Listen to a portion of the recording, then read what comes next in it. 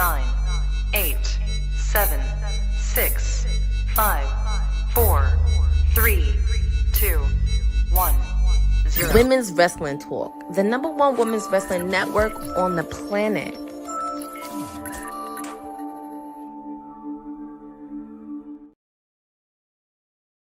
Bonjour, messieurs et mademoiselles. We are at AEW Redemption tonight from Montreal, Quebec, Canada. Apologies for the lateness because I had to make sure my stomach was full. Was everything set, mentally prepared myself to be on this watch along with you all.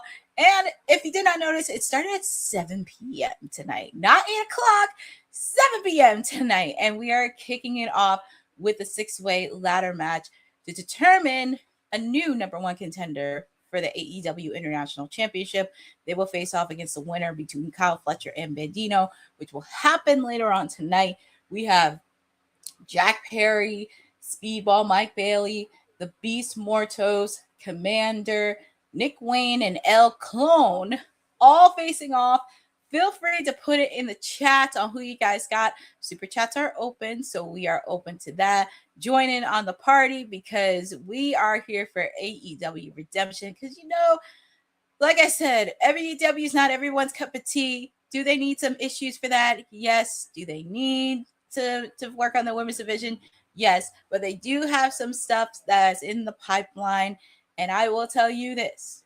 If you spew out a lot of negative, not conservative criticism, but constantly negative on AEW, I will throw you out of this chat. But get ready, get set.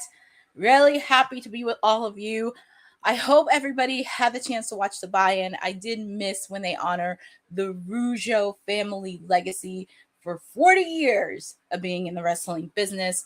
But I did see there was a trios match for the AEW trios title. My guy, Cassidy, with the rest of the conglomerations, Kyle O'Reilly and Roderick Strong. And I'm looking at this ladder match. This ladder match has been insane so far from what I heard. Look at El Clone and Command. Oh my goodness. Well, it's one way to get the ladder match right out the way.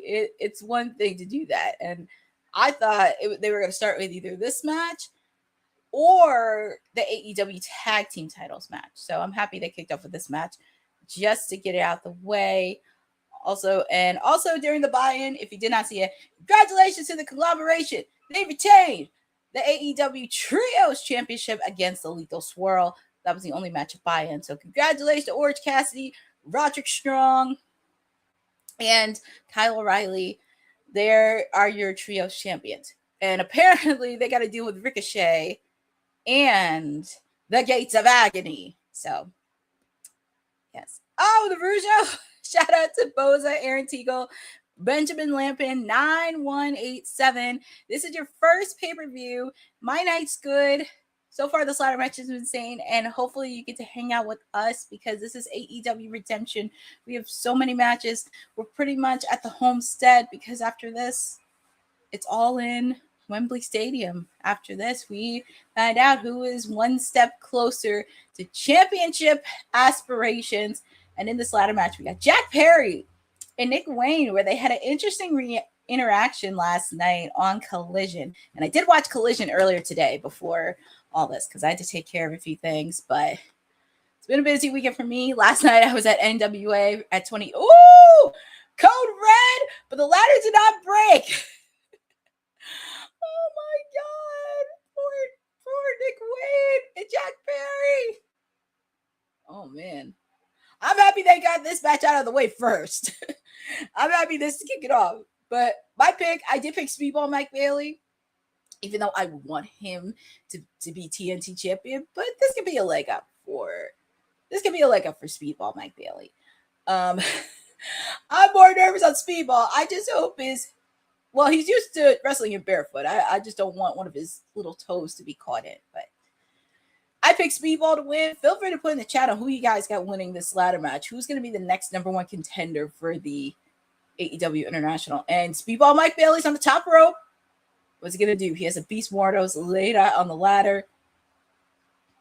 Oh my God. And that ladder did not break. And Speedball's legs are still intact. Oh my goodness, I'm looking at the chat. So shout out to Benjamin9187. Shout out to Lynette, to all of you guys in the chat as well.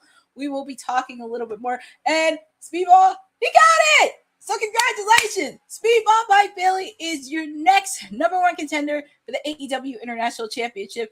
And come on. Montreal, Quebec, Canada. It's such a nice, feel-good moment. He's in his home country.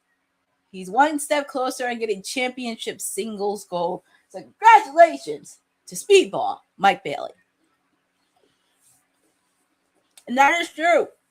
So far, almost everybody hates the Don Callis family. I feel like almost everybody has a fight with the Don Callis family. You see the Montreal, Quebec flag with the colors, and also AEW flag. Congratulations, Speedball Mike Bailey. He did it. So yay, congratulations to him. But we got a lot more action to go.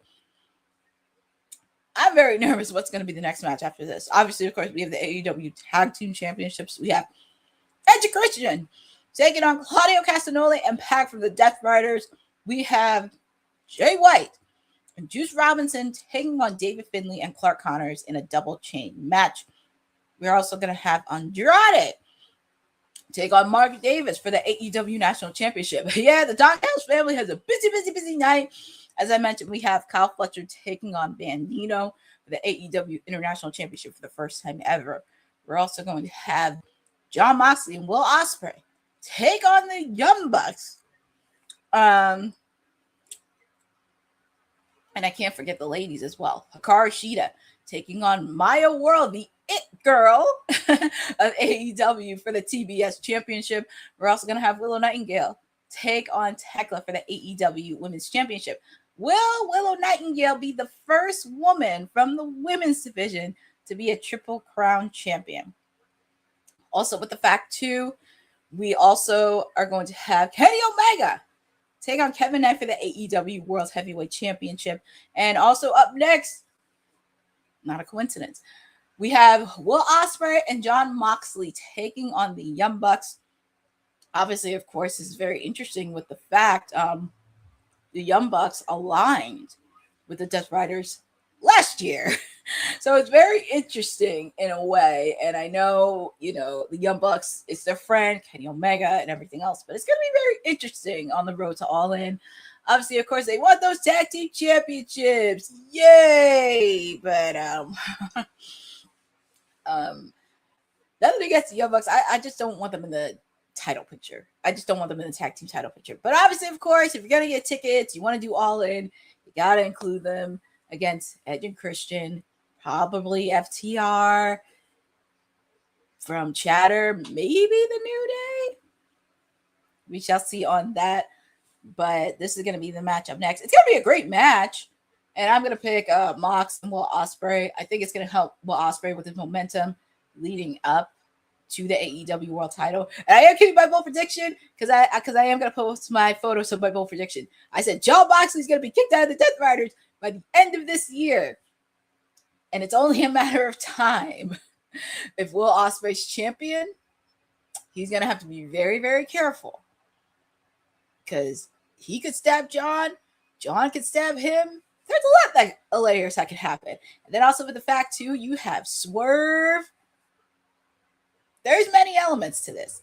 Shout out to Jeffrey in the chat. Well, you did miss a really good match.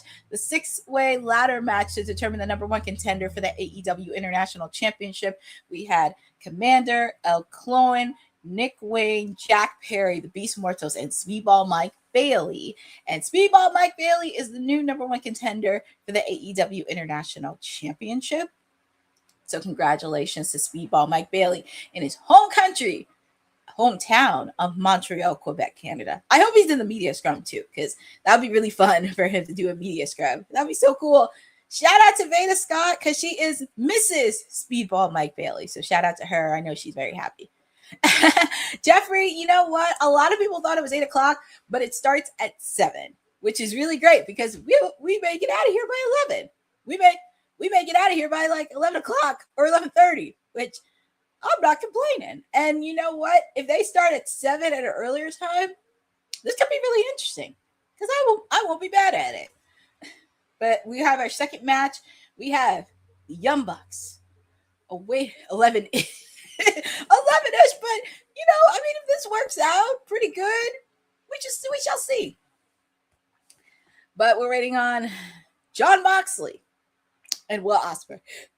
Shout out to everything all Americans.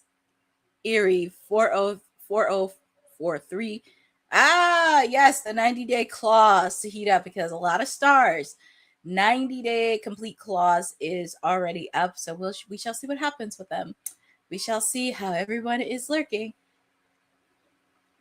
I know, right, Jeffrey? Yeah, and here comes Jon Moxley. We do see Marina Shafir back there because she wasn't there in the last few, which I understand because she probably had to take care of other things. Obviously, she's a mom, but it's weird that they're going out to Jon's. Ooh, did you guys see Will Ospreay's jacket? It has the Death Riders logo with his signature green color. Pay attention to that. Attention to detail. And it's very odd. They're coming out to Jon's music. They're not coming out separately. Will Ospreay's not coming out to his regular music, which is interesting, too. Has Jon Moxley made Will Ospreay the evolution of a killer? The aerial assassin that he's supposed to be?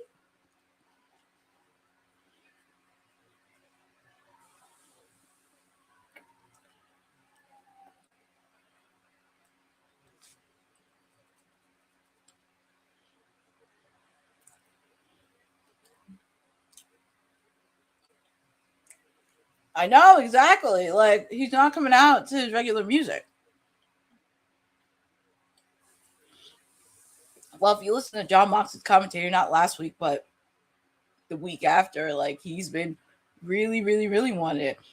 And it's funny, the fans cheered so much for Will Ospreay and Jon Moxley. Ow, but they booed the rest of the Death Riders. It's kind of interesting. It's like interesting, but it's also very... It's kind of weird seeing this in a way, but Jon is a person that will see somebody as a future star because knowing him, he can't wrestle at AEW forever, but just seeing Will Ospreay be the guy, it's interesting. It's very, very interesting. He's making him like he's morphing him into the aerial assassin he's supposed to be. So it's really interesting to see. And also with the fact, too, the dynamics that's going to come into play after Redemption's over and now we're in All In. People say Jon, but we shall see. It could go either way. I mean, Boza, it's like some of them just want to be right. They think like, oh, this, but... And it's funny because I've been saying this, and I should do a montage of this. I've been saying this since last year. Will Ospreay is going to be AEW World Champion at Wembley Stadium. It's going to happen. And it's crazy. It's kind of crazy because he still has friction with United Empire. So it's like, it's really interesting to see. United Empire, they still have issues with Will as well. But here we go. We got this. I will say, it's crazy because so far the Young Bucks has competed in almost every single pay-per-view since they've been back. But here we go. We got a tag team match happening. We have the Young Bucks taking on Will Ospreay and Jon Moxley. Feel free to put in the chat. Feel free to put in the chat on who you guys got. You guys got Jon Moxley, Will Ospreay, or do you have the Young Bucks? Friendly reminder, Marina Shafir is at ringside. So got to be very, very, very cautious of her because she can be an X factor. And she's somebody I want. Am I picking? Nah, I'm not picking the Young Bucks. I'm not picking the Young Bucks. I'm only picking Ospreay and Moxley only because I want them to continue their momentum. And with the fact to, I don't know. There's something about the Young Bucks I don't trust, especially with their interaction with Edge and Christian this past week, because I know they want the tag team titles. So there's something. I feel like I don't trust them in a way. I feel like something is bound to happen with them. Yes, congratulations to the Hangbangers. They are the ISPW Tag Team Champions. Shout out to Tommy Fierro and everybody putting in work. I couldn't be there, but it was so fun. And yes, I did have fun last night because I will talk more about NWA last night at 2300 because it was so fun and just being there, not just in a historic arena, but in a historic wrestling promotion that's been around for years, have enriched history. It's just being there. So we'll talk more about that later on in the watch along. But here we go. You know, the one thing I will say, anytime the Young Bucks have a match with some top tier guys, it's always something that gets you off your seat. When you really think about it, it just gets you off your seat. I did enjoy the match last year, All In Texas, between Will Ospreay and Swerve against the Young Bucks. I did enjoy. That was like a headbutt collision between Ospreay and I think that's Nick Jackson. No, that's Matt. That's Matt Jackson. Well, Matt is tagging his brother Nick. Well, they're brothers. You know, the brothers, they got to look out for each other. So, yes, Jeffrey, the Headbangers are still wearing those outfits. And shout out to Aaron Teagle in the chat. And yeah, hard to believe after this, we got SummerSlam next weekend. I'm still going to watch SummerSlam. I know the lead up has been a little bit of a dud, but there are some matches I do want to watch. It's going to be very interesting to see. And, Nick is checking on his brother because it looked like he had a nasty headbutt. So he's telling his brother to sit.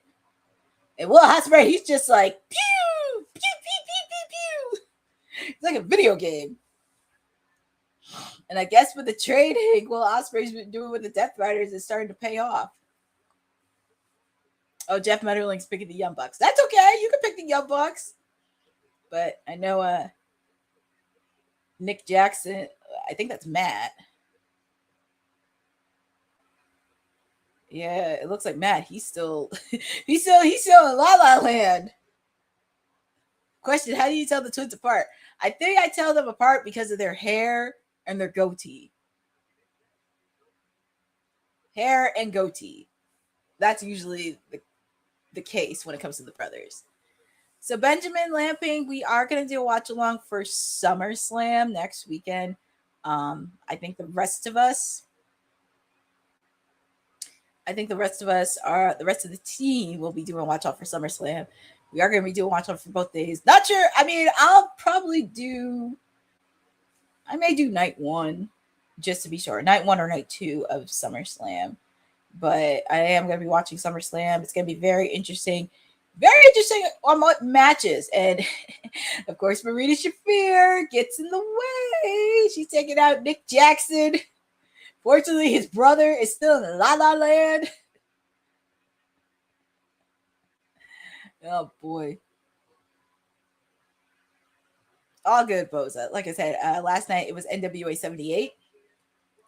Very interesting. Oh, and just a friendly reminder, because I'm going to forget, you will be getting a watch along. You will be getting a watch along for AEW Dynamite on Wednesday. You won't be getting a watch along for TNA on Thursday because I will be there in person Thursday and Friday when they come to Philadelphia. So I'm very excited to cover TNA. It's my first TNA show for a while, and I'm very, very excited to show them a little bit of love, especially with the Knockouts TV tournament. Mara Charday is going to be in action. A lot of ladies are going to be in action, so I am very excited. And Jeff Hardy's going to face off against Nick Nemeth for the TNA World title. So very excited. Yeah, Marina likes to get involved. And you know what's really crazy? Because I didn't really think about this because I'll cover TNA. Jeffrey. Hold on. Ooh, did I hit my remote by accident? Hold on. Because I might have hit it. HBO Max. Yeah, I think I might have hit. Thankfully, I'm watching AEW Redemption on HBO Max. I might have hit my remote by accident.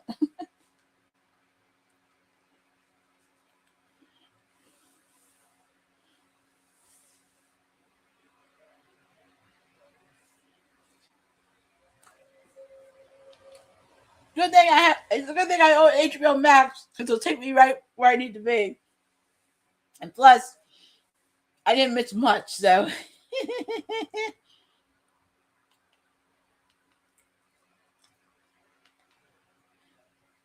But I hope everyone had a great weekend and enjoying themselves and getting ready for a new week.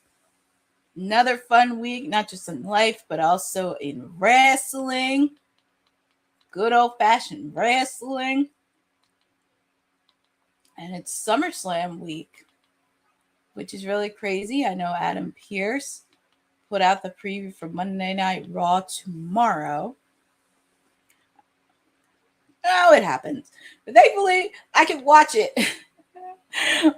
Thankfully, I have HBO Max to watch it, which is actually convenient.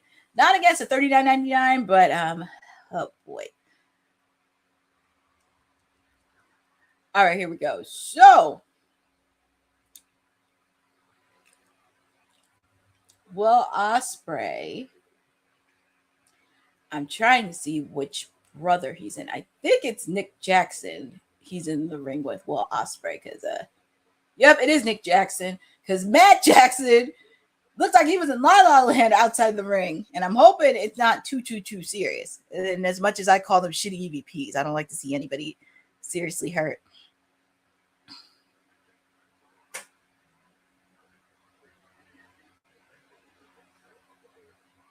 And I'll make sure to get a photo of Marsha Day for you, Jeffrey. Oh, you'll cover TNA for me, Jeffrey? I appreciate that. It has been fun. It has been fun doing watch-alongs for TNA, especially for the... Oh, and Matt Jackson's up! He's up! So Nick Jackson tried to make the tag to his brother, but Will Ospreay got in the way. Oh, that was a nice move. Yeah, the Young Bucks always tend to bring it. I'll never forget when they faced off against Jurassic Express last year. Obviously, when they faced off against FTR this year. Yeah, they've been putting on tag team matches, especially the match at Forbidden Door. Yeah, it's going to be fun. I'm very excited to see TNA live in person. It's going to be very fun. Nick Jackson is hesitant to tag his brother Matt in, and Matt just tagged himself in. Oh, boy. Well, hopefully there's not a lot of friction between they're brothers, but I hope there's not too much friction because the brother needs I know, he needs to tag in. I just hope it doesn't damage their opportunity to go for the tag team titles. Yeah, Boza, I will put a reminder in. I won't be on WWT Live tomorrow, but I will be back on Wednesday. I'll be back on Wednesday, and I'm sure Boss Lady will give a reminder, but you will get a watch along for Dynamite. It's the least I could do. And plus, I can't miss with TNA coming to my neck of the woods. It's just like a no-no. And it's great because I'm excited to attend a live TNA show on Impact, too. So shout out to TNA for doing that. Shout out to NWA for letting me cover last night's show, which I'll be doing a recap, posting it tomorrow. It was a really fun show. Got some really great photos and content. I got to interview Giselle Shaw. She's been making waves in MLP, Maple Leaf Pro Wrestling, and NWA as well. Also, Tiffany Nieves, who is the reigning and defending NWA Women's World Championship. Yeah, Philly is definitely beginning, and it's like I can't miss out on like a lot of things. All right, so let's see. The Young Bucks are trying to do their move. Jon Moxley got him. It's weird. Well, Jeffrey, I don't think it is because they're used to that kind of stuff because they've always been their whole lives. Ooh, look at that. Is it going to be... Yeah, it looks like it. Uh-oh. Headbutt by Jon Moxley. quick kick out by the Young Bucks. I don't think it's really weird. It's just they're used to that. They're used to this kind of stuff.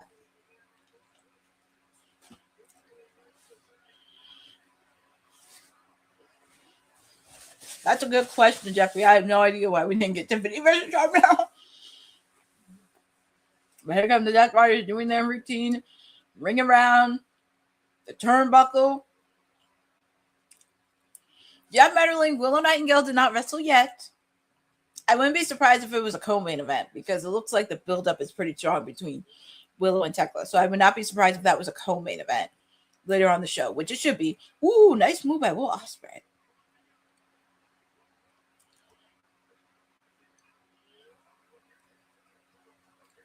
Ooh, nasty clothesline by Jon Moxley. That's why he is the ace of AEW.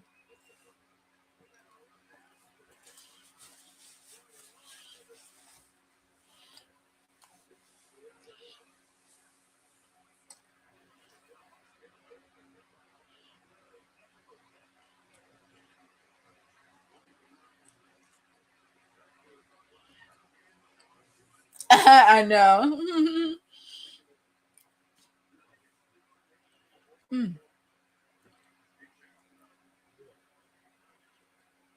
Yes. You have to see. We're going to be talking about NWA 78. There was a lot of thoughts I had from last night. But this is actually a good match so far.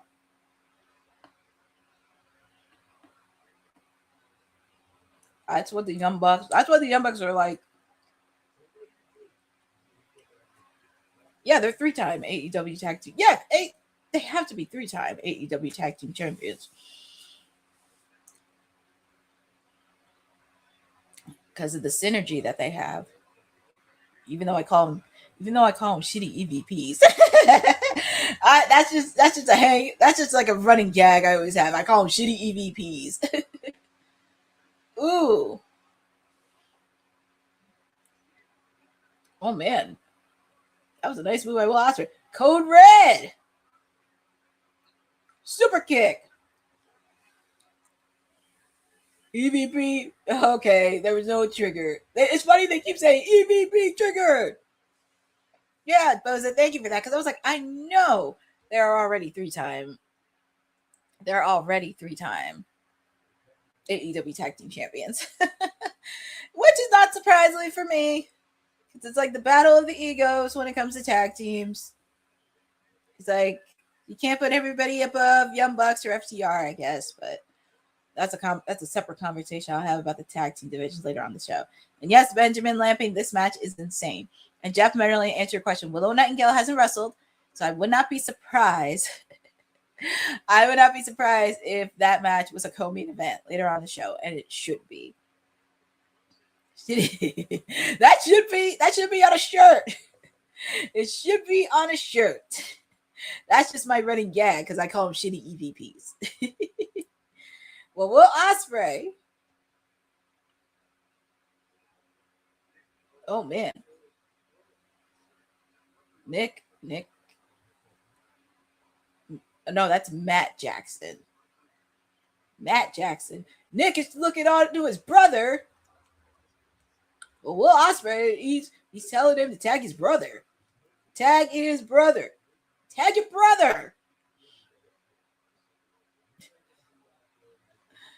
Oh goodness.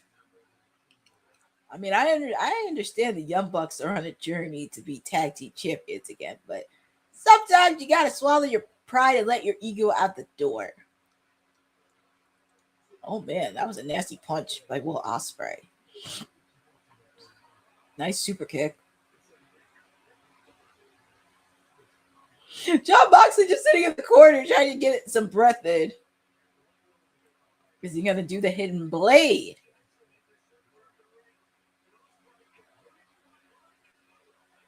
Oh, man. He knocked him out. Jon Moxley's running around thinking he won the gold.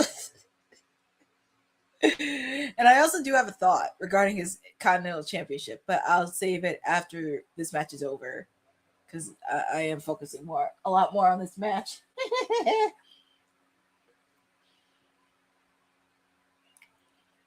What was Ospreay doing?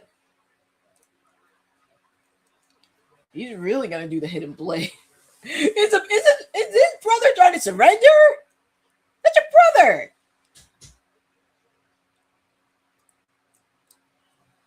Well, we see Nick.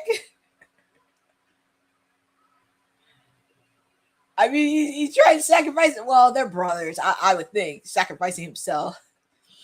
I think both of them are on there. I mean, I know you guys want to go for the tag team titles, but oh boy. Well, Jon Moxley threw Nick Jackson out of there. Curve stomp. One. Quick kick out by Matt Jackson. Jon Moxley put it. Man, he really wants this match to be over. Well, the one thing about the Young Bucks, they just don't know when to quit. They really do not know when to quit. I guess there's a reason why they're 3-time tag team champions. Jeez, Jon Moxley's just beating up. He's just beating up on Matt Jackson. Super kick by Nick. Well, I mean, it's his brother, so you gotta support each other. Well, oh, Nick Jackson super kick Marina. Man, Nick was like, okay. Well, I mean, she was gonna get a super kick one way or another. Quick kick out by Mox.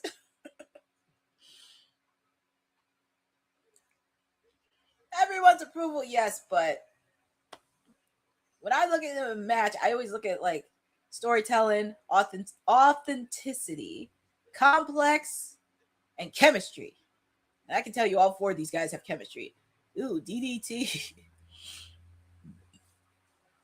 Jon Moxley wants to end this thing. Someone save the Bucks. Someone save. Well, I don't know who's going to save him because their friend Kenny is getting ready for his big match later on tonight against Kevin Knight. Hangman Page, he's figuring out his side quest and what he wants to do in life. That's what Hangman's doing. Ooh, he just took out the referee. Well, you know it's going to be a lot of shenanigans. Yeah, because Hangman is somewhere on his little side quest doing something. Well, Jon Moxley, yeah, he has a chair. He really wants to end the Young Bucks. But Will Ospreay saying, don't do it. Don't do it. I mean, I know there's a lot of history. Ooh, that was a super kick. EVP, boom. They still say EVP trigger, even though they're not EVPs anymore. Yeah, Jon Moxley came up and just gave the middle fingers. He's just like saying, F y'all. Is that the best you got? That's what Jon is saying.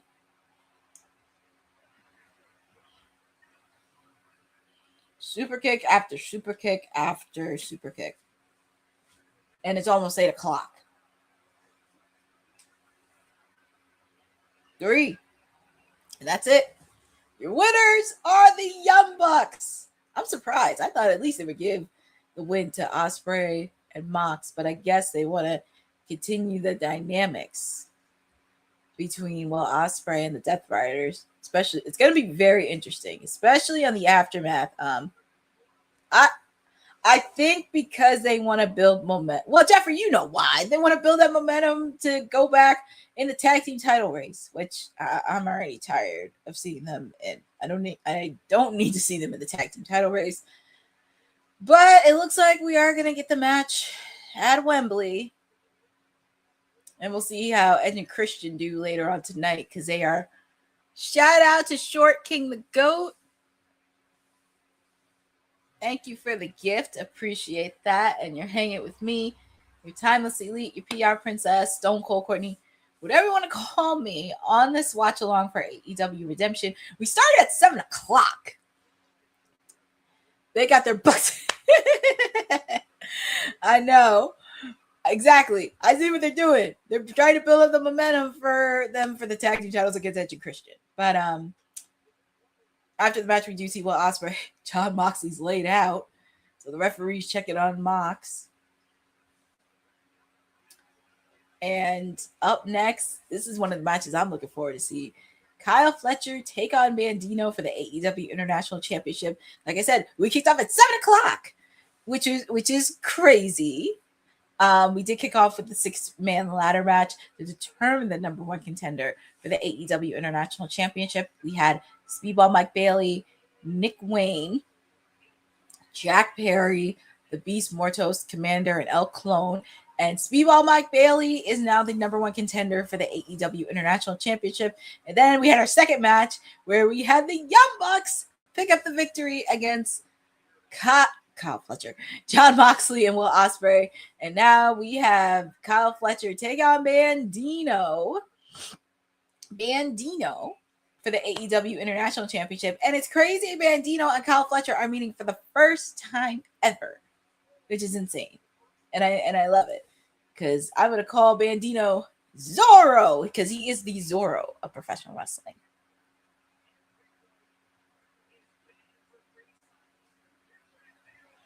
I would say he's nervous. It's just figuring out a model on what works. And I propose that he does 7:00 starts for pay-per-views from now on because I like being at 7:00. I have no complaints about it. I have no complaints. I kind of like this 7:00. And we've been done around 11:30-ish. But here comes the most wanted. I call him Zorro, but he is the reigning Ring of Honor World Heavyweight Champion, Bandido. We just have to find out who's going to be his next challenger at Ring of Honor Death Before Dishonor. I know Benjamin Lamping, 7:00 it's a great start.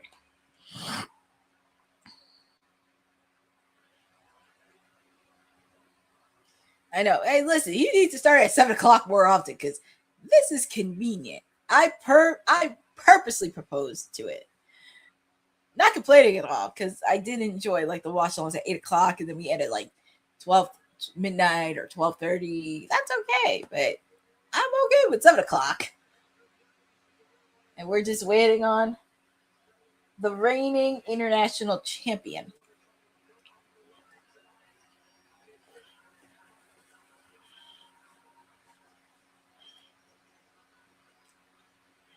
That's funny. Say my full name on Kyle Fletcher's second show.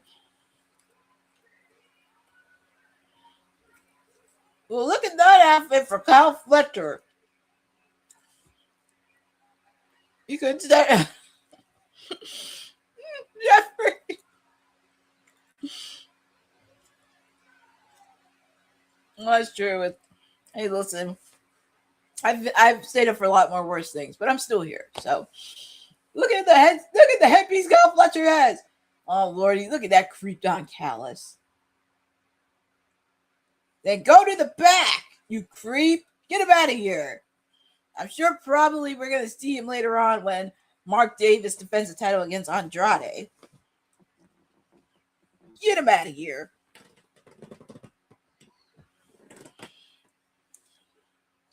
Mr. Pepto-Bismol, that's hilarious.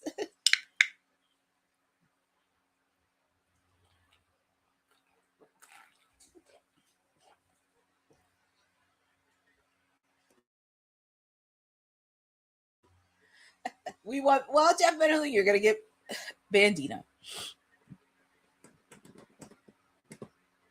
Ooh, Benjamin Lamping asked me a question, so let's see. Ooh, so Benjamin Lamping, since you are new to the chat, even though I handle AEW, I am definitely a lifelong wrestling fan. So I watch WWE, AEW, TNA, starting to learn about New Japan, Stardom. So I support all things wrestling promotions, even on the independent scene, because WWE was my first taste when I was a kid. I'm very intrigued on Lola Vice, which is not surprising, because it was only a matter of time on when Lola was going to get called up. Just the question is, what show is she going to be under? Because I know Raw, they didn't have any Raw women's matches on Monday Night Raw, and SmackDown, somewhat in a way, trying to figure out where they're at right now, but it's going to be interesting on where Lola Vice is going to fall on the show. But I'm happy she's being called up by main roster. It's just a matter of timing. And what are they going to put her? You would think Rosa with SmackDown. But the way both shows have been booking, sky is the limit. But we have the AEW International Championship. We have Bandido, the most wanted, or as I call him, Zorro, taking on Kyle Fletcher. And everybody for the Don Callis family's been for ringside, including that creep Don Callis. Feel free to put in the chat on who you guys got winning this thing. Do you have Kyle Fletcher retaining, or could we see Bandido 2 belts? Just to remember, whoever wins this will be facing off against Speedball Mike Bailey, who is the new #1 contender for the AEW International Championship.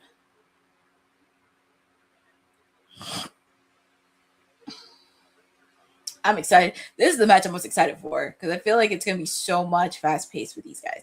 Jeff Bitterling saying Bandido 2 belts. Obviously, of course, because you're the biggest Bandido fan, which is no shame.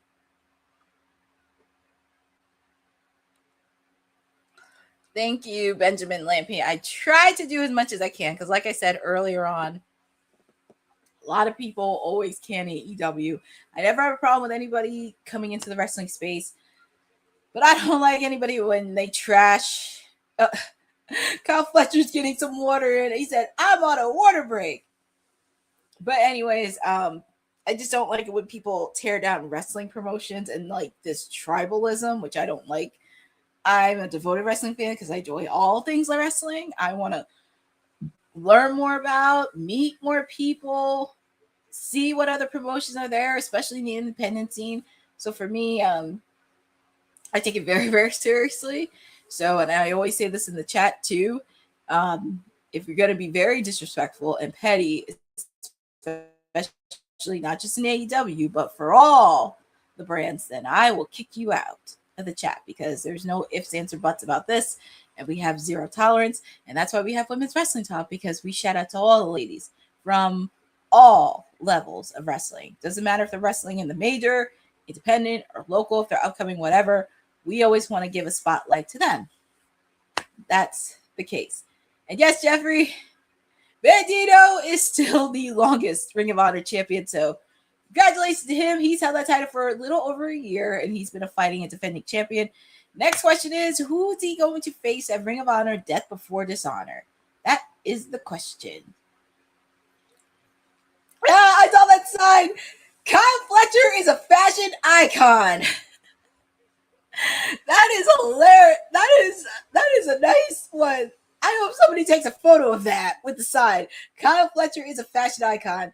And I'm happy wrestling signs are coming back to live events. I just love seeing some of the signs. They are hilarious and creativity. Because I think one time I did bring a sign in. And it was so hilarious. And yes, Jeffrey, it's Maya World's birthday. And what better way to celebrate her birthday? She gets Jeffrey. And what better way to celebrate her birthday? Because she will be going for the TBS title against Hikaru Shida later on in the show. But she's been hot lately. And after this, she's got a date at Ring of... Hopefully she has a date at Ring of Honor, Death Before Dishonor.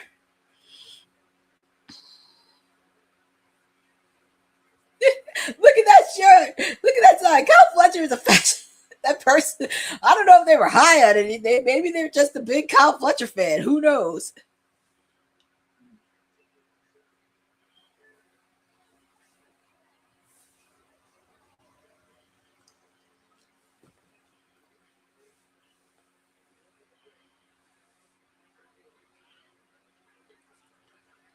They both went outside the ring.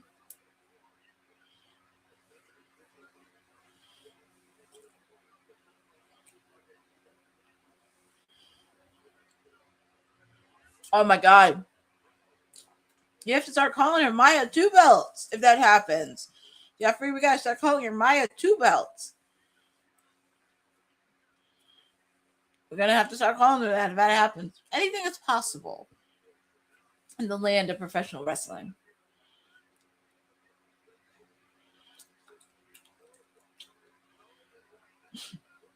Kyle Fletcher intimidating the referee. The referee threatened him, saying, if you put your hands on me, you're disqualified.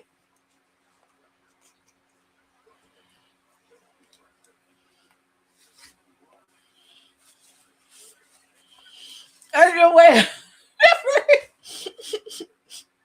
Well, I mean, he does have some decent fashions. I do love some of the interesting bold fashion choices he made, but fashion icon, I don't know. Because there's many fashion icons I could see. Even in AEW.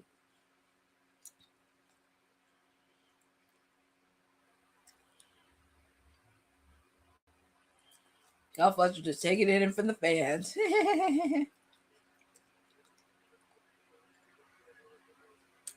But I've never seen it. That is true, Jeffrey. I wouldn't be surprised. Well, you know, it's funny because last night at Collision, Athena has other things on her mind because she wasn't too happy with the Brawling Birds coming in after her match. So she's got to focus on her attention on my gals, the Brawling Birds, because it looks like the Minions, Billy Starks and Diamante, have some business to take care of. So I think Athena has enough on her plate and she's thinking about the Brawling Birds.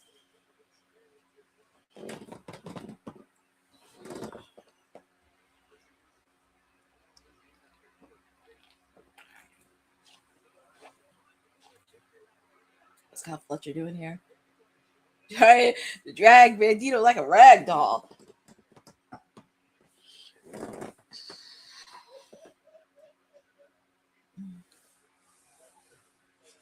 This was actually one of the match I was looking forward to see Bandido and Kyle Fletcher.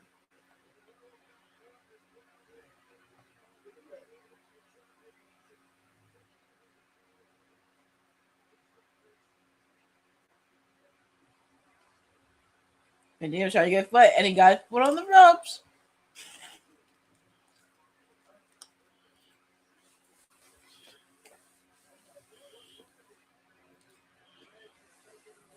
Started to get to it, but usually she works well under pressure. But we shall see, because when she picked the fight with the Brawling Birds, and you know the worst part about it is Athena trained by our world. So a person that trains you knows all your secrets whatsoever.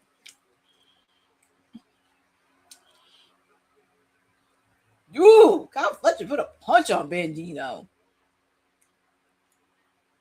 You know, it doesn't shock me that Kyle Fletcher is underestimating Bandido. And if you saw the clip that happened at San Diego Comic-Con, that should tell you why. And especially the first encounter that they had on Dynamite. That's pretty hilarious.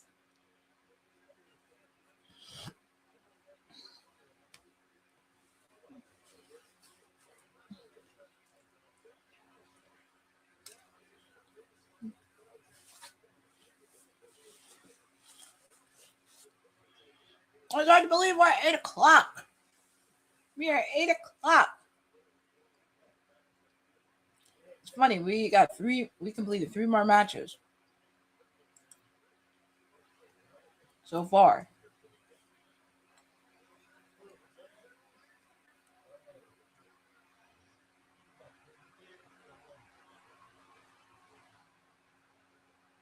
Nice suplex by Bandido.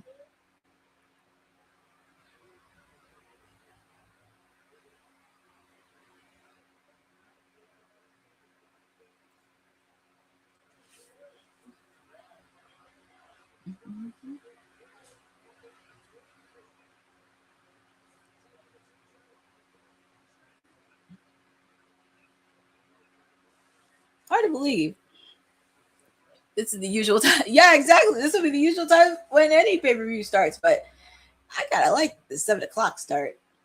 And yes, Jeffrey, you can't underestimate the Ring of Honor champion, especially with the fact he's held that title for a little over a year.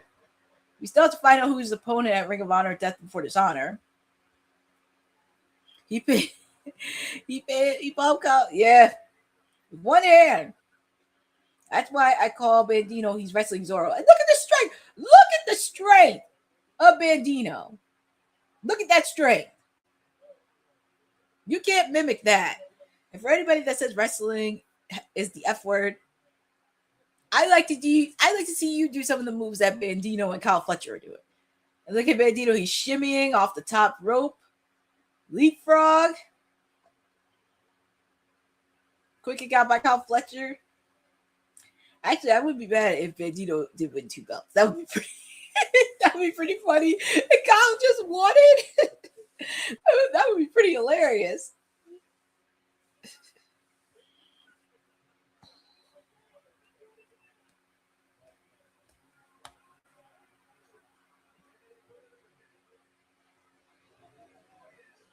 Let's see. Bandido's on top rope, but Kyle. Ha, exactly, Jeffrey. Like to see anyone not just take a suplex. How about do a pile driver?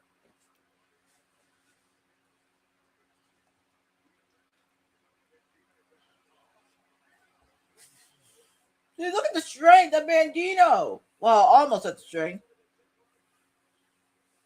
Nice clothesline. Kyle Fletcher on the Bandido.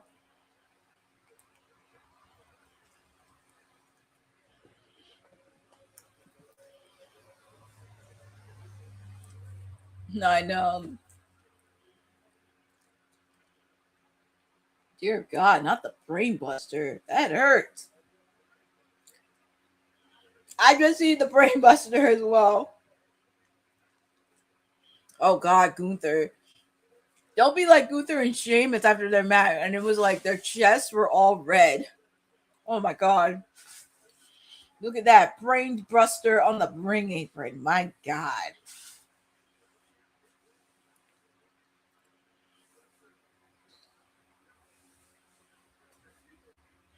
Bandido was still outside the ring. Look, it's bad enough I had to deal with Matt Jackson earlier in the show because he was in La La Land. I just can't deal with Bandido being in La La Land.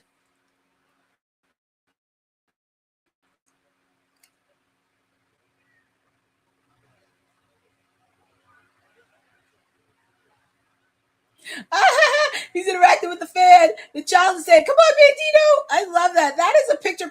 That is a picture Kodak moment right there. Yeah, you gotta have some tough skin to be a wrestler at this point, because I applaud them for the work that they do, the bodies that they put through, the serious injuries. But it always sucks because we always see, no pun intended, the dark side of the ring, where the opposite side's always hard because not having health insurance covered, not minimal pay. Even when you sign with a major promotion, there's a lot of shady stuff, shady business practices, and just need to get better at it.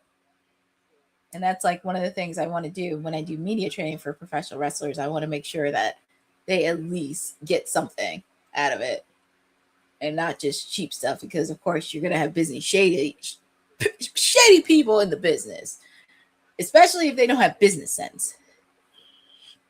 Oh yes, Jeffrey, that kid's gonna remember that moment. He's gonna have a Kodak picture frame. Well, it looks like Kyle Fletcher's taunting Bandido,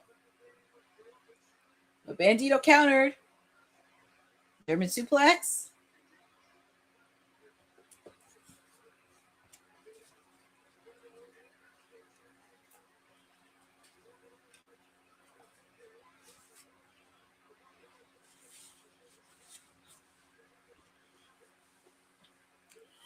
What's Kyle doing?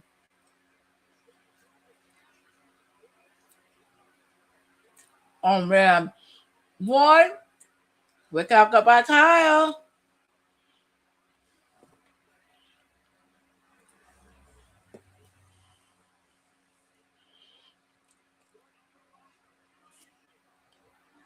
Oh my God, Jeffrey, it's so refreshing to see Don Callis not do commentary. It's just so refreshing. I don't have to see him. I don't have to listen to him. But unfortunately, we're going to have to see him a little bit later on because Mark Davis is defending the AEW National Championship against Andrade. So I'm enjoying it. while it lasts, because I'm sure he's going to make an appearance accompanying Mark Davis. So I just need to enjoy this moment right here. Look at that. Bandido. Boom. Uh-oh.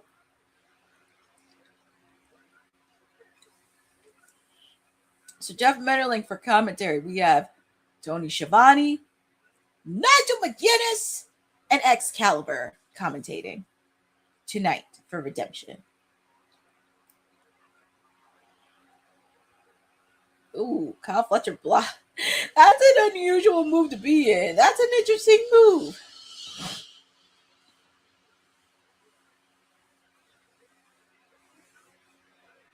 Suplex. Suplex. Ooh, suplex outside of the ring.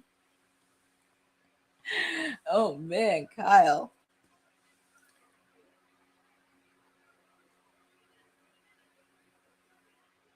Yeah, that's true. Shout out to Eddie Foster in the chat. I hope everybody's having a wonderful Sunday. Oh, Nigel's fine. He's fine as a commentator, but he can still go in the ring. And also with the fact, too, he still has a title opportunity against Lee Moriarty for the Ring of Honor Pure Championship. And I'm pretty sure he'll cash that in at Ring of Honor Death Before Dishonor. And that would be funny if that would be crazy if Nigel won that title. That would be insane if he won it in Philadelphia. But I hope everybody's had a great weekend. I'm here. I feel refreshed, refueled. Had a little bit of a late start, but I had to make sure I was well mentally prepared. Everything else. Woo! Leaf round off the top outside of the ring by Bandido on the Kyle Fletcher. I know people say, I know it's early, but people are saying the Young Bucks and Mox and Ospreay maybe match of the night. I'm not gonna lie. I think this match in particular is going to be match of the night. Kyle Fletcher and Bandido. These guys are really giving it their all.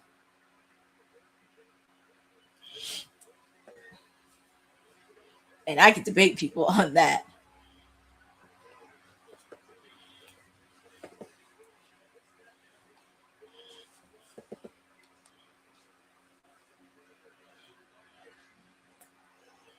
Oh man. One. Quick it got by Kyle Fletcher.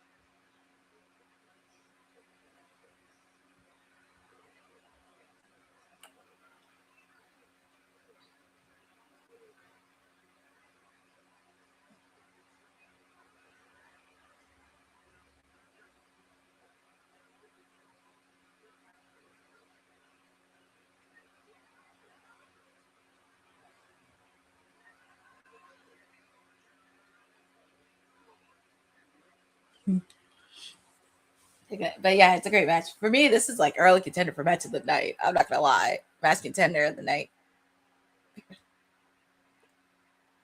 Oh my god, that's a Big Brother reference, Boza. That's hilarious.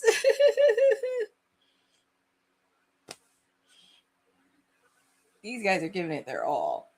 That's why I said this is an early contender for match of the night.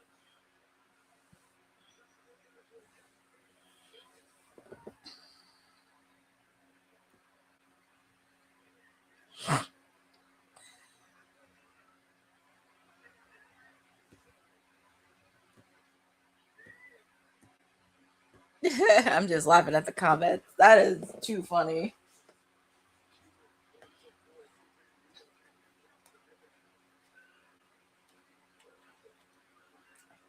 We're like a battle of the headbutt.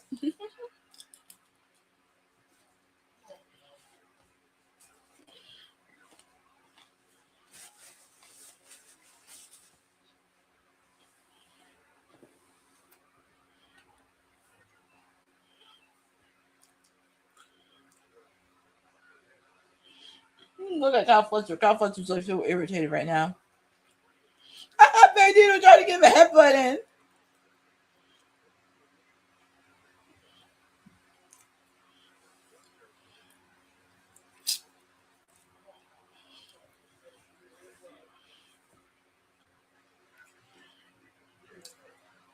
Kyle Fletcher caught it. Well, I know some people pick Bandido, some people had Kyle. I actually picked Kyle Fletcher to retain.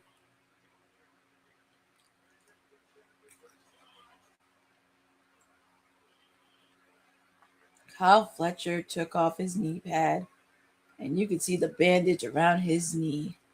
And he's trying to do the move of Takeshka. Man. He tried to mimic Takeshka, knowing Takeshka is competing in the G1 Climax at New Japan. Quick kick out by Kyle Fletcher. That's just savage heel work right there.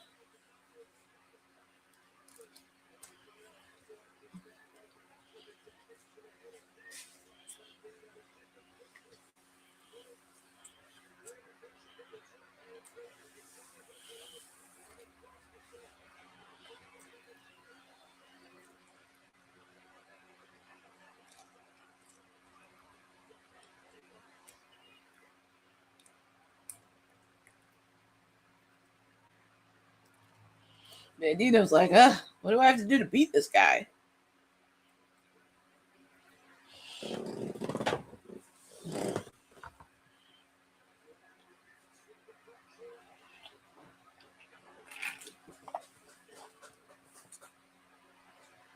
But there isn't hot. So far, yeah, Benjamin Lane. I mean, so far, it's definitely early contender for match of the night. Definitely.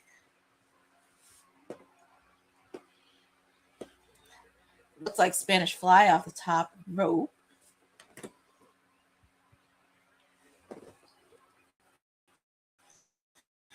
Oh my God! Off the top rope. We gotta find a winner. Kyle Fletcher put his hand on the rope. Well, but anything is possible. I wouldn't be shocked with the fact Redemption is in its first inaugural year, so I would not be surprised. And they probably want to leave leave a moment to remember. I want to know, hey, you probably had the secret. What's Bandido doing here? He wants to end this thing. He did it! Is he going to do it? Quick kick out. Oh my goodness. Bandido was seconds away from being Bandido 2 belts. Oh boy. He was just seconds away from being Bandido 2 belts.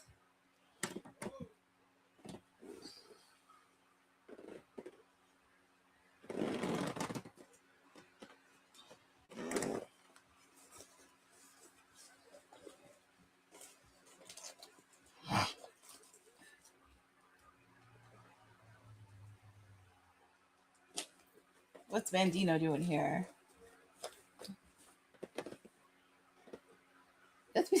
Kyle Fletcher has Bandido by his foot, and Kyle's like, well, Bandido's punching him.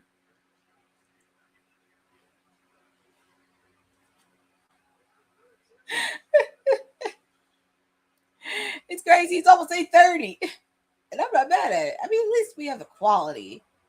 Because if you're going to give the quality to men, you better give the same quality to the women.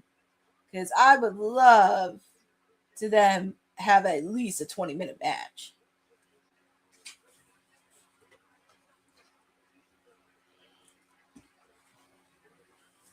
But you don't want to end this. Oh, nasty move by Kyle Fletcher. He's trying to mimic Takeshka with the knee, knowing, as I said, Takeshka is handling the G1 Climax. 2. Oh, kick out by Bandido! Kyle Fletcher's face, that's a meme right there. This match is still going. Jeffrey, I ain't gonna jinx it. And Boza, I'm gonna not jinx it only because Willow is already over by the fans. Willow's already over, so. And even regardless if Mercedes Renee is on the card or not, you should give the women equal amount of opportunity because they can deliver as much as the men. They just don't know it. I do.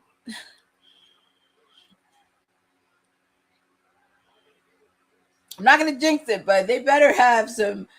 They better at least go up to 20 minutes. Because if you can give the men this amount of time, why can't you give it to the ladies? I'm not going to lie. This is definitely contender for match of the night so far. Because I got to see how the rest of the matches go. What was it? To be fair, I will say last year when it came to Wrestle Dream, Jamie Hayter and Thekla did give a good match at Wrestle Dream last year. I will say that. They gave a good match. And I did enjoy the match between Chris Statler and Jamie Hayter at World's End last year.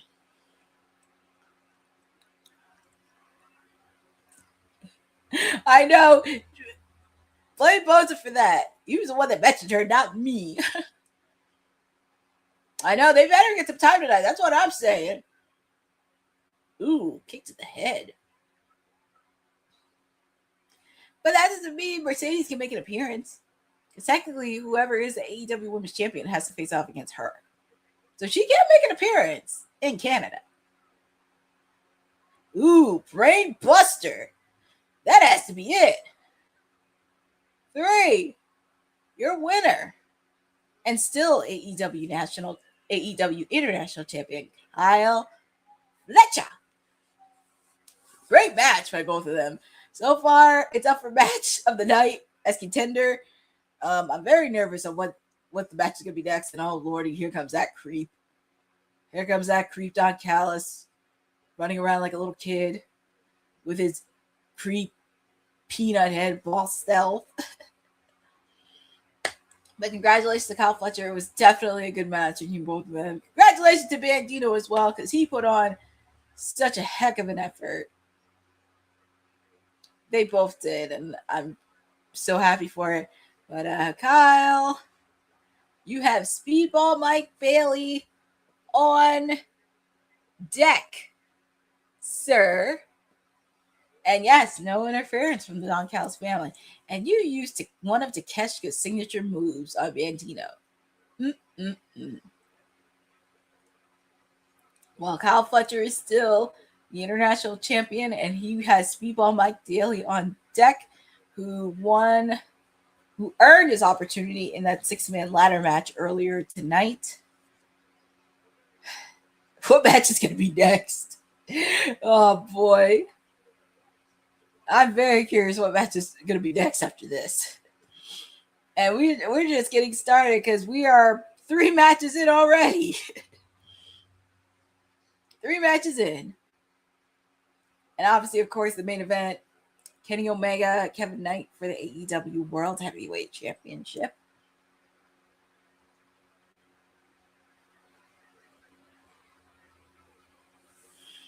That's how the Peanut Mitch.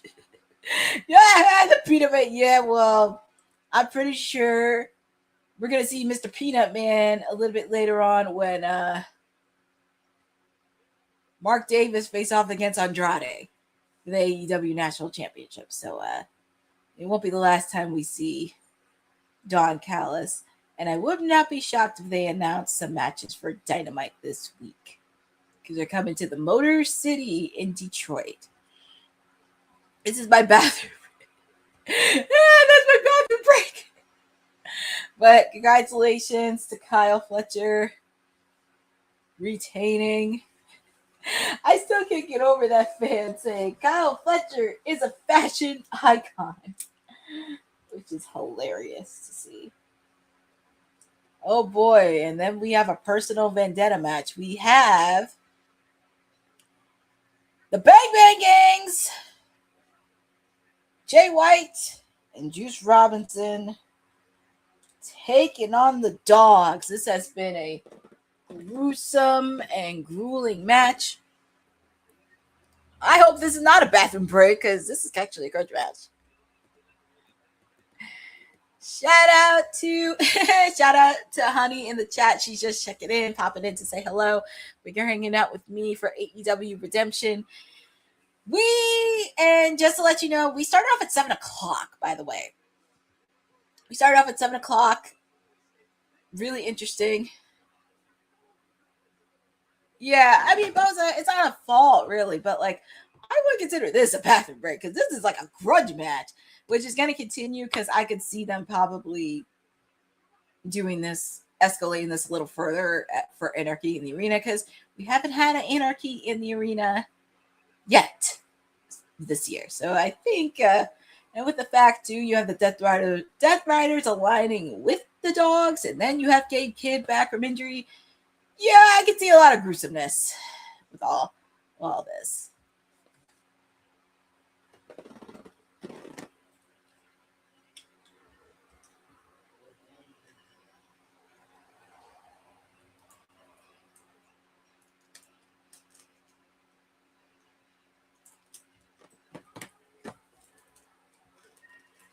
And here come the Dogs. I'll be back. He's gonna hit the showers. Well, Jeffrey, hopefully we do see you in the showers, but I'm very excited. We kind of need a little bit of a palate cleaner to cool off. But here comes David Finlay and Clark Connors of the Dogs taking on Jay White. This is Jay White's first pay-per-view match since coming back from his injury. Him and Juice Robinson are teaming up. Very excited. There should be a viewer discretion advised for this because there's a lot of bad blood between everyone involved in this. Do not be surprised if Gabe Kidd tries to show up because I said he is cleared. And there's referee Stefan. I love Stefan.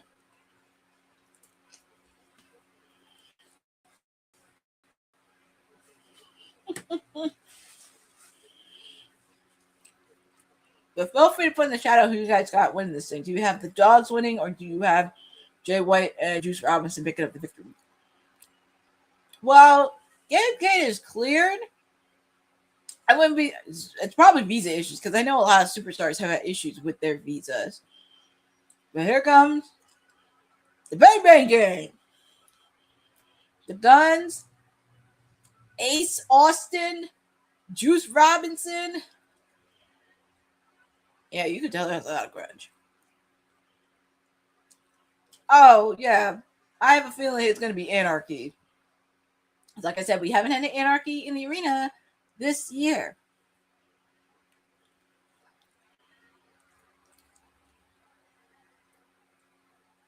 Yeah, some of the visas were fixed, but I know there was issues. Like, I know Mark Davis, he had issues with visa because there was a few times he come here on Dynamite.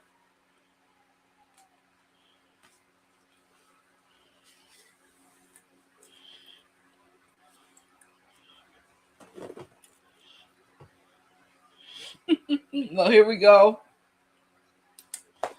This is going to be a gruesome and brutal match, so you better get ready, friends. And you know who else is going to be watching this? And you know who else is going to be watching this match? Toni Storm.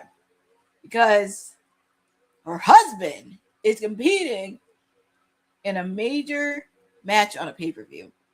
And it's also the first year they're doing Redemption, which is crazy. So I'm pretty sure Toni Storm is going to be rooting for her husband, Mr. Juice. Well, here comes referee Stefan. And I forget who the other referee's name is. They're chaining. I guess they're putting wrists onto the collars.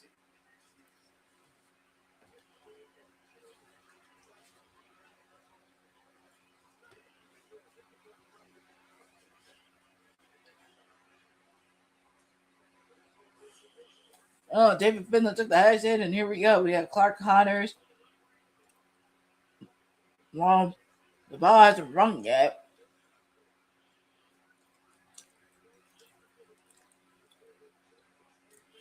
They're trying to make sure that they got the collar on the wrist, but it looks like they're using them as weapons and whipping them. You might as well ring the bell. My God.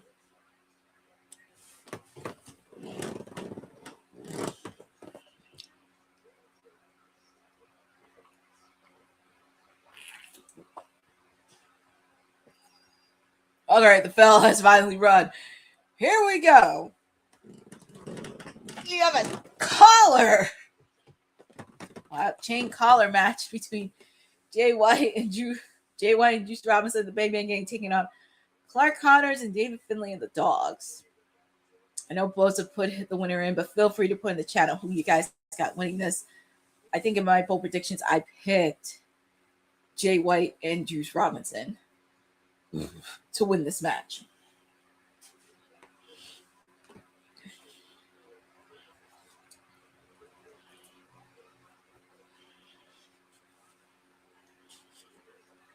Ew. They make Clark Connors close like his own partner.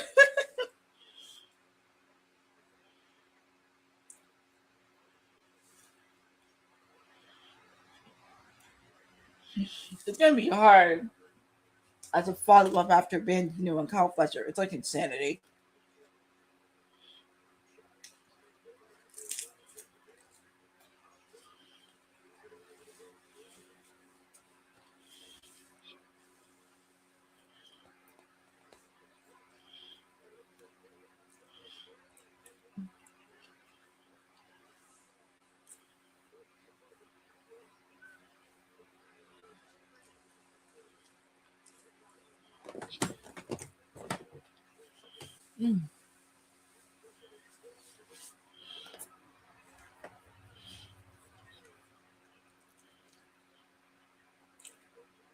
I'm very curious how the planning meeting of the matches played out is this, because I wonder whose idea was to say, hey, after the International Championship match, let's have a chain tag team match after this.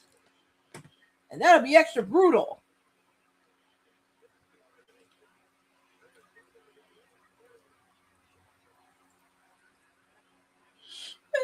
Jay White is hitting the chain on the post, David Finlay and Clark Connors.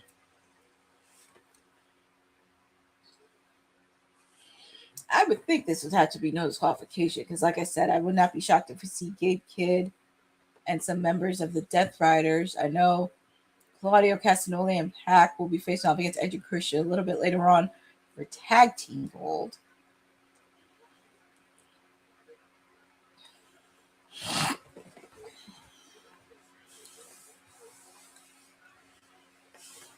Oh.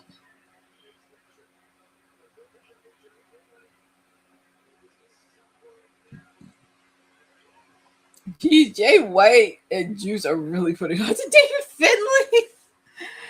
Oh, man.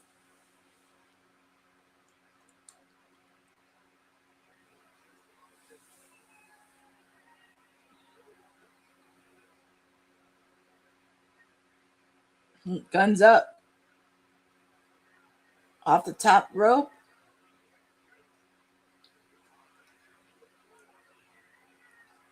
Juice.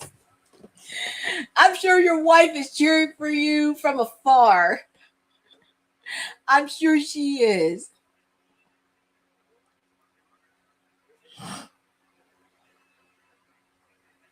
Possibly in regards to these new, the people with the 90-day clauses up, we could see some surprises, if not tonight, maybe on the Dynamite, maybe leading up to All In. I wouldn't be surprised if they made an appearance on the TNA, because TNA is kind of in rebuild as well. Ooh, Jay White, please don't hurt your wrist, sir, because you just came back from injury. Ooh, and that's the one thing about when people have chains to their wrists. They can do whatever they want. So Clark Connors and David Finlay can be very dangerous. Oof. That has to hurt. Steel ring post to the back. I know that has to hurt really, really bad. It's hard to believe it's 8:30. Because normally we would start at 8 o'clock. But we started off at 7. We already had 3 matches in. This is match number 4. Yeah, because I think after this we have the AEW Tag Team titles, the AEW National Championship, the TBS title, the Women's title. Oh, yeah, Tommaso Ciampa and Jericho and Kenny and Kevin. So we have 6 matches left, which is not so bad. And it's only 8:30, so we'll see how this goes.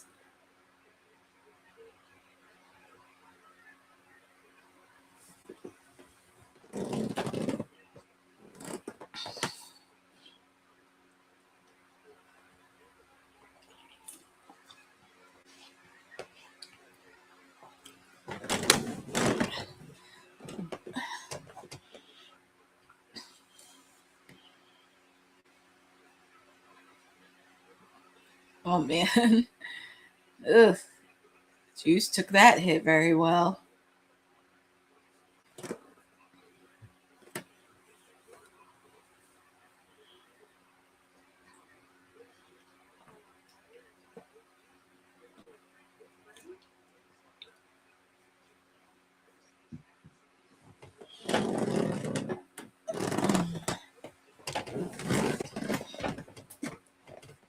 Trying to make sure I'm comfortable.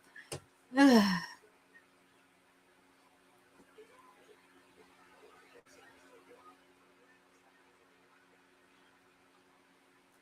hopefully we don't see. I wouldn't be shocked if we see 1 or 2 blood spots in this match. I would think this match would have to end in pinfall or submission.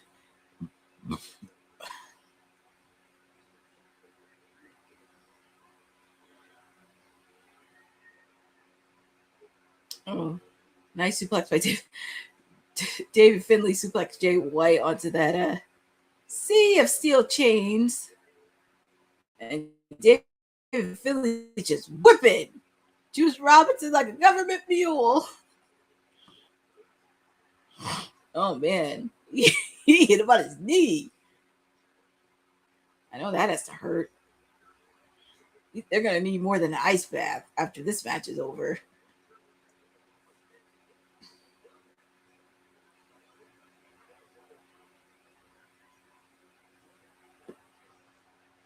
What's David Finlay doing?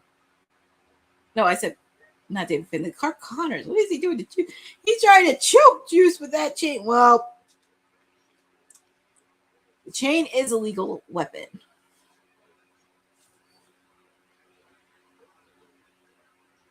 What the heck was that?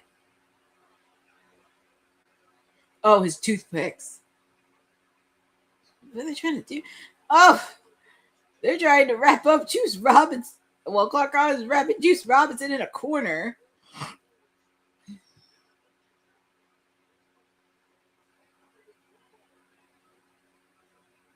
They just have poor Juice in his own little corner. Oh, boy.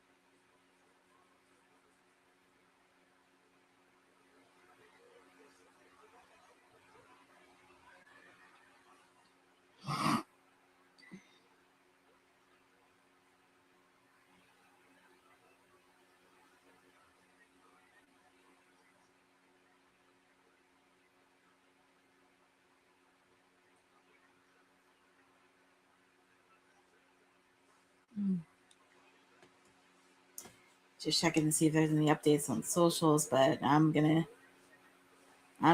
be away from social for a while. Focus on this. Quick kick out. Okay, so the winner of this has to be pinfall. So that makes a lot of sense. Pinfall or submission.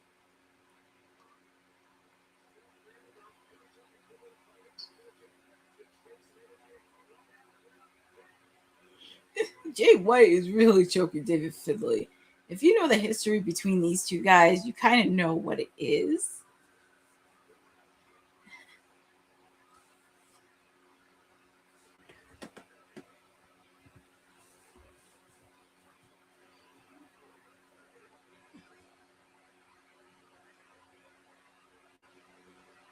Oh man, backbreaker by David Finlay. That was a nice move Clark Connor did. Well, they needed a cleansing palette after the crazy match between Bandido and Kyle Fletcher.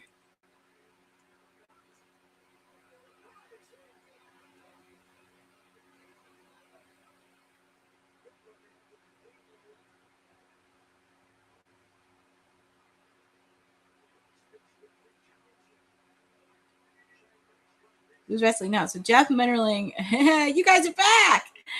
I've just been chilling here. So right now we have the chain, or should I say double chain tag team match between the Bang Bang Gangs, Jay White and Juice Robinson, taking on the Dogs, Clark Connors and David Finlay. This has been, so far there has not been anyone bleeding, which is a good thing, but people have been whipping each other with chains, holding them hostages with the chain. Ooh, Clark Connors is showing why they're part of the Dogs. They wrapped up poor Juice Robinson. And then throwing Jay White out.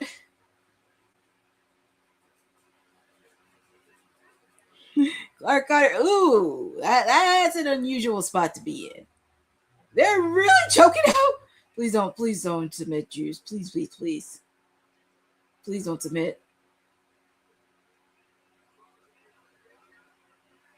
Yeah, they're really throwing to Jay White, and Jay can't even do anything.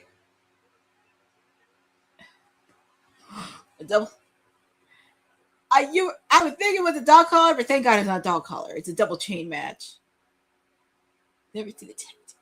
I know, me neither, but it's one of the innovative and creative ways AEW's do. And I give them props for at least trying. Because on paper, it sounds cool. It's just, execution-wise and everything else. And maybe, But it needed something to cleanse the palate after that crazy match between Kyle Fletcher and Bandido. Jay White putting the switchblade. But no, he's tangled up in the chain next to David Connor. Come on. I know, Jeffrey. I think some people are rooting for Jay White in this match. Because this is Jay White's first pay-per-view match since he came back from injury.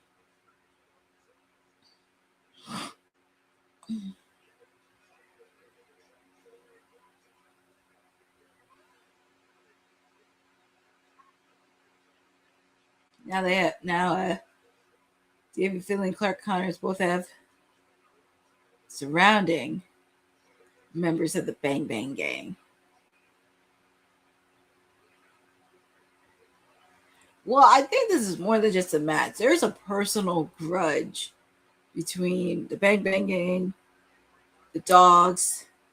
Then you throw the Death Riders in. There's a lot of personal grudges between both camps. And like I said, I have a feeling we may see anarchy in the arena because we have seen the Dogs and Death Riders attack not just the Bang Bang Gang. Quick kick. Juice made the save.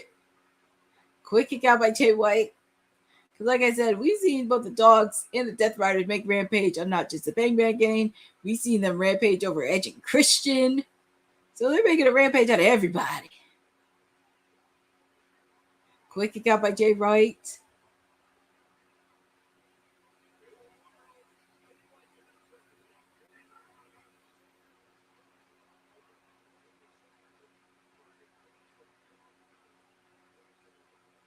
Man, look at the replay again with that pinfall.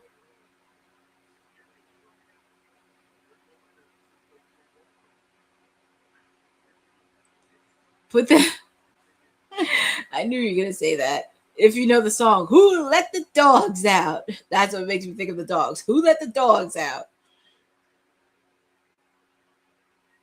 Here comes Juice making the save to help out his tag team partner. Shout out to Chensley Billing 5381. Yes, SummerSlam is next weekend. But tonight we have AEW Redemption coming to you from Montreal, Quebec, Canada. We are now down. We just got through 3 matches, and we are in match number 4. If you're hanging with me, this is your PR princess, your timeless elite, Stone Cold Courtney, with you on this watch along. Like I said, we've already completed 3 matches. We're in match number 4. We have 6 more matches to go. And it started at 7 o'clock, by the way. So it's been very pacey. And like I said, this is the first year they're doing Redemption. So they want to make sure they leave out all notes and give fans something to be memorable by. But we're almost at the finish line to AEW Wembley Stadium. Whooping him like a government, right? That's a JR reference. Whipping him like a government mule.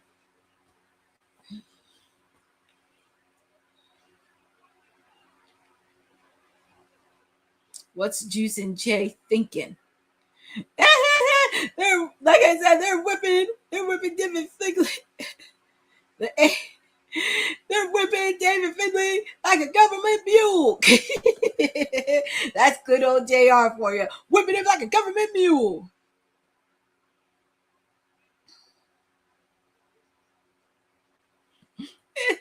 Juice.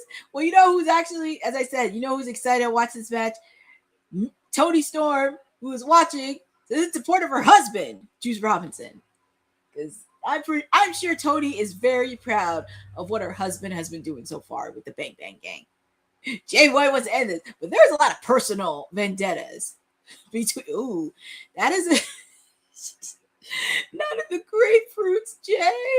Not in the grapefruits. Not in the grapefruits, Jay. You can tell there's a lot of personal grudge between David Finley and Jay. What's going on? Oh, Lordy. That little Rottweiler Yuta and Daniel Garcia. See, I told you. You know what? I thought at least Gabe would interfere. Unless Gabe has issues with Visa. But it doesn't surprise me. Well, where's Ace? Well, here come the rest of the members of the Bang Bang Gang. Here comes the Guns and Ace Austin. Man, I know. Finisher by Colton, Ace Austin, and like I said, Claudio and Pac are taking on Edge and Christian later on in the show. Oh, Lordy, here comes Marina Shafir with that shillelagh. I know. You know what would be really crazy? Since Edge and Christian are technically feuding with the Death Riders, because I know Jay White and Edge have some respect. Dare I say this? Ooh, David Finley hit that with that shillelagh. That's it. Well, your winners are David Finley and Clark Connors with help from the Death Riders, I guess. But hear me out, because Edge and Christian's going to be defending their titles later on against Claudio and Pac. Do not be shocked if some of the Death Riders come in to try to interfere, because dare I say it, if Marina decides to interfere, do you think we will see Beth Phoenix help out her husband? Because we did see her help out her husband before, taking out Stokely. She's not gonna. I have a mutual fan who loves Jay White, and I know. Jay White did lose, but you know what? This builds up a war, because I have a feeling it may lead to anarchy in the arena between all these camps. But like I said, Edge and Christian face off against Claudio and Pac, and you have Marina there. Could we see Beth Phoenix make an appearance? Because we have seen Beth before, because she will defend her man. But I'm just saying, it would be nice to see Beth just, face off against Marina and help out her man. So it looks like the referee took out the rest of the chain off of David Finley and Clark Connors, and they got the victory. But congratulations to them. Obviously, of course, they won because of help from the Death Riders. Ooh, Beth Phoenix. Yeah, that's what I'm saying, Jeffrey. When you really think about it, the Death Riders attack not only them, but also, I'm just saying, Beth could make an appearance. Because if something happens to her man, all bets are off.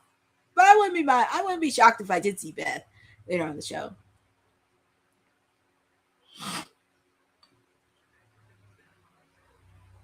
So, I gotta turn my fan for this.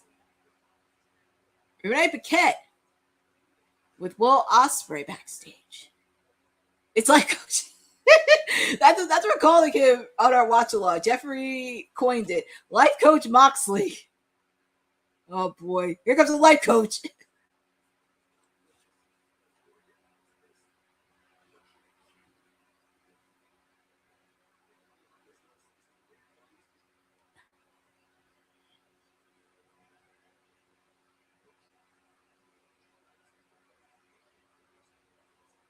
That's what he wants Will to be, is a killer. And you know what's funny? Swerve said this like a month or two ago before their match at Forbidden Door. Because what if Swerve makes an appearance? It's just funny how on-screen John and Renee are, and they're married in real life. It's kind of fun to watch.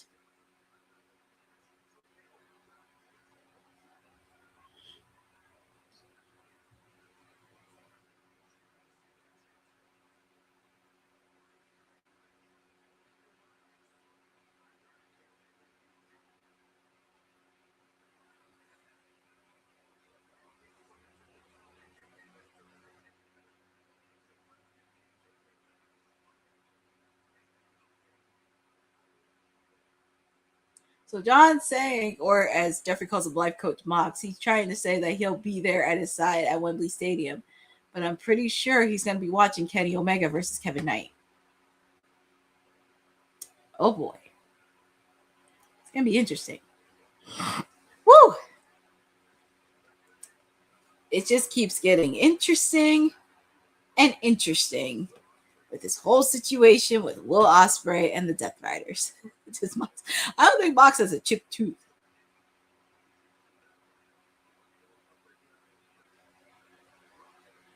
So up next, we have a ladies match. We have the TBS title. Hikaru Shida taking on the birthday girl, Maya World.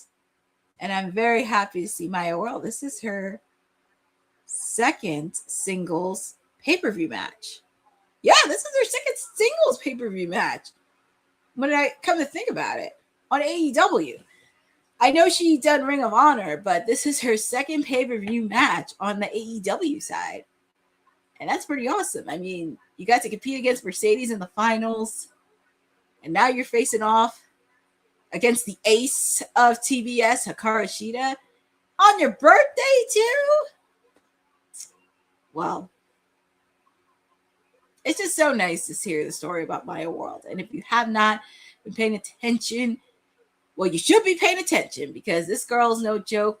Same thing with her tag team partner, Hyon.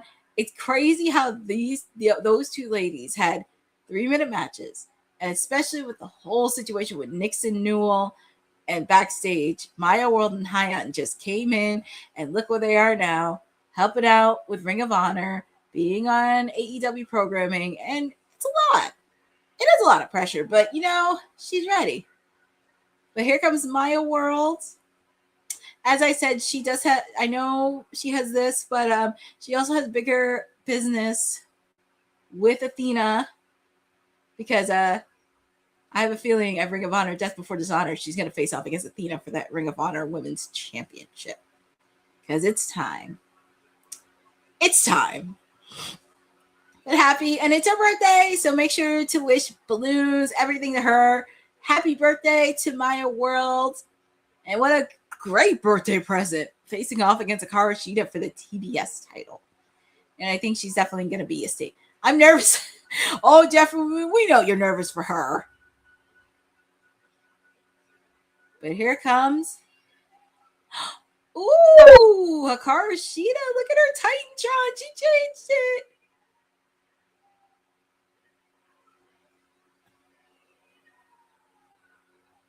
I do love that she changed her entrance. She got pyro in her. I need her to continue being the ace of TBS. Yes, definitely wish her a happy birthday. But I'm just so happy to see Shida back on TV. I'm so happy to see Hikaru Shida. And this is going to be a good match. And I want her to be the ace of TBS.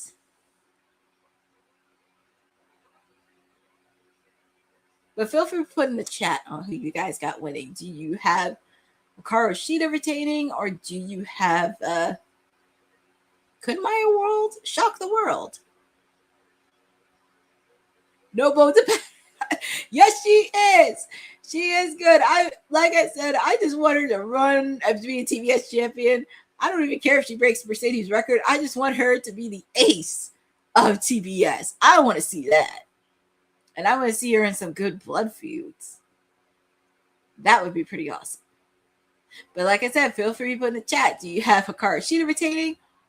Or could the birthday girl pull it off? Could the birthday girl do it? And here we go.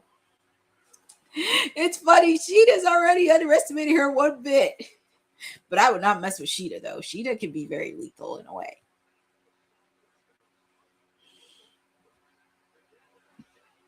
Nice clothesline by Shida. Yes, and her English has gotten better, Shida. But I think it's a good opportunity because, like I said, Maya World competed. This is like her second pay-per-view match on the AEW side. I know she's competed in Ring of Honor, but doing it back-to-back against major players from Mercedes Moné now down to Hikaru Shida, that's pretty huge. And really thinking out who's going to lead the future. But my mind is saying interference. That could be a possibility with Athena. And even after last night, what she said, trying to put the challenge out to my gals, the Brawling Birds,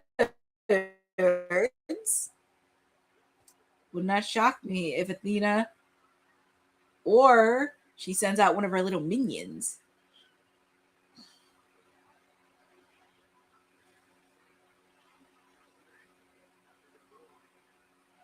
I do like the outfit of Maya World. I do love her wrestling gear tonight. It's very cute. And it resembles her.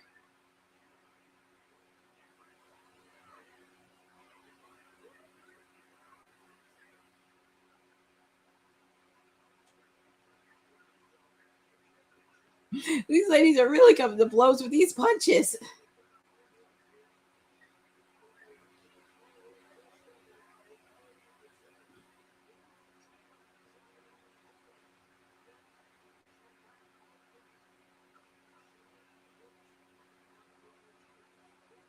It's hard to believe. And it's crazy after this? You should call and be the I should be the Brawling Birds manager. They would have fun. They would beat the piss off of people.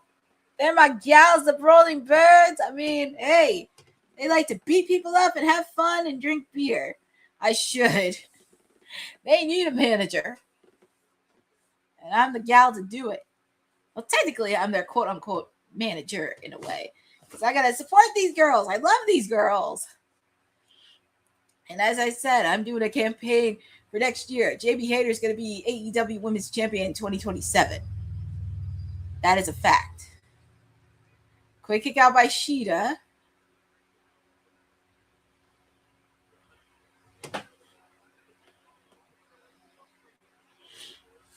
Like I said, hard to believe. There's five matches left. And it's only 9 o'clock. I'm not complaining, but I'm just saying. It's 9 o'clock. And we started at 7. Started at 7 o'clock.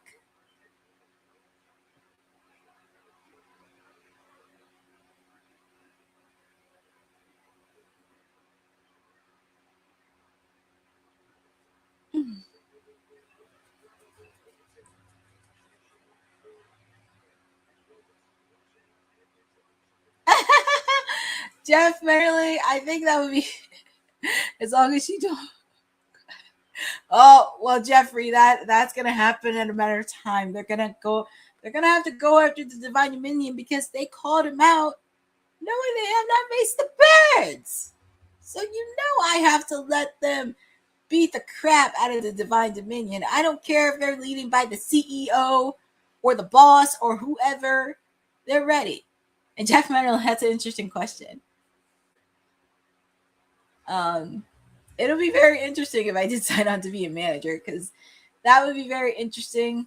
Obviously, of course, I have to make sure if I could still do women's wrestling talk, because we showcase the ladies. But it would be nice and fun to do, like, having like a bag of old tricks and just doing it to, especially eyeing out talent and who has the potential to do it and just grow and mold and everything else. Seeing that journey. It's always about the journey. It's not about being the success at the top. It's always about the journey and going through the hurdles, the good, the bad, the ugly, the horribleness, the controversies. But just seeing the success as a cherry on top is always fun to see.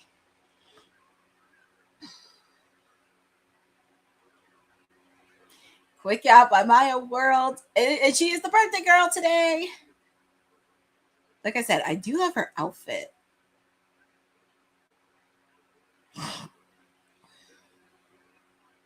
What's Sheeta doing? She's targeting that knee of Maya World that's been bothering her.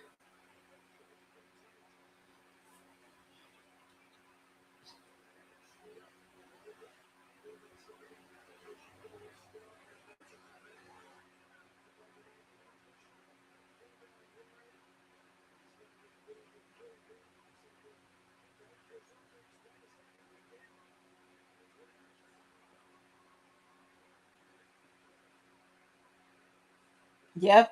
Dreams and aspirations.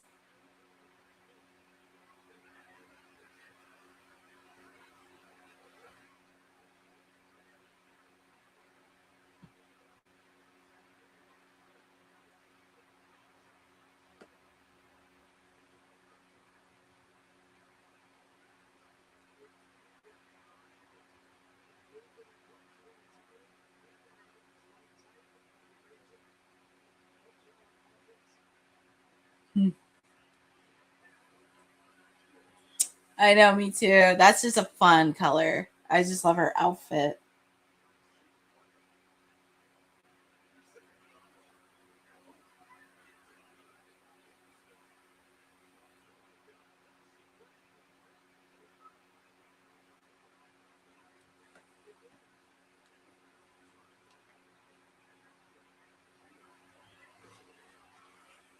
Yeah, she is selling the right meat. It's actually a good solid match between both of these ladies.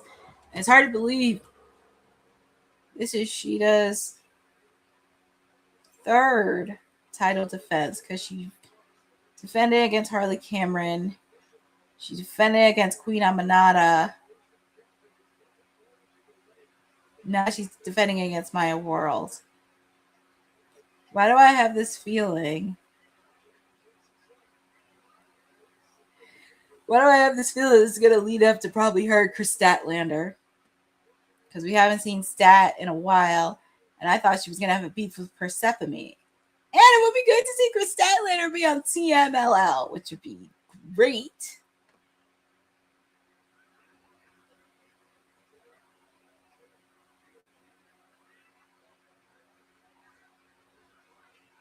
To quick kick out.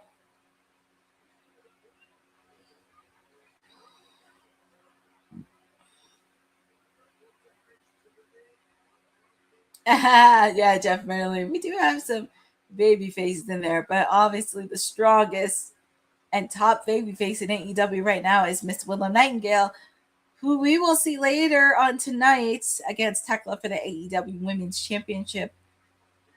The winner of that match will face off against Mercedes Moné at All In Wembley Stadium. And if Willow wins, she's the first woman from the women's division to be Triple Crown champion, which is insane. But I would not be surprised if Willow and Thekla co-main evented this pay-per-view, as it should, because there is a lot of good build up to both of their stories. I just hope for Jericho and Ciampa it won't be too much gruesome. I can handle some gruesome, but not to that extent. But Maya World hit the moonsault. She's holding her knee. 2. Quick kick out by Shida.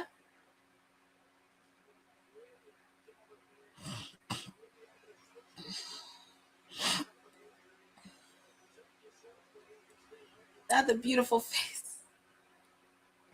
Oh, no.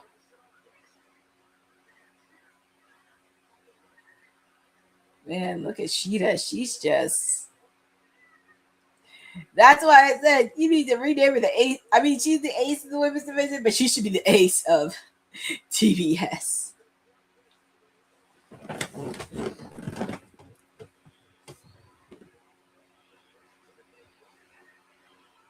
I did. I saw it last night on Collision. It was a fun tag team match between both ladies, and I was very, very happy to see.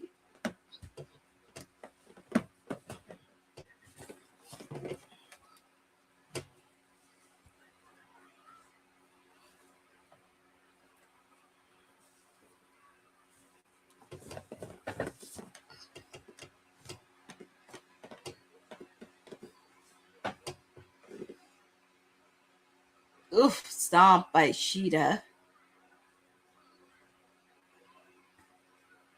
Quick kick out by Maya World. Maya World is hanging on, and even on her birthday, she's hanging on. She's just a little trooper.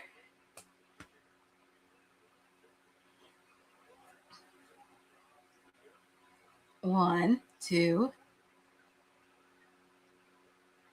Like ring around the rosy when it comes to pin. Ring around the rosy.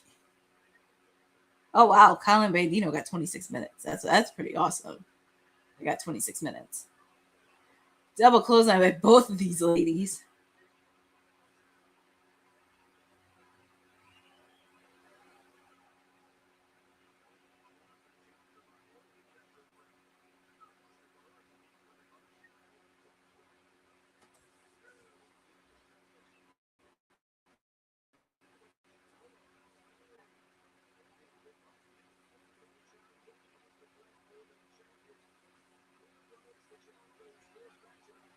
She should win, but she should win, Boza.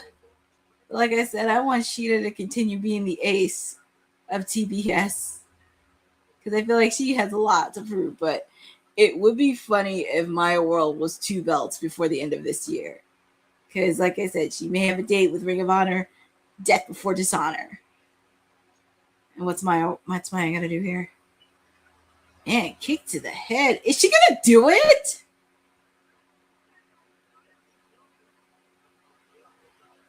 She took off the knee back. What is everybody trying to mimic Takeshka?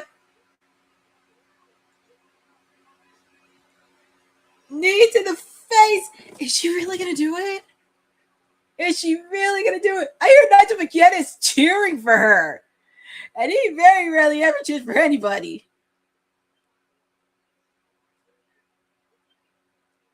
Well, Jeffrey, yes. But we also have to figure out who is Athena. But we also have to figure out for Athena who's going to be her challenger at Death Before Dishonor. Because I know she's going to defend it. Question is, who is it going to be?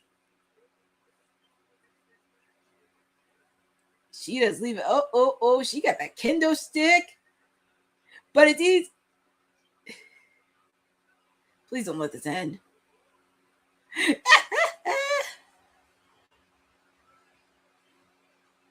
Off the top rope. Well, Boza, you think... Wait, hold on, Boza. You think my Alex Windsor could be 2 belts? Because you got to remember, Alex Windsor also hosts a New Japan Strong Women's. Alex Windsor also hosts the New Japan Strong Women's Championship. So I would not be mad if it was Alex 2 belts. Oh, I can feel Maya World's hit her head. So Shida is falling on prey. Quick kick out by Maya World. Rosa, you think my gal Alex Windsor can be 2 belts? Oh, lordy. I wouldn't even know what I would do. I'd be jumping like a little kid. Quick out by Maya World. Oh my God, these kickouts. These near falls. But Maya World is hanging in there. Well, that's true, Boza. She did call out the Brawling Birds. But I'm just saying vice versa. What if it's not for the Ring of Honor Women's Championship? What if Athena wants Alex Windsor's New Japan Strong Women's Championship? Because it's been a while since Alex defended it. That could also be a possibility. And Athena could be 2 belts. This is like a slap fest between both of these ladies.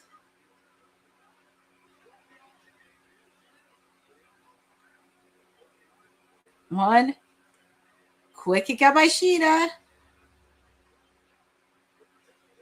And yes, Eric Teagle, we will see Kenny Omega later tonight. I'm hoping he would retain in his home country. I'm hoping he does. I'm hoping he retains. Quick kick out by Maya World.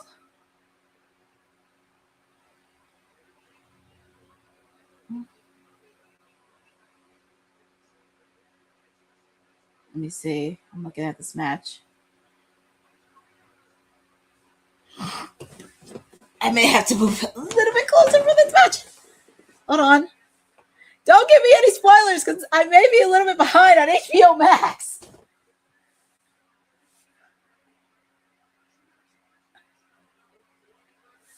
Sheeta's like, She's like, not today.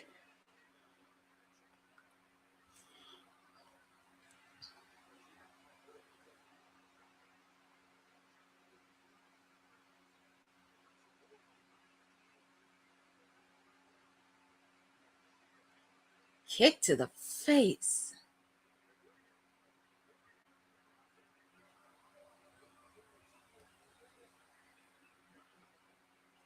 Kick to the face. I'm not even going to look at the chat because you guys may be a little bit faster than me. Let's see. Kick to the knee.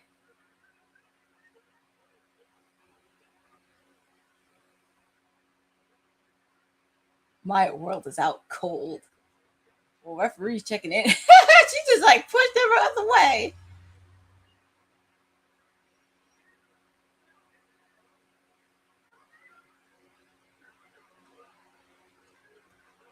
Arm on the ropes. Oh my God. She's hanging on. She is hanging.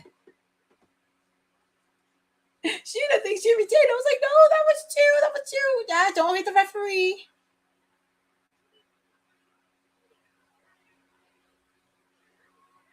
What's she gonna do? No way. 2, 3, no way. So your winner and new TBS champion, Maya World. Holy crap. Holy shit. She's the face of TBS. And she did it on her birthday. Oh my God. Man. I'm laughing at the commentary between Tony Schiavone and Nigel. Oh my God. Well, Sheeta is a little bit irate. I guess it got caught in her head. Me too. And she did it on her birthday too. Lordy.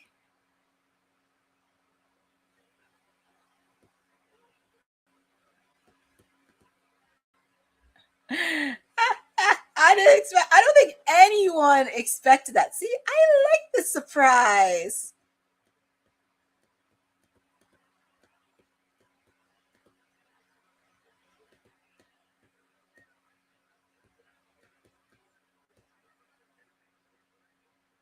It's going to be interesting for Death Before Dishonor. Wow. You know what it is? I wonder what Athena's reaction is going to be. Because you got to remember, she was trained by Athena, but her character is probably like, you know.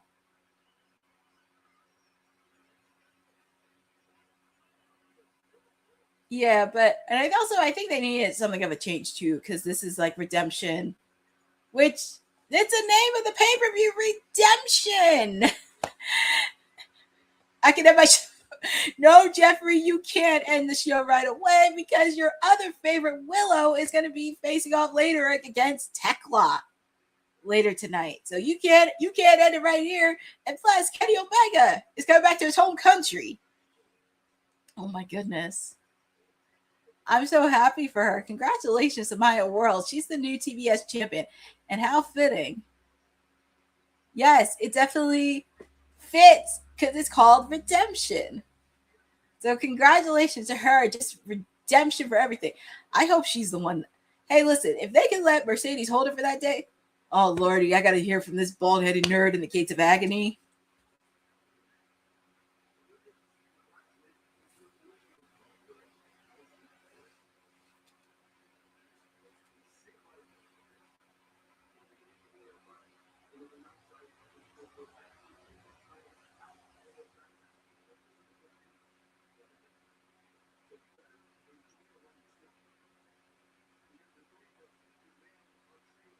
Well, it looks like the demand wants the conglomeration for the trios belt, especially after what happened earlier tonight in the buy-in.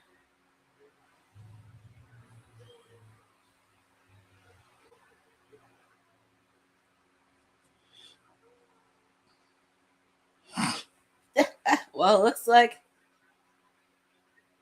Oh, but here's Taz. So I guess Nigel had to switch out for a bit.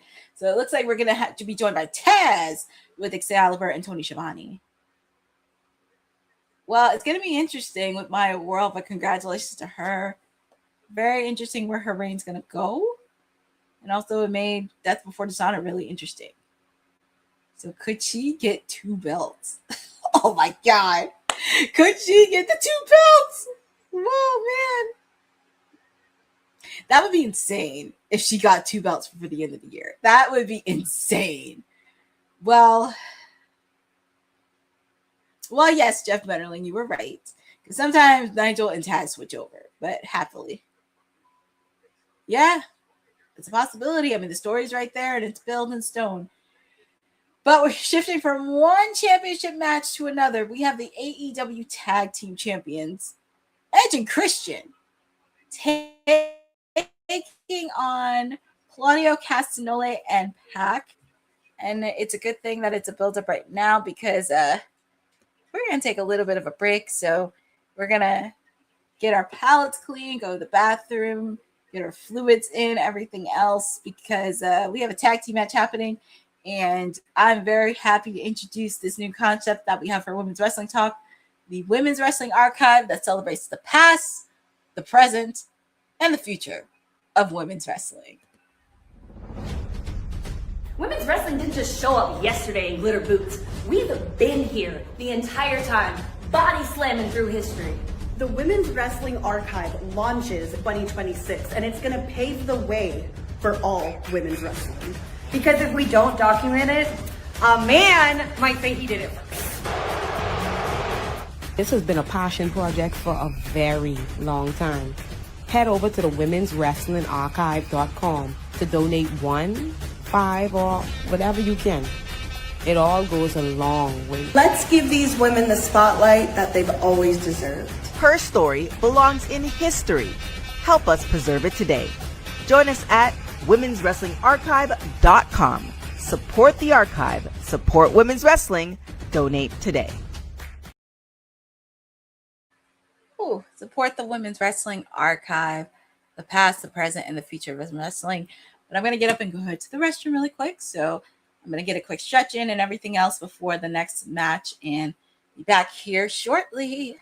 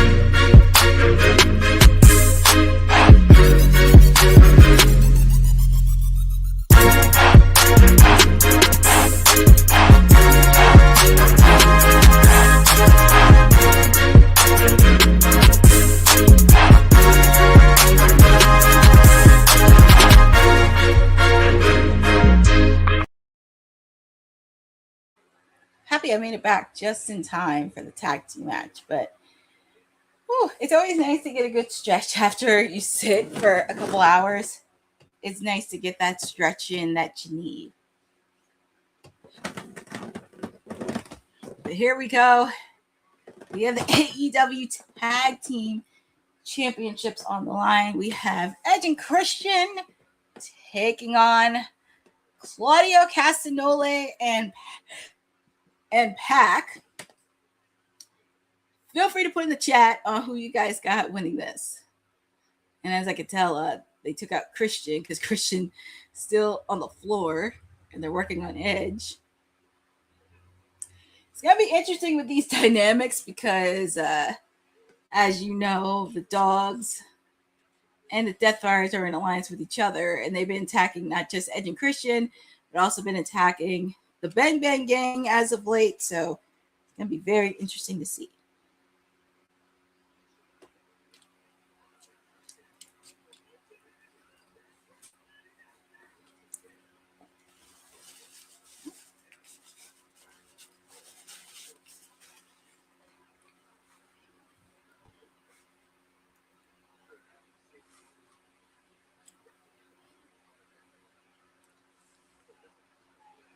I know, it's crazy.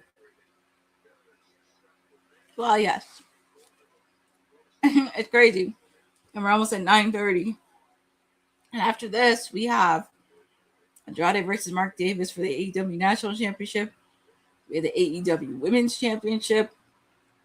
We have Kenny and Kevin Knight. And we have Tommaso Ciampa and Chris Jericho. It's hard to believe we have 4 matches left. Crazy. And it's almost 9:30. So we may be done by around 11. Which I'm not mad about. I'm not mad about it.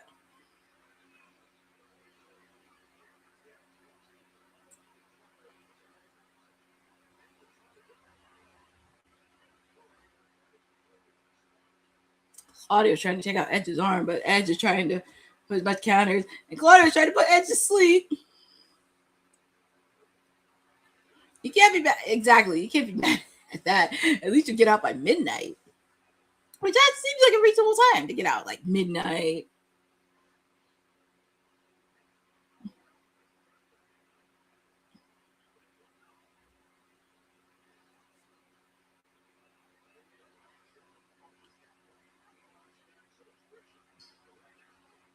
I know. It's very interesting the tag team titles are on right now. Depending.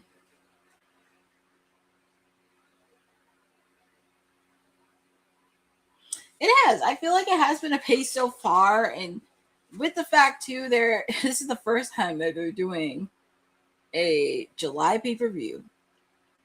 And I hope they keep Redemption for next year.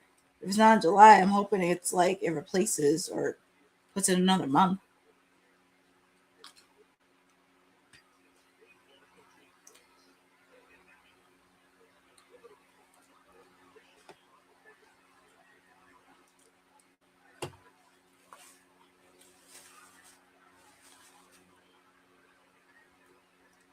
Jack is made to Christian. And he's taking out Pac. Especially after the beatdown they gave him on Dynamite last week. But Edge and Christian returned the favor last night at Collision. It's interesting. Christian was hated by everyone. But I think because of his friendship with Edge, it really made him closer. Oh, Lord, he's biting Pac's head off. I guess he's still mad after what happened on Dynamite last week. Nice DDT by Christian. Quick kick out by Pac. Claudio and Christian biting Claudio's head off. Headbutt. Headbutt onto the Death Riders within each other. That's hilarious. What's Christian doing?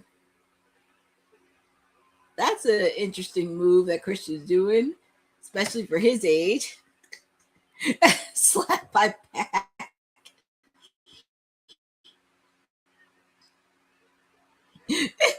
Man, Christian kicked Claudio. That's the one thing about Christian. He doesn't take a lot of BS from anybody. Take it out both. And he's helping out his partner. He's helping out his partner and friend, Edge. It's just crazy that they've been friends for so long. They've been friends for so long, and they still maintain that friendship. I know with the saga with Matt Hardy and Edge and Lita kind of escalated to that, because I know it did affect not only Christian, it also affected Jeff, especially with the bond that they had. But I know years later they reconciled, because that was pretty messy at that time. Retire. Oh, yes, retire. I actually want Edge and Christian to retain.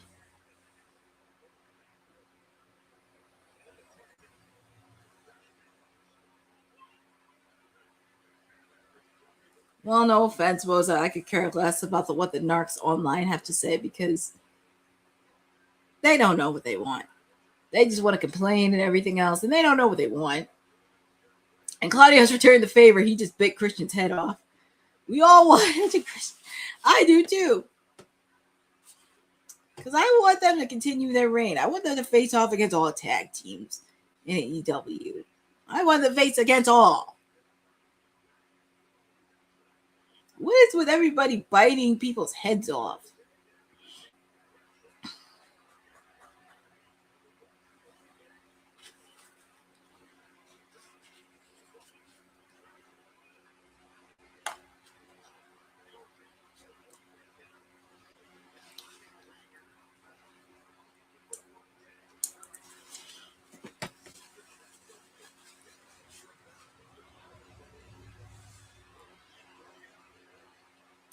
Intense close up at Pac. Like I said, ever since Pac came back, he's just been so dragged. Oh, yes. We can't forget about the Young Bucks. It was a great women's match, Jeffrey. I think it was. And I don't think anybody expected My World to retain, really. I don't think anyone expected it, because people thought Sheeta was going to retain. But it was a nice shocker that'll leave people talking. I enjoyed it. And she won it on her birthday. And it made Ring of Honor Death Before Dishonor more interesting. And I'm going to tell you something. If My World is the reason Ring of Honor gets their TV deal, you're welcome. Because I would laugh that to the bank. Tag is made to Claudio, double team onto Christian. They're really going to work on a Christian. Facts. Yes, Jeffrey, that's a fact. I'm going to tell you something. She gets them the Ring of Honor TV deal. You heard it here, folks, right here. You're welcome. Sharpshooter. Claudio's putting on Christian. Man, he put that sharpshooter in lightly. And it's interesting how everything weaves over, because like I said, the Bang Bang Gang's in a feud with the Dogs, and you have the Death Riders included in there, and then they attacked Edge and Christian because Edge and Jay White have mutual respect for one another. Christian doesn't trust Jay White, which that's also another layer of things. It's just interesting. Please, I'm getting you. Get that. Oh, trust me, Jeffrey. I'm hoping after this he gets his wrist fixed before heading into Wembley. Plus, I want to see Edge and Christian continue their reign and face off against tag teams.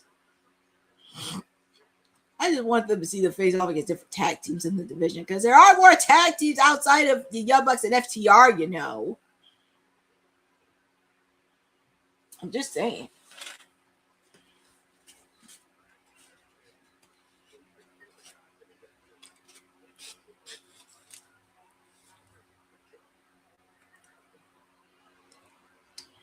That was a nasty uppercut by Claudio.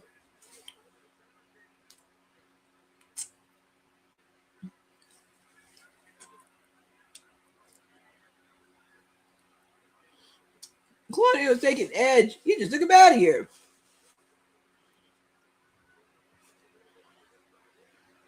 Pac, man. See, ever since Pac returned, he's just so jacked. And I love that he's having good singles matches. Quick kick out by Pac.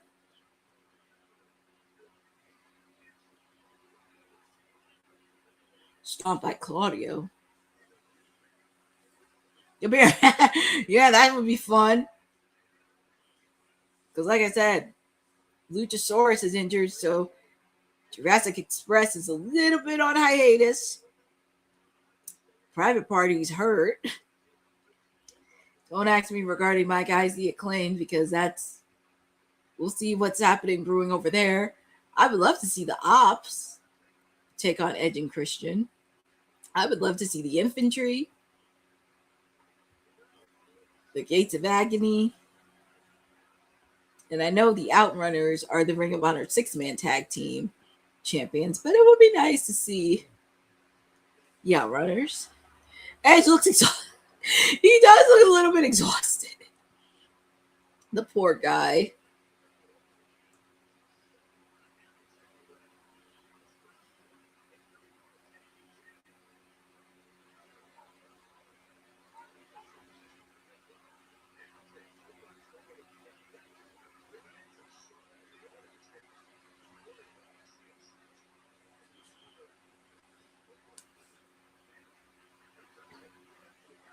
What's it, Claudio? They're trying.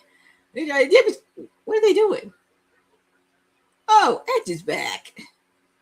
The poor guy looks so exhausted. Claudio, well, Edge, he took out Claudio, so bye-bye.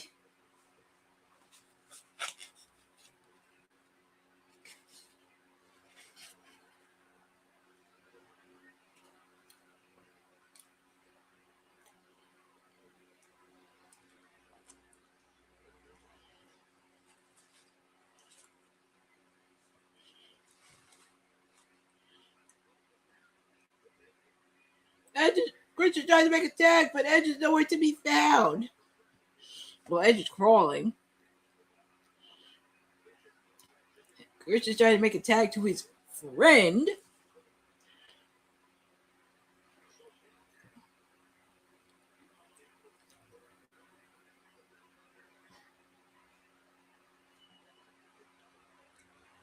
Tag is made to Edge.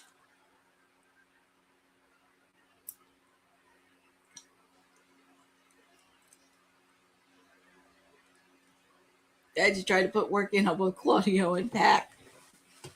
Well, I gotta tell you something. If these guys don't win, it's gonna be a not so great night for the Death Riders. It's happened in 2005. I'll be over with 2005. How about 2001 or 2002? Edge.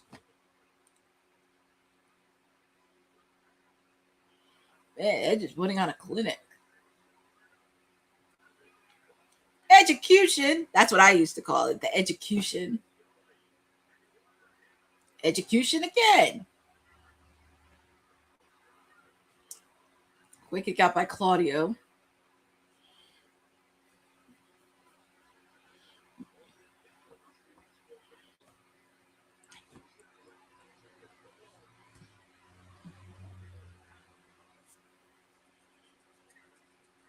All right, Edge taking out Claudio. Roll up by Pac. 1, 2. Oh, he tried to use the foot. Oh, thank God, referee. I think that's referee Bryce. Referee Bryce wasn't having it. You can't fool referee Bryce. Pac's trying to have a fight with referee Bryce. He's just shoving Pac. I was like, this is a good solid tag team match so far.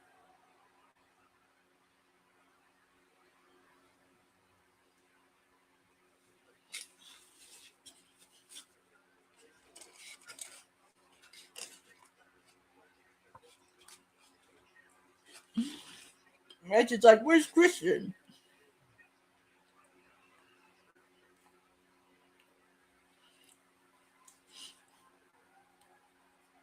Edge is like, where's Christian?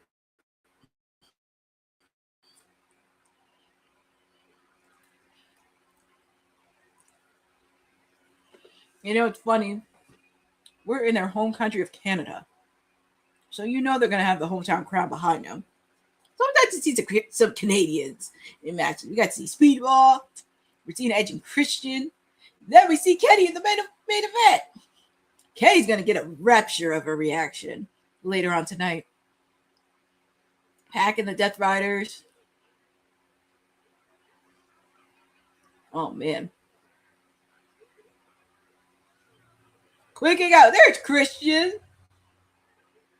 Oh, they do Christian out. See, Jeffrey, you're right. Christian needs to take care of that arm. Hopefully he'll take care of it for All In. I'm going to love the finish. What do you mean I'm going to love the finish?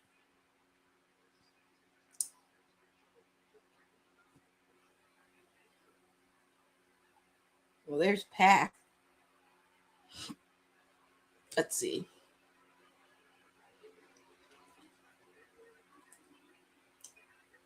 Jeez. Oh. Edge putting on the crossface. There's Claudio. Christian saying, "You can't stop me." See, quote unquote friends on screen. That's why they support each other.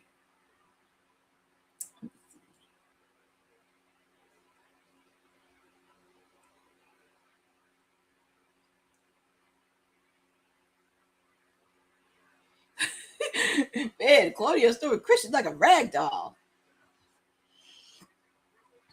It's good. It's a good tag team match so far. Jeff Merling, we will see the Willow Nightingale later on, but I have a feeling that match may be co-main event. Uppercuts all around, rotating uppercuts. Everyone gets a uppercut. Ring around. Oh! And what's this? Ooh. Spear! Christian taking a playbook off his friends, and another spear. 3. All right, so your winners. Edge and Christian are still the tag team champions, so all's well and ends well. Yay! They're still the champs. Now they turn their attention to All In Wembley Stadium, and I guess, well, we're going to have to see the Young Bucks in the tag team title picture again. Yay! I mean, I'm happy Edge and Christian retained, but I just want to see them go up against other tag teams. That's not FTR or the Young Bucks, but it's not about what I want, what ticket sells. In the song of the Rolling Stones, you can't always get what you want. You can't always get what you need.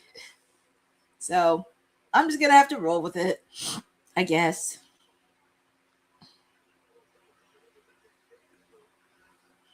Well, congratulations to Edge and Christian on retaining. Trying to get up, figure out where are we.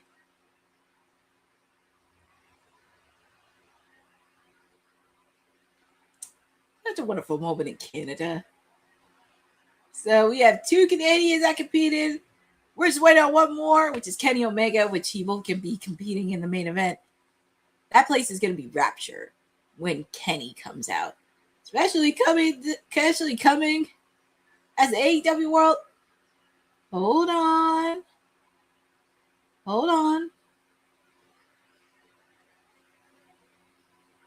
Well, here come the yups. What did I tell you? After beating Jon Moxley and Will Ospreay, I'm going to tell you something. And I've been saying this for the last couple of weeks. I don't trust the Young Bucks one bit since they interacted with Edge and Christian. I have a feeling they are up to something. I have a feeling. I can't trust them. Even Christian doesn't trust them. And I don't normally agree with Christian, but it's official. At All In Wembley Stadium, it'll be Edge and Christian taking on the Young Bucks. Yay! You can tell I'm sarcastic because yay! I'm being sarcastic. I'm not interested. I should not say I'm not interested, but it's like, do we really need to see them? Look at Christian. Christian's like, nah.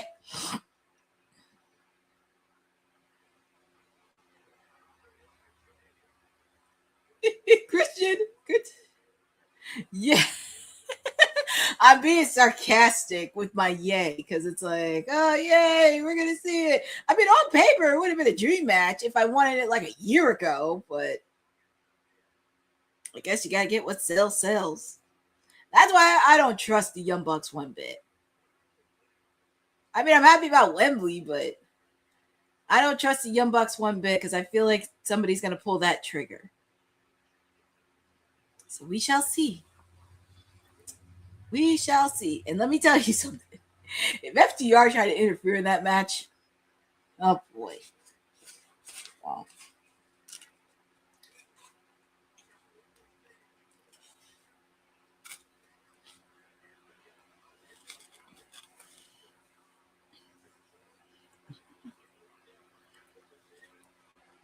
Well, congratulations, Edge and Christian.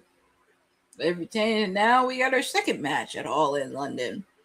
Edge and Christian taking on the Young Bucks for the AEW Tag Team titles. And tickets are still on sale now for All In Wembley Stadium.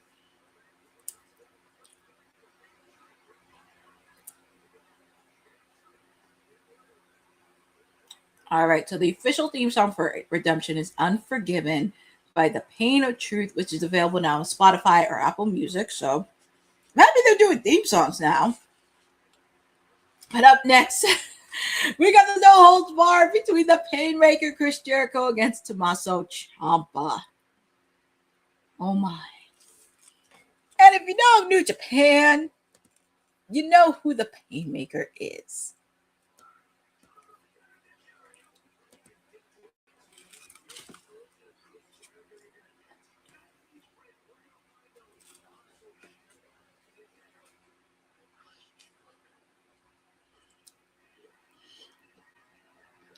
Got me low Pennywise.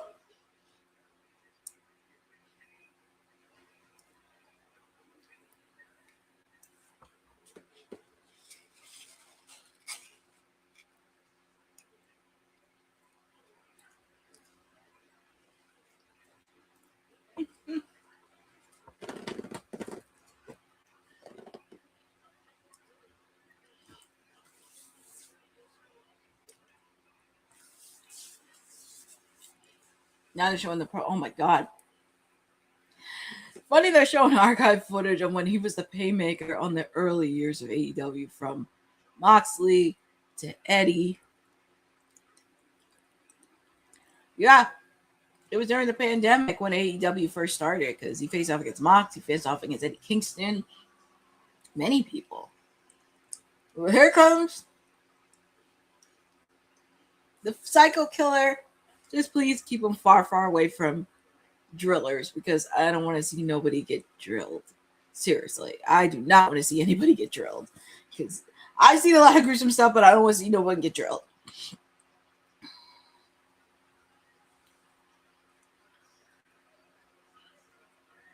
But here comes the Psycho Killer, Tommaso Ciampa. I'll say, yes, he can. Chris Jericho can reinvent himself no matter what. But feel free to put in the chat on who you guys got winning. Do you have Ciampa winning, or do you have Jericho winning? I mean, obviously, of course, after we did both predictions on Friday, of course, I'm going to pick Chris Jericho to win.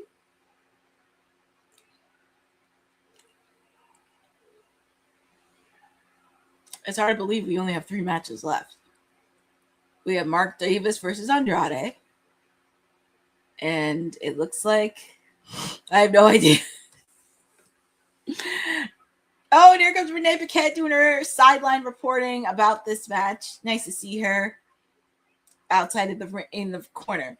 But it's hard to believe after this we have Andrade versus Mark Davis for the AEW national title. And obviously the women's title is going to co-main event. And then we have Kenny coming back home to his home country against Kevin Knight. And I'm going to say this because people think MJF is going to interfere.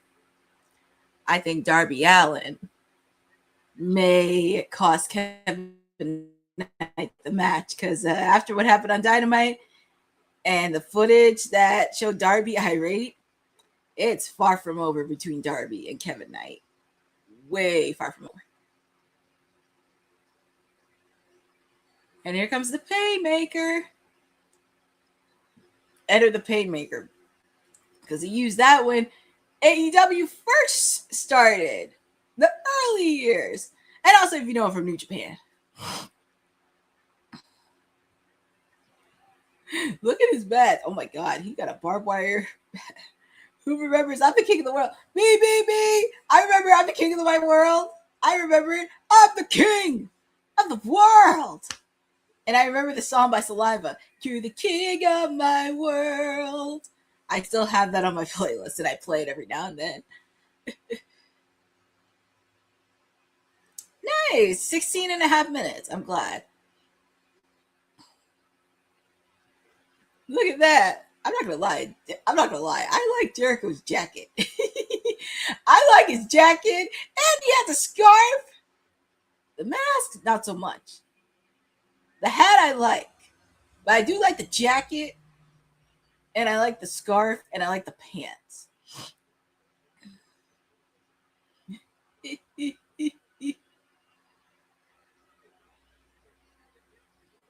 Oh boy.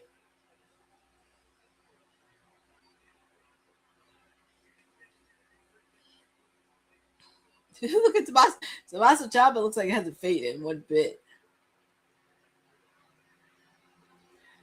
Look at Jericho. And I'll never forget Nigel's reference. It was the studio. It was a movie, a Clock House. Hold on, let me see. 60 minutes to 20. Yeah, I know. It's crazy. A Clockwork Orange is the movie. And that's like one of the most scariest movies of all time. A Clockwork Orange. Because if you know the segment, you know. I know. 16 minutes for a TBS title. That's why I smell something fishy. Because anytime Mercedes gets a match, it's over 20 minutes. But the rest of them, it's like below 20. Or can't hit the 20-minute mark. I don't know. I mean, look, if you say you're a supporter of women's wrestling, you got to do it evenly. Unless they knew ahead of time. So I don't know what happens backstage. But here we go. Poor Aubrey. She's going to be refereeing this match. God bless her little soul. But here we go. We have a no-holds-barred match between Tommaso Ciampa, Chris Jericho. Feel free to put in the chat who you guys got. Do you have the Painmaker winning? Or do you have the Psycho Killer winning? You already know who I'm picking in this match.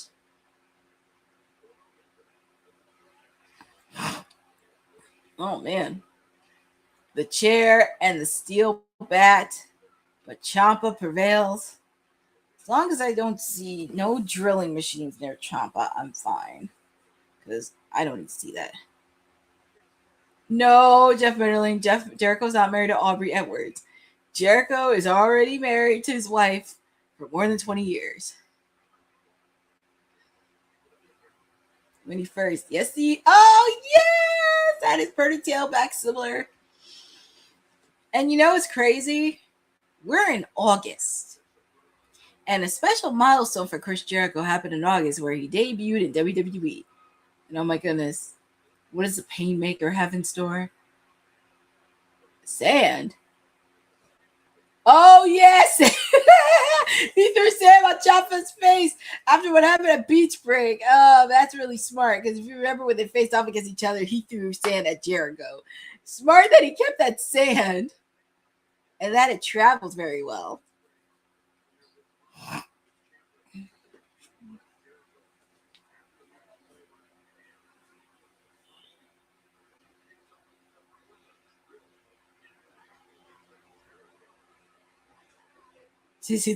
Oh my God.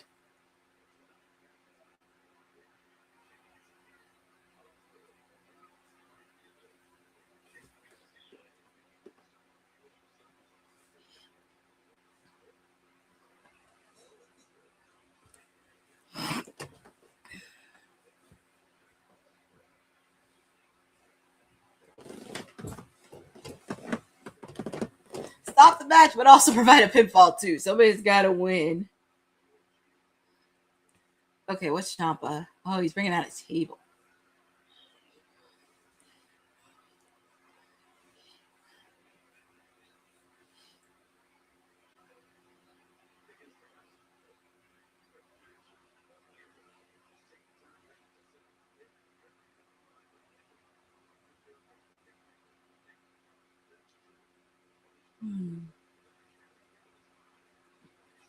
Tommaso with that smile. Oh, the Paymaker has fire extinguisher.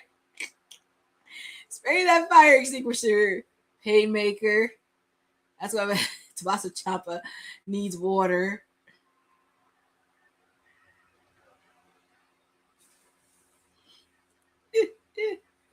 You got that fire extinguisher too. Hey, Ciampa, here's a more fire extinguisher for you. That's a photo. That's a photo right there. That is a photo right there.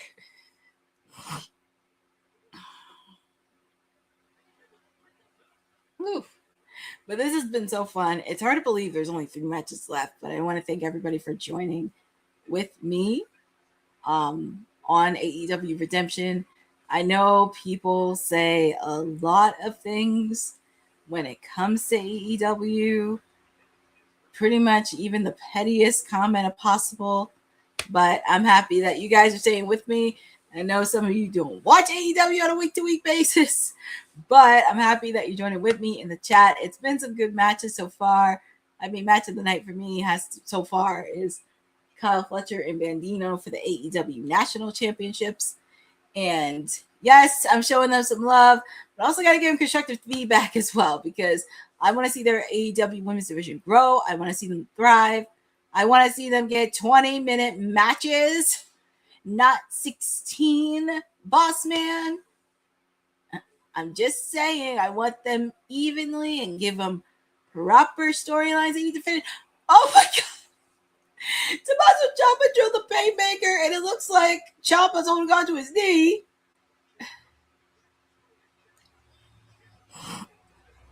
Well, mostly.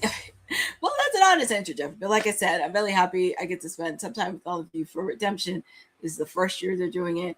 I mean, look, you're going to have people that are going to whine and moan and complain about everything, but you're just a viewer and a watcher. You don't work in the office. You don't know how they feel. So everything else. And for me, just learning about the ins and outs, I would love to be backstage doing creative work, creating good storyline, just really thinking outside the box, saying, you know what, that doesn't work. What can I do to change it a little bit? And just figure out some fun ideas and everything else. But you know, it's a learning curve, and I'm really happy. Not doing just watch-alongs, but interview some of the wrestlers, doing commentary in the independent scene, trying to be a jack of all trades, by the way, and not listening to the dirt sheets, because some dirt sheets are not that great. They're not that great at all, period. So I'm happy to be in a space that celebrates women's wrestling. We're thriving. We're doing everything we can, and we got a lot of stuff to handle. We're showing love to AEW. I mean, after the news of WWE Radio, which is launching tomorrow, we definitely want to show love to everybody. Definitely showing love to not just AEW, but showing love to TNA. Very happy I got to do NWA last night. It was a great show. Best way to spend a Saturday night. And also see Billy Corgan. Yes, the Billy Corgan in the ring. Because I didn't realize, I knew he was a short man. I did not know he was that short in real life. But very happy to obviously see Natty.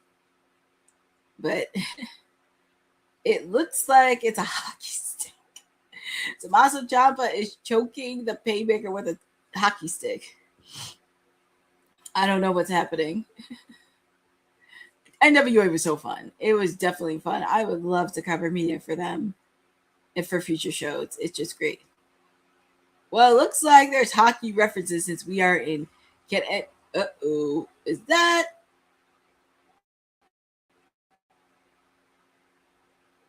Yep. It looks like the Pittsburgh Penguins. Yeah, Pittsburgh Penguins. And I don't even watch a lot of hockey. Yeah. Oh man, well, man, you just attacking the mascot of I forget what's the Canada team for Canada's hockey team, but yeah, those are the no Austin. I know a little bit. I mean, the only team I know is the Flyers. I know because of the jersey he has on. Is that the Boston or Pittsburgh? I mean, I know a little bit of hockey. I mean, I know the New York Rangers. I know the Philadelphia Flyers. But yeah, they're booing the heck out of him because of that jersey. And they were hitting the poor the stuffed animal, which had the mascot. But it looks like Jericho's returned the favor on hitting him with a hockey stick. And also, fact two, if you did not know, his daddy was also a great hockey player from back in the day. He's all out to the mascot. He knows this. He knows this. That's a little mascot. Little fact if you did not know, his daddy played hockey back in the day. He'll be lucky if there's a I know, right? Canada, I will say the one thing about Canada, they're very passionate when it comes to hockey. Because I know the Toronto Blue Jays, they're a baseball team. But they're very, very passionate when it comes to hockey.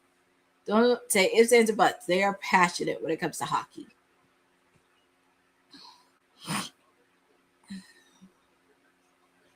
What's in the bag for Jericho?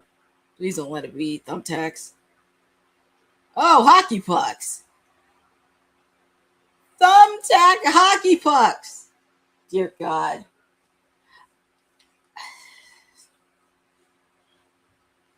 This is going to drive me crazy because I need to look this up, what Ciampa is wearing, because I think it's Pittsburgh.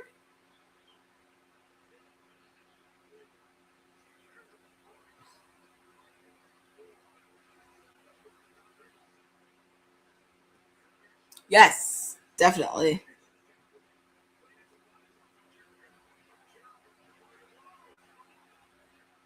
Yeah, Jericho's taking off that jersey. Let me see something.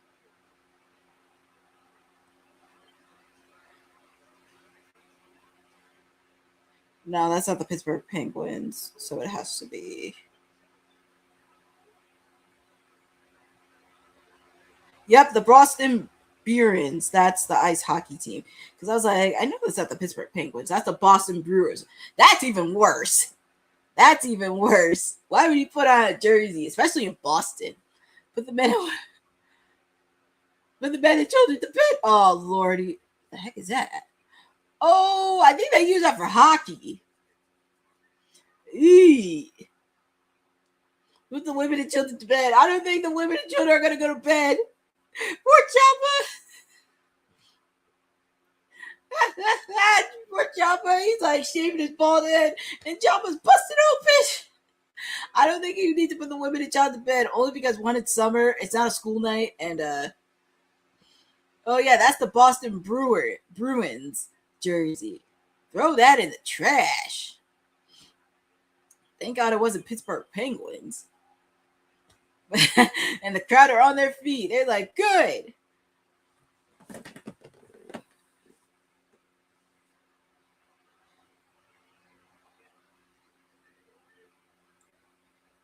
Tommaso Ciampa is so bloodied.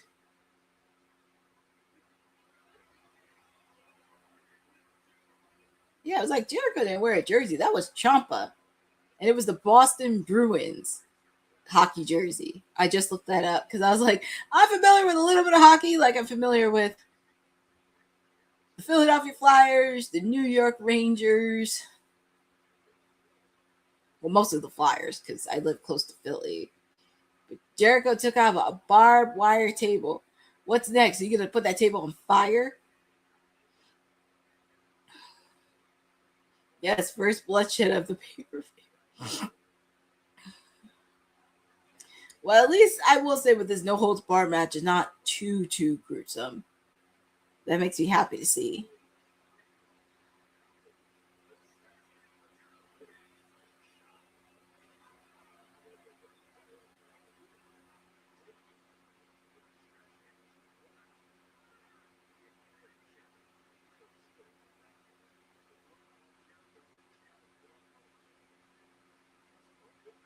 What's Ciampa doing here? Yeah, he got that thumbtack hockey puck. You had the balls to wear that jersey. I know, crazy that you had the balls to wear that again. Of all places. And they're very, very passionate when it comes to hockey. Look at Ciampa. Look, like blood is like flowing in the back of his head.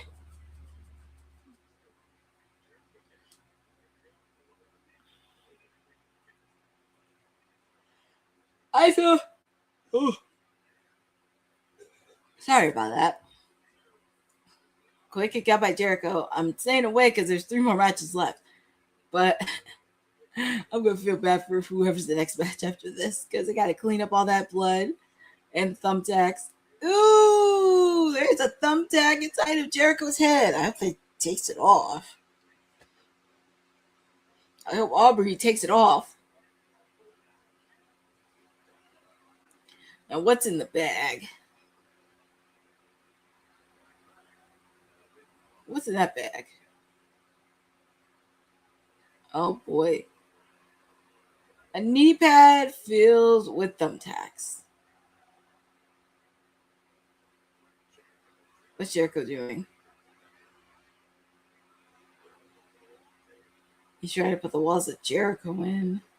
And he did. But Tommaso is walking. And he got his foot on the rope. I meant arm on the rope. But it looks like he didn't. And he got this bat. Ooh, he hit Jericho with it. I'm pretty sure that has to hurt. Yeah, I feel bad for whoever's the next match after this because they got to clean up all this and get ready for the next one.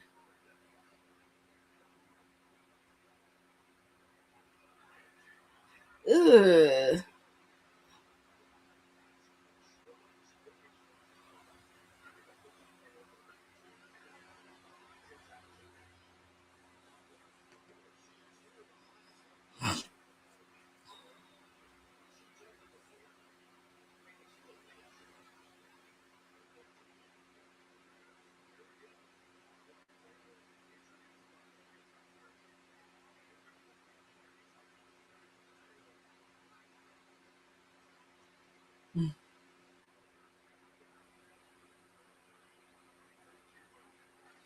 What's Jericho doing? Oh my God, he drilled Tommaso Ciampa through that barbed wire table. Oh my God. Well, at least the match is not too gruesome. And it's hitting some of the marks, trying to be entertaining. A little bit violence, a little bit crazy. Nothing too dramatic.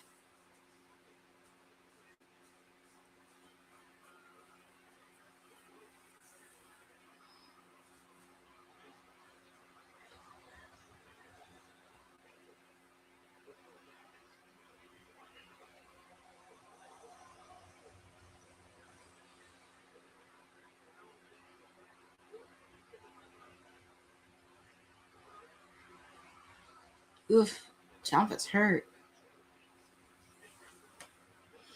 I know, they say they're bleeding like stuffed pigs.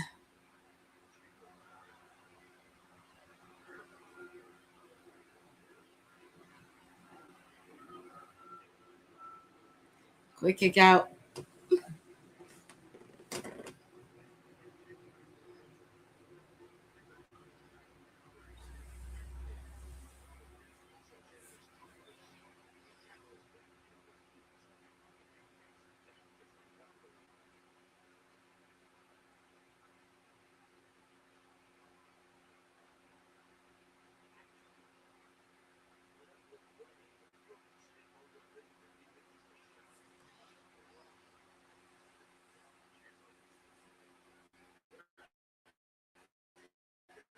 I know, he's bleeding the most. Oh, Lordy. What? He's stabbing him? What's Jericho doing?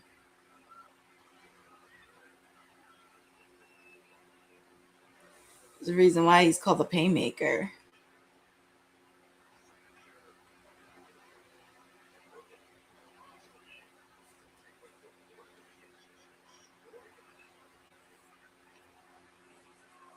What's Jericho doing?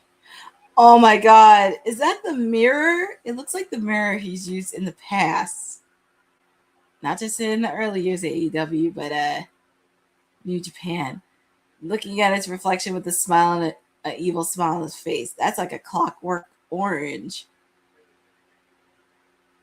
Throw call back.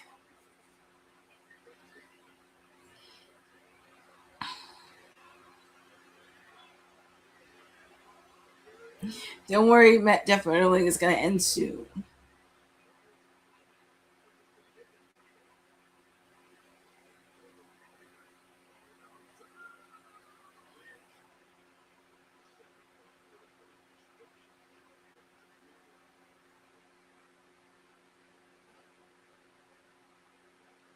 Oh.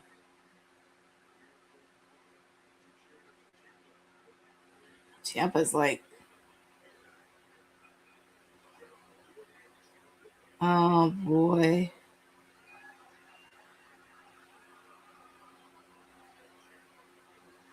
Gave a low blow to Jericho.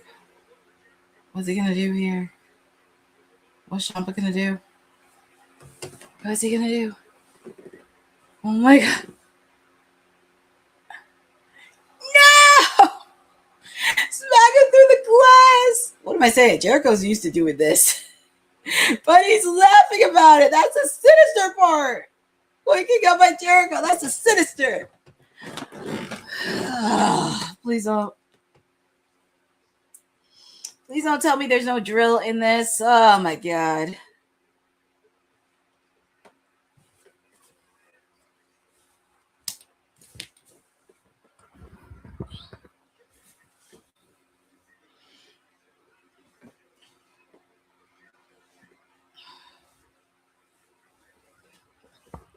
And Jericho likes this stuff.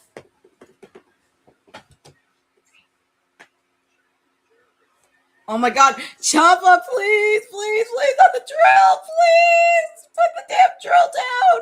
Please. I do not want to see that drill. I do not want to see that goddamn drill.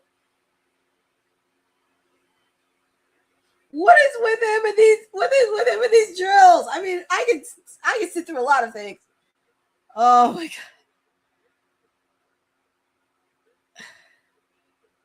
Please, please, on the drill.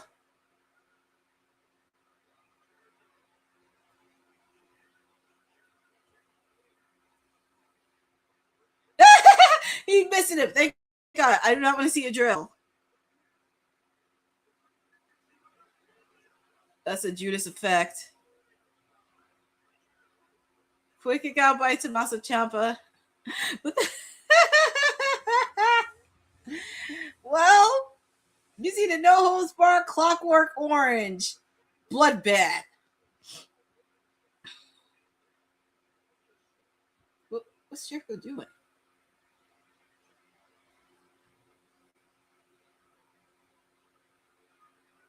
He's got a mirror, a bar mirror with the Rainmaker. Oh, Lordy.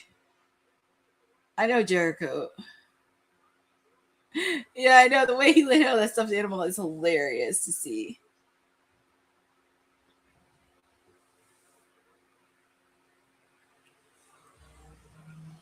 Uh-oh.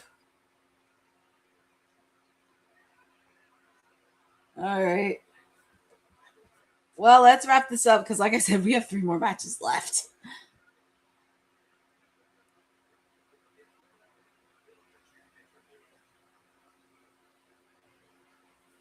Oh, he has a knee pad. Oh, man.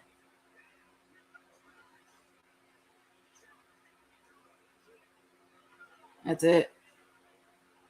Quick kick out by Ciampa. He does not want the end.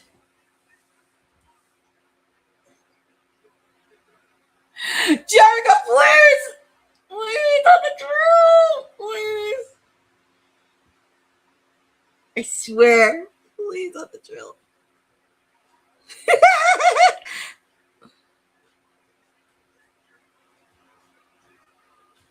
God, no, please! Please! Please tell me when it's over! Please, please, please! A do not want to see the drill. I do not want to see the drill. Ooh, whose idea was it? Whose idea was this?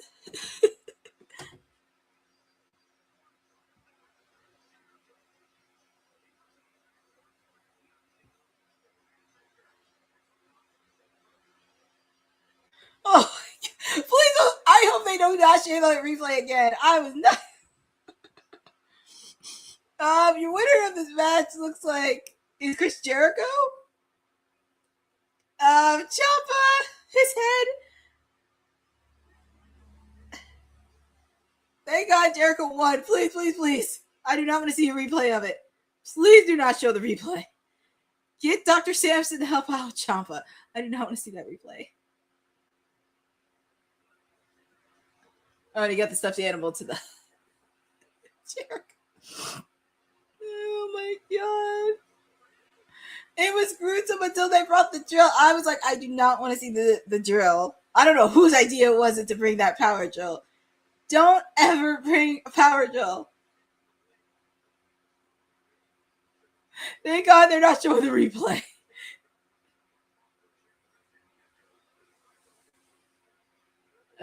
What's Jericho doing?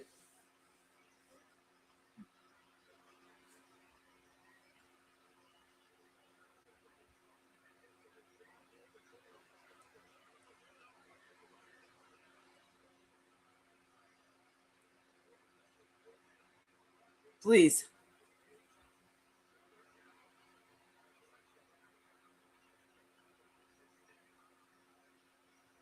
Yeah, no replay was needed.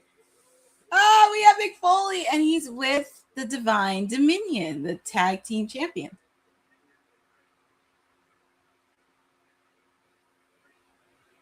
Oh, he grabbed a seat for Mick Foley.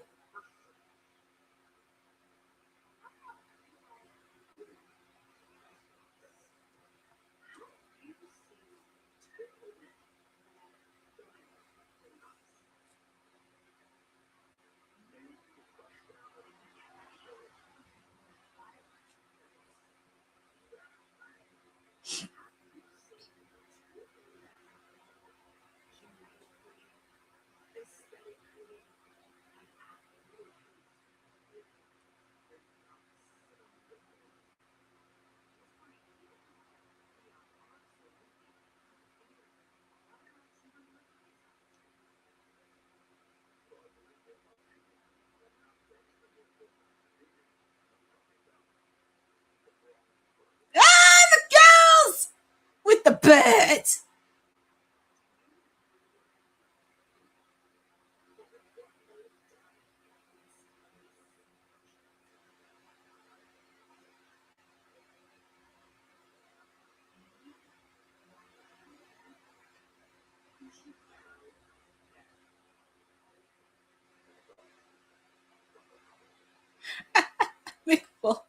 Mick Foley's just a treasure. Mick is just a treasure. Trust me, my gals, the Brawling Birds, are gonna beat the piss out of the Divine Dominion. I'm sorry, Jeffrey, but the Divine Dominion are underestimating my birds. And if Willow wins tonight, not only she has to deal with Mercedes and Divine Dominion, she's gonna need some help from a flock of Brawling Birds.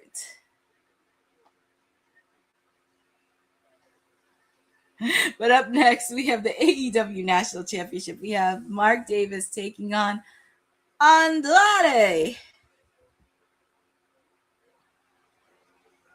Whew. Oh my God. I don't even know. I don't even want to look on socials right now because I'm pretty sure people are going to post that gruesome between Jericho. I don't even want to see it, to be honest. I really, really, really don't want to see it.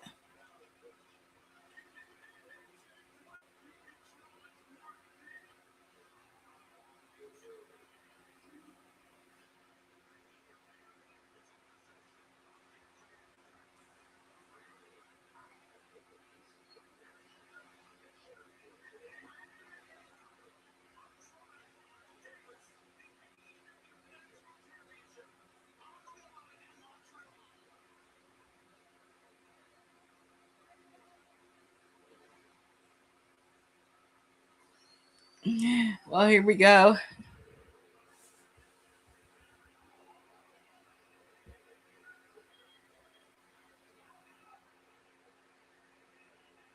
Yeah, so oh, look at the promo they're doing on Andrade. I love it.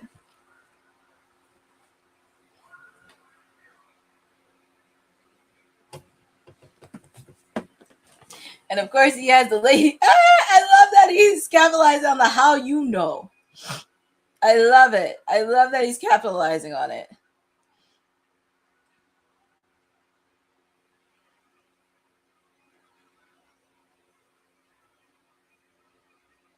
It's all well, I don't know about confidence, but they're underestimating my brawling birds. Oh my God, look at this.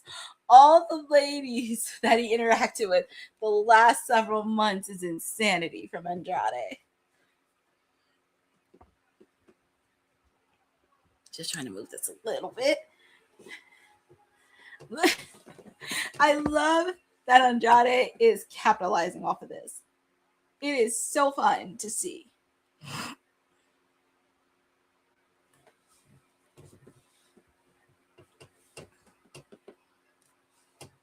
I know, they had Mick bowing down.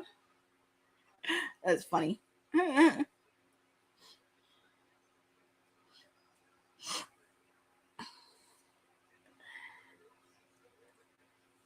Well, both, I mean, I don't know about WWE, but they've been taking shots at WWE when they first started, which that's fine. But we're focused on, well, Jeff Merling, we haven't found out what matches are going to be on for Dynamite.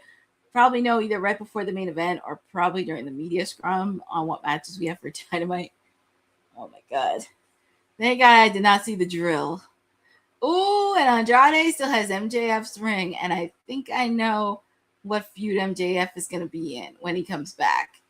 Because it ain't going to be for the AEW World title. It's going to be against Andrade. Because he has his ring. And here comes the reigning and defending AEW National Champion, Mark Davis. I will say Mark Davis has been holding on his own as a single star because he teamed up with Jake Doyle. Then Jake Doyle got injured, and Mark Davis has been holding up as a single star, been doing his thing, and happy to see him do singles work. So, but yeah, Mark Davis is starting to prove himself. I mean, he was in an eliminator match for the AEW Continental Championship against Jon Moxley. He won the AEW National Championship. Pretty much been on a roll. I can't knock Mark for that. But feel free to put in the chat on who you guys got winning. Do you have Mark Davis retaining, or do you think Andrade is going to take the steal? Because I love that he's capitalizing on the how you know.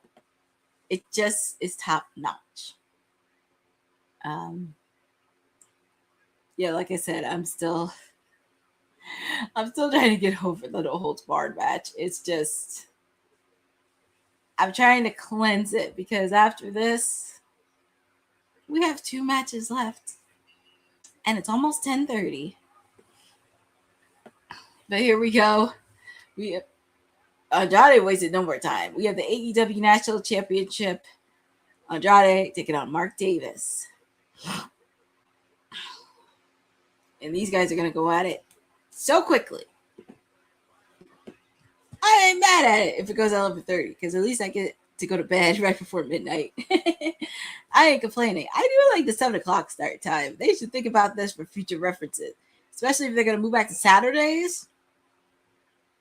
I wouldn't be mad at it, especially with the fact too, Ospreay has to work football season, and it depending on where the Jaguars travel, that could be good for him.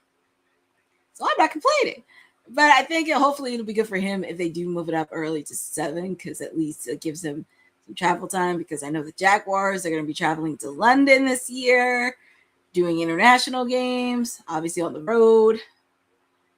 So hopefully it does help, because I'm not complaining. I actually like it. It's just hard to believe we started at 7 o'clock. Nice agility by Mark Davis. I have to give him credit on that. Oh, and I meant to say this earlier because Jon Moxley is the reigning AEW Continental Champion. I had to think about this because he's had that title for a while. He's been a fighting champion, and I know Jeffrey has a eye of Inspector Andrade. Obviously, I picked Andrade too to win. It would be nice for Andrade to get singles gold. But anyways, I was thinking because Jon Moxley is the AEW Continental Champion, and I was thinking in my head on who's his next challenger. I would have said Jay White a month or two ago, but I think Jay White has some other business he has to handle. And it dawned on me on who the person that should dethrone Jon Moxley. Hangman Adam Page. Because with the fact Hangman can't challenge for the AEW title no more, but he can also challenge for other different titles and get on different side quests. And we still need to find the unfinished story, especially after what happened between Hangman and Will Ospreay, and obviously his best friend Kenny Omega.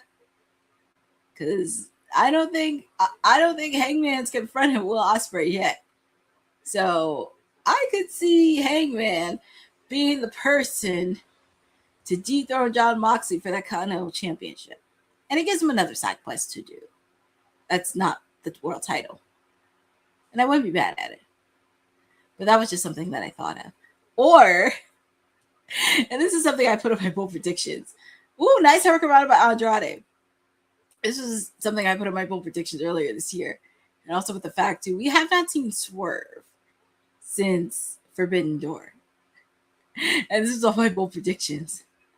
I have Swerve and Hangman winning the tag team titles before the end of the year, which I was kind of chuckling about it because I was like, could this really happen? And then I was like, nah. And look at Andrade. He's with another female, taking a picture with the ladies and everything. Andrade is such a ladies' man, but I'm happy he's getting the single stuff he works. Yep. He's getting all the ladies, even Canadian ladies.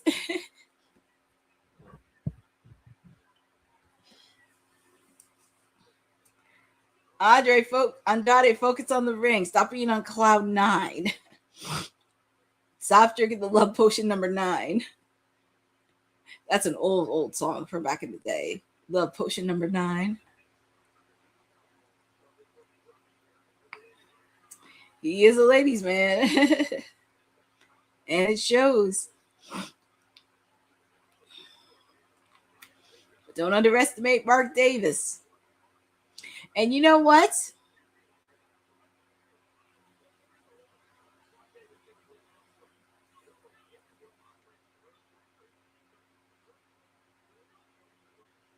And also with the fact to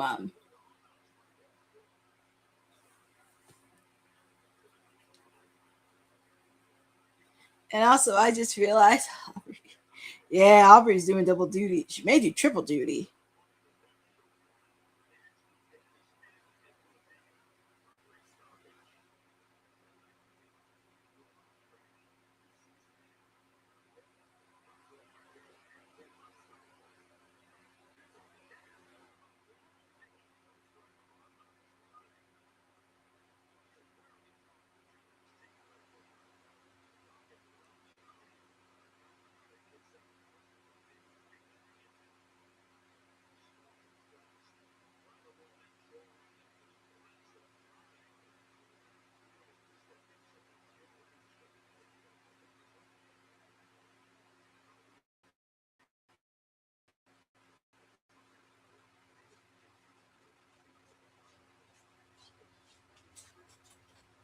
Oh boy.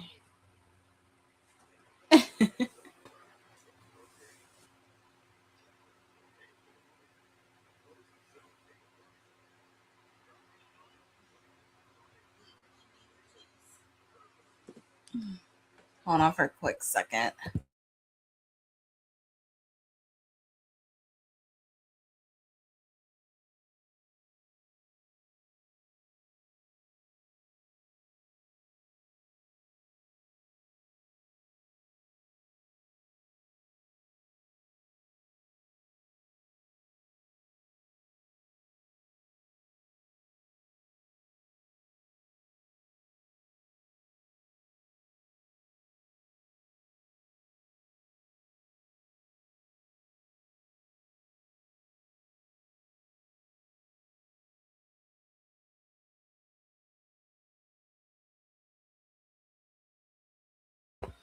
staying awake a little bit. I had to stretch out my legs. I don't know how I do these things, especially for 5 hours, but this is like bread and butter for me, but I can handle it like a champ.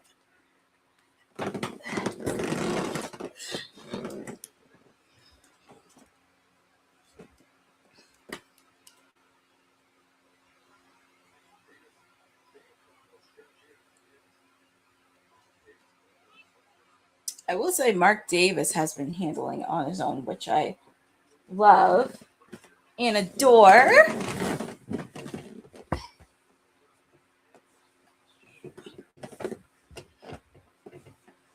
Okay.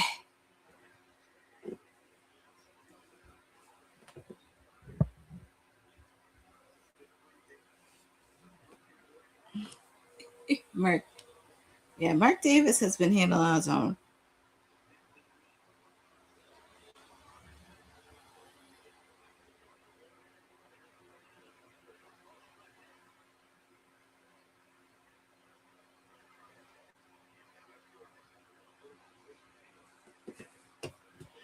See, Andrade, Mark Davis, they're all putting chops in.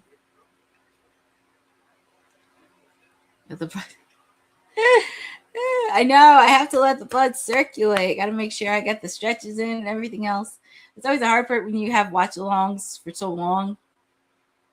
You want to make sure you have the stretch and you have the blood flowing and everything else.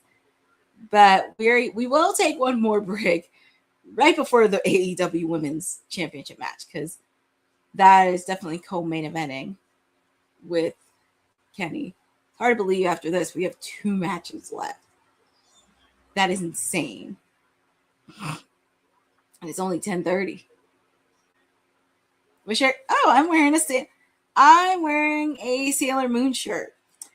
Sailor Moon is definitely something I grew up with when I was a kid. I always try to see. It's hard to find memorabilia in the stores for Sailor Moon, but I'm very happy with that. So I try to find as much memorabilia as I can, but most of the time I have to find online. But Sailor Moon will always have a special place in my heart because I watch the series, I have the dolls, I have the movie, I used to collect the toys and everything. So good. Shout out to Maria in the chat for joining in. You're hanging with me, your PR princess, your timeless elite, with you for AEW Redemption. We started at 7 o'clock, so we're doing pretty good. I know, Bose, exactly. It's funny, I haven't seen them complain about Mania, especially for it to be in 2 days. I have no complaints when it comes to AEW. I just kind of wish they reduce their matches a little bit. Minimum would be 7 and 8. How you know? Oh my goodness. I just love how Andrade is just capitalizing with his catchphrase. Like, how you know?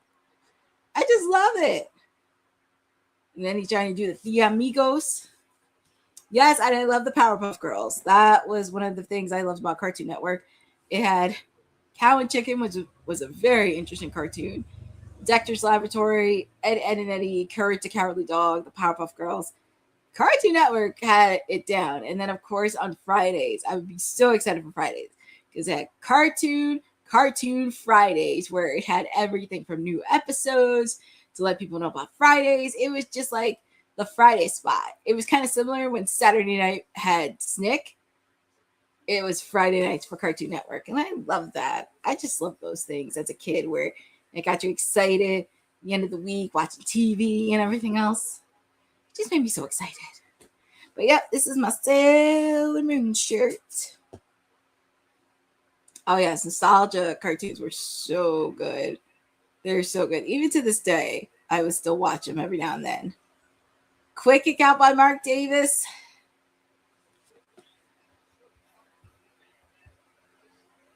Yes, and Boomerang. Can't forget about that. And also, Bo, to answer your question, I just think sometimes, not to take away from any content creators, because there are some doing great work. There are just some that I don't know why, like, you would complain about every single pay-per-view if you're watching it. I mean, all you have to do is not do a watch-along for the pay-per-view. You're going to complain about it. That's the thing. for me, I'm okay with doing watch-alongs. I just have to make sure my legs stretch and I get my caffeine in. And it's funny because some of the panel on my WWT saying, I don't know how Courtney lasts for 5 hours or 6 hours or anything else. But usually I make sure I have snacks with me. I have sweets with me. I have some caffeine in me. Everything else in between. So I have to make sure I got my energy in. But you know how it feels when your body, quick kick out by Andrade. It just how you feel when your body gets close to the end. I'm trying to stay awake. Especially I'm looking forward to both matches co-main eventing, the AEW Women's title and the AEW World Heavyweight title with Kenny and Kevin Knight. I think there's going to be a lot of shenanigans. I can see Darby coming in. Maybe MJF, depending on how he is. But like I said, I could see Hangman go for that Continental Championship belt because he said he can't go for the world title. So why not with Mox? And also, Hangman still has to confront not only Kenny, but also Will Ospreay too. And also, hopefully, we get to see Swerve. What's Andrade doing?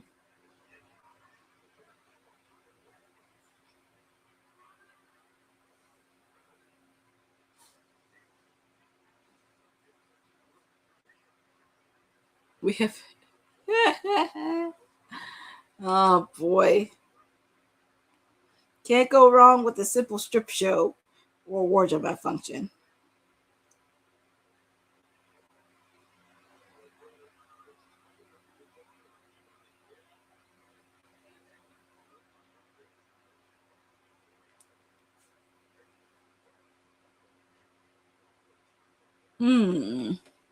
CJ Harris 3880 put out a question. Kurt and Brock or Taker? Oh God. That's an interesting one. That's a hard one to do.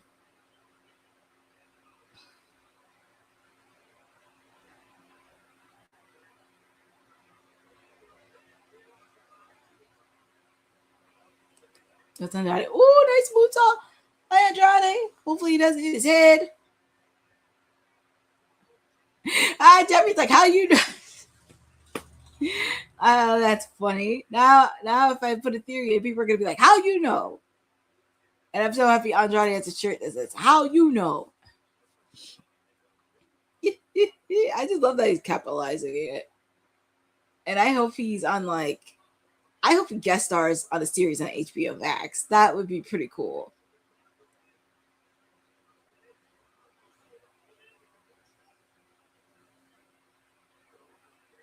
Ooh, that's nice. Quick kick out by Mark Davis. Let's see. Best year of wrestling, in your opinion. Oh, best era. That's always very tough because there's so many eras. I'm not going to say Attitude Era because that's a bit of a stretch, but I would probably have to go with the Rock and Wrestling era. Oh, Lordy Andrade taking off the pants. I would probably say when the 80s hit and they crossed over to mainstream.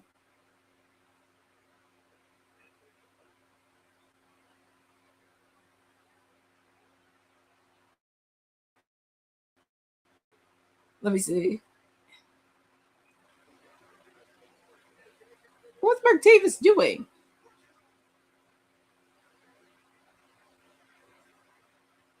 They're on its trucks. How you know? Oh, Lord. I'm so glad he's milking that cat phrase. How you know? I love it. I love it, love it, love it.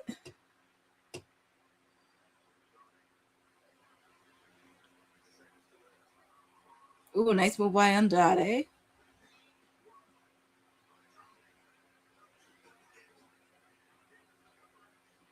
What's Mark Davis going to do? Nice work around at one. Quick kick out by Mark Davis.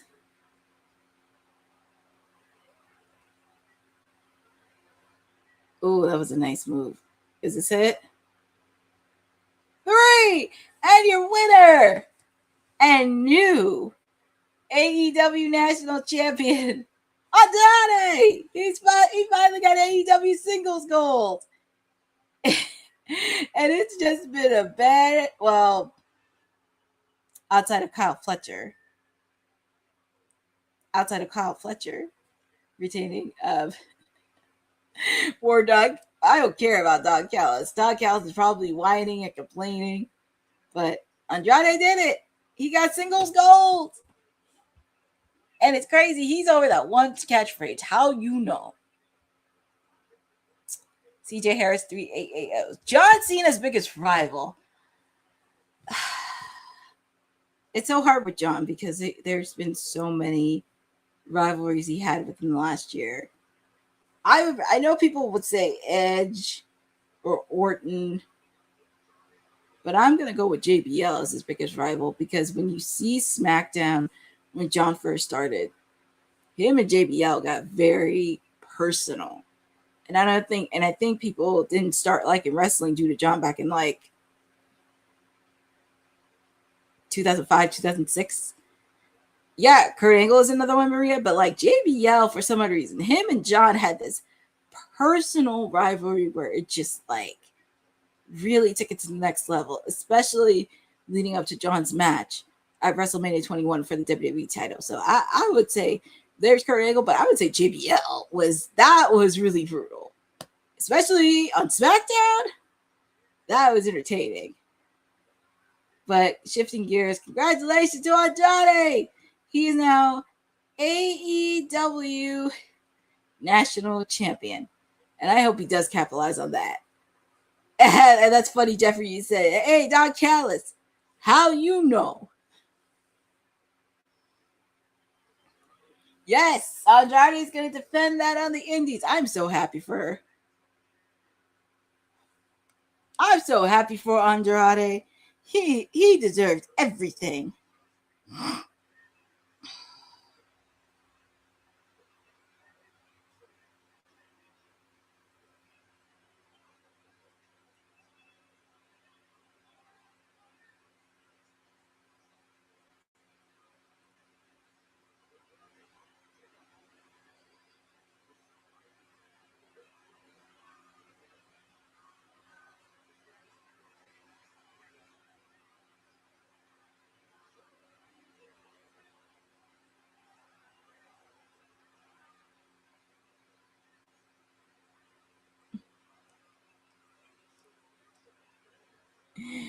Well, I kind of knew Willow and Thekla were going to co-main event with the way they were building, so I'm happy. Ah, look at Andrade! He's taking all pictures. But here we go. Oh, look at that. The lady that took a photo with Andrade. Everybody's celebrating. Congratulations to Andrade being AEW National Champion. Congratulations to him. Hopefully we get to see him defend it and represent AEW well. And his first singles goal.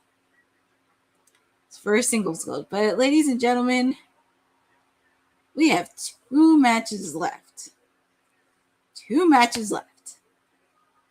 And look at that photo. That's like $1 million photo right there. That is $1 million photo. Oh, and Speedball Mike Bailey. Congratulations to Speedball Mike Bailey. He is the new #1 contender for the AEW International Champion.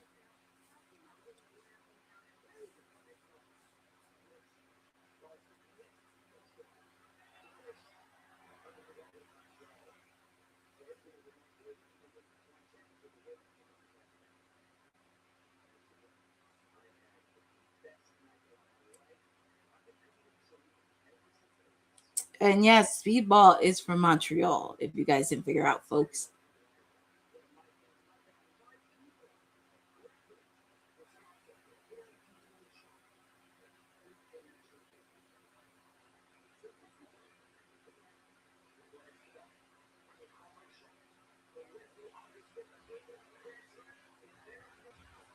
Oh, so Speedball Mike Bailey's calling a shot at Grand Slam Mexico in August against Kyle Fletcher for the AEW International Championship. He's calling a shot. Jeffrey, you're way too fast. I'm still on Speedball.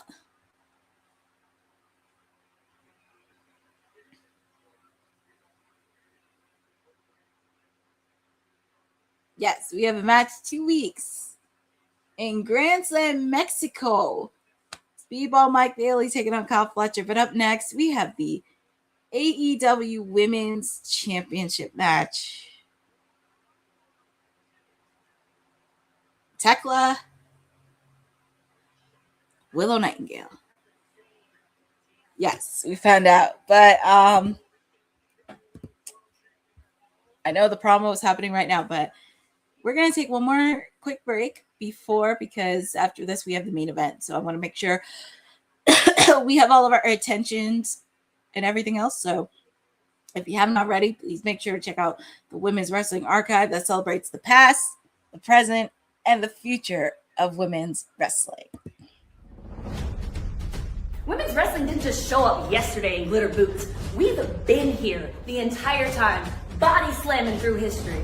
The Women's Wrestling Archive launches 2026, and it's going to pave the way for all women's wrestling. Because if we don't document it, a man might say he did it first. This has been a passion project for a very long time. Head over to the womenswrestlingarchive.com to donate 1, 5, or whatever you can. It all goes a long way. Let's give these women the spotlight that they've always deserved. Her story belongs in history. Help us preserve it today. Join us at womenswrestlingarchive.com. Support the archive. Support women's wrestling. Donate today.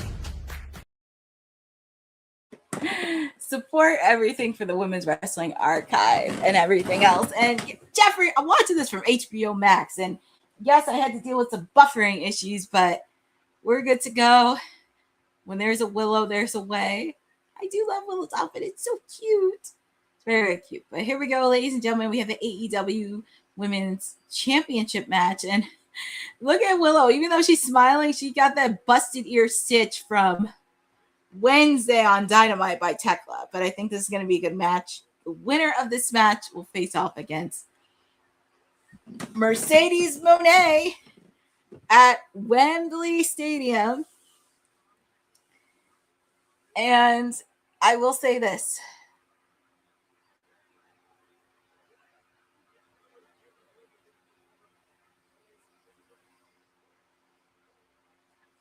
I know. I'm watching this from HBO Max and I had some buffering issues. Maybe that's why I'm a little bit behind. But I'm getting there. I'm on the entrances of Thekla and Willow Nightingale. But I want to make sure my eyes are in full attention for this match. And Kenny versus Kevin Knight. I hope this match does get a good ample amount of time. Because like I said, if you can give the men 20 minutes, I think you can give this match in particular 20-minute tops. Shout out to Beep6437. And I know, Lynette, you asked me. I did hear about Lola Vice. And we were talking about Lola Vice earlier. I would not be shocked if she did go to SmackDown. Because it's a possibility. Because we've seen what's going on with Raw. And SmackDown's trying to find somebody. But we shall see. But feel free to put in the chat who you guys got winning the AEW. As long as she goes to... as long as... Oh, boy. Well, feel free to put in the chat on who you guys got winning. Do you think Tekla's going to retain, or do you think we'll have a new AEW Women's Champion? Just to let you know, and I just found this out, if Willow wins, she will be the first person from the women's division to be a Triple Crown champion. And I did say that she was going to be there. There's Mercedes Moné looking on.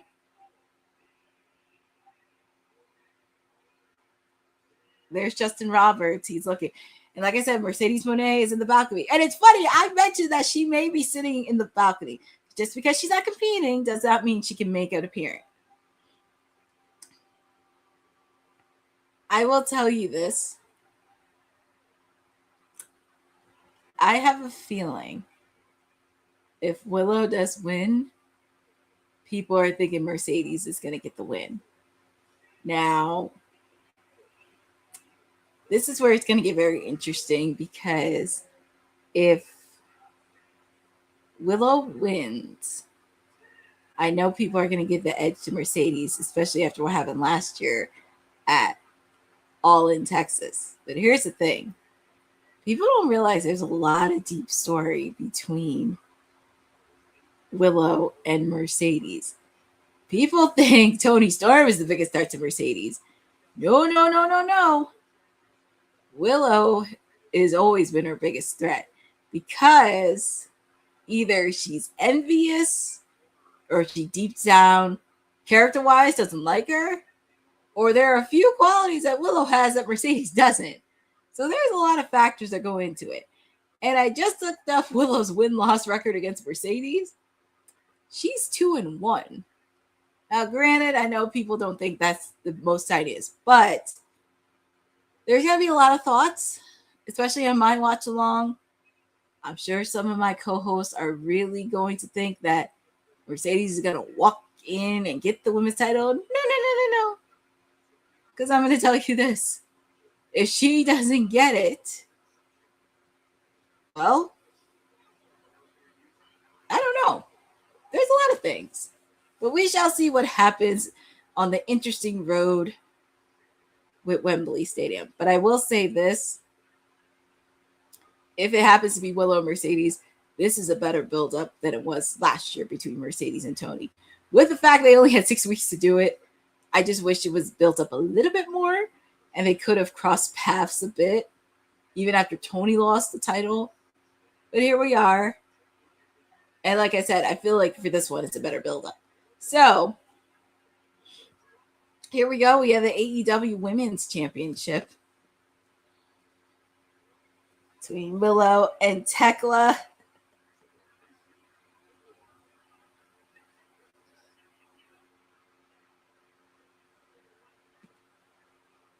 Yeah, I can tell you Thekla is definitely going to go after that Stitch here, the one that she attacked on a Dynamite on Wednesday.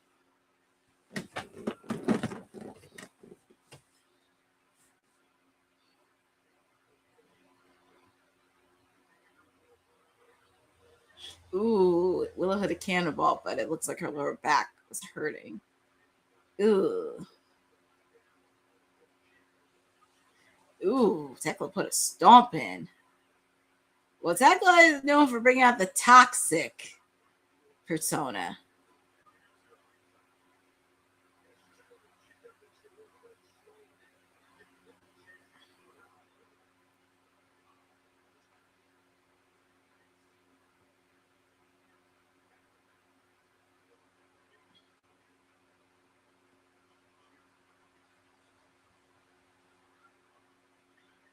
Thekla, she is ruthless in a way.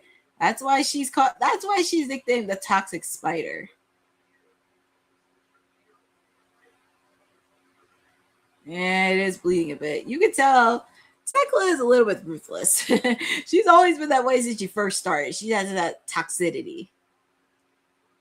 And I'm not going to lie, the feud between her and Stardom is pretty interesting to watch, because this is the most presence I've ever seen of Stardom in God knows how long since they've had the partnership with AEW. So it's nicely refreshing to watch. What's Thekla? Oh my God, Tekla's biting Willow's ear? My goodness. Like I said, there's a reason why she's called the Toxic Spider. And I met her at her first U.S. event last summer.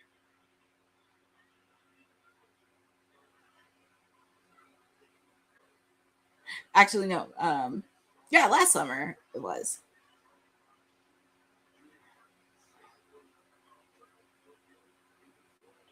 Ooh, kick to the ear. She is really targeting that ear. That's the one thing about Thekla. She will target a weak spot and she'll go right after it and take it.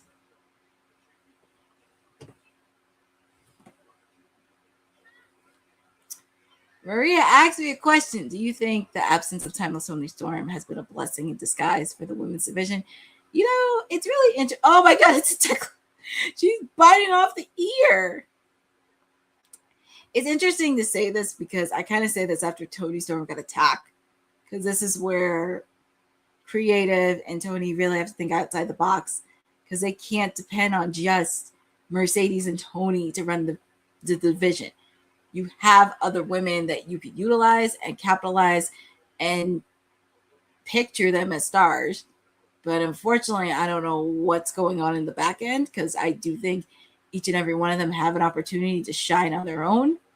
I don't know if it's like jealousy or envious or somebody doesn't want to share the spotlight. I don't know. But it's going to be very interesting when Tony comes back because Detective Courtney is going to reopen the case of who attacked Tony Storm because we're going to have a little bit of fun with this because I have some thoughts.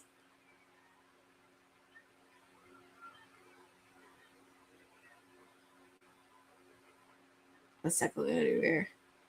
Ooh, nice close up at Willow. So I think it's gonna be interesting. And also paying attention to some of these ladies too.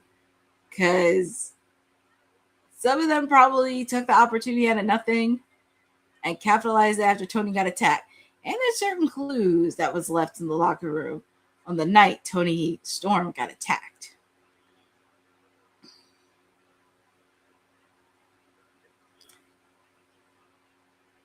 Sheeta did it. You think Sheeta. I know some people said Mina. There's a lot of suspects. Lots of suspects. But Sheeta is definitely a good one because Tony and Hikaru Sheeta have a lot of past history. A lot of past history. People say Mina because it's always the least person you expected. So I wouldn't be shocked if it was Mina.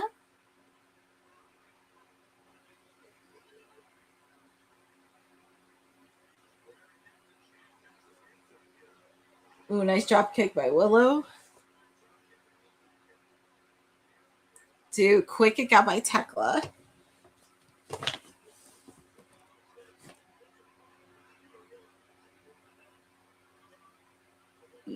I know when they showed I know when Willow showed that photo of that gruesome pick of the ear. It was a little bit grossy, but that's how the wrestlers, that's a lifestyle of a wrestler trying to deal with some gruesome stuff, especially on any type of body part.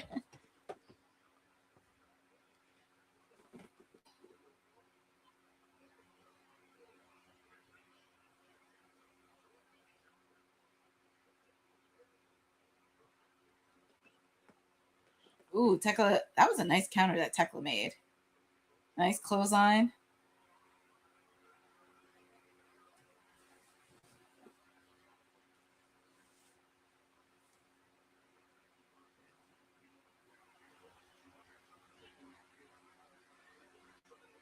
Ooh, Tekla's putting that submission hold in.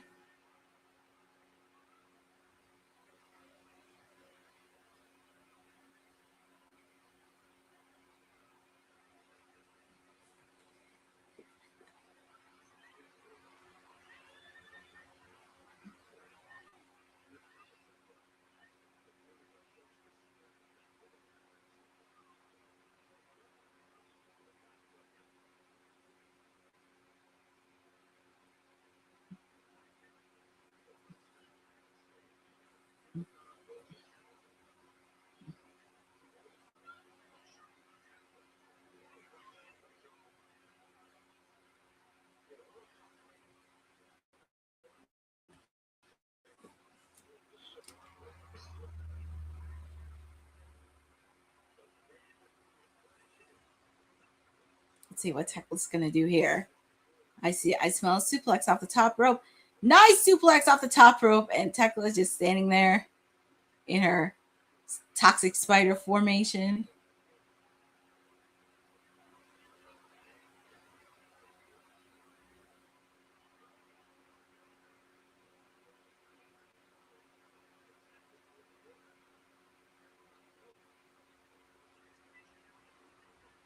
Oh, man. She did Thekla on the turnbuckle. Nice kick by Thekla. Ooh, both ladies are down getting a clothesline. Or, I noticed something too. Maybe there is a fear because they probably think the women can outshine the men in AEW. I'm just saying. That could be a factor.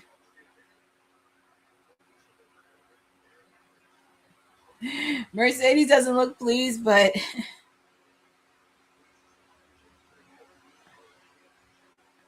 she doesn't look pleased, but girl, you better not hold your guard down like you did last year, because you underestimated Tony Storm, lady. Oh God, Jeffrey. Yeah, because Jeffrey's 2-3 minutes ahead of me. And it's funny, I'm watching this at HBO Max, but I have a little buffering issues, but that's okay. It happens. Headbutt.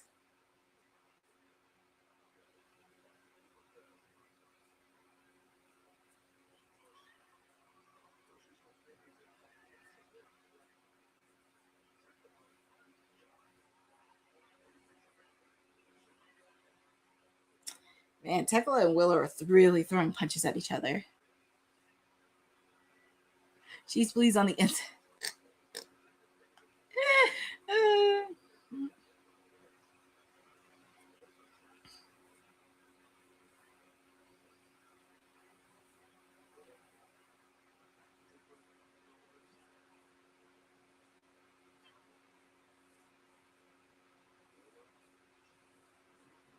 Oh man, Thekla with a trip onto Willow.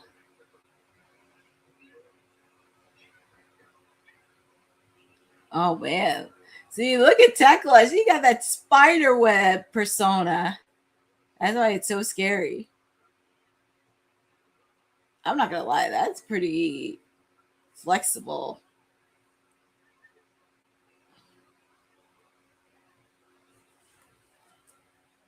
That's pretty flexible that Thekla did. And Willow has her hand on the top rope. But Tekla's not letting go. Thekla hits hard at Willow, bringing... Yeah, that's true. They're both bringing the same.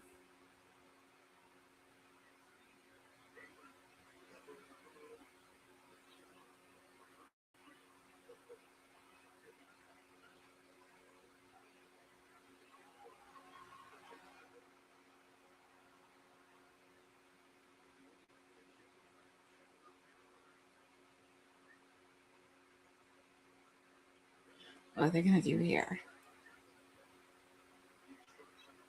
Ooh, DDT on the ring apron, and Willow's like knocked out.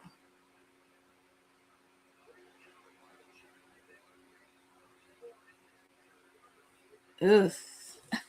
CEO suite. Well, yes, Jeffrey corrected. It's a CEO suite. Because when you have money like her, you can get a suite just like that. Let's be honest. What's Thekla going to do here? Off the top rope. Diving crossbody.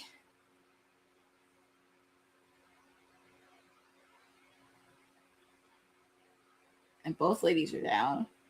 Well, they better give their all.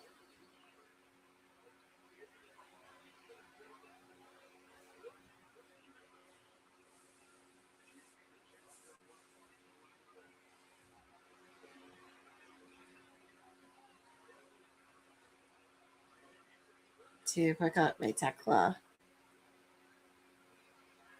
You can tell by the look on Thekla's face. She's just like, because I've seen her frustrated, but it's kind of crazy.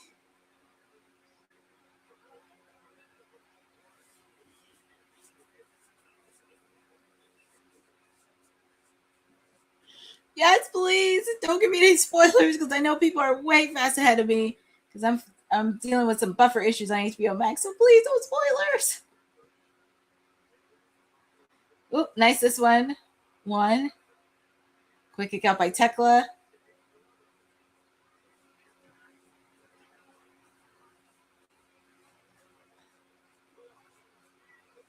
Quick kick out by Thekla.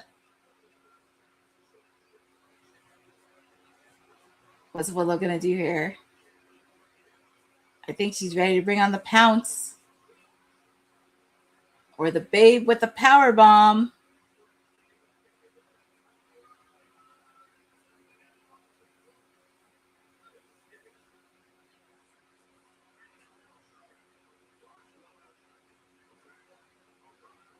One, no, because you know what? That's the same thing she did when she faced off against my girl Jamie Hayter.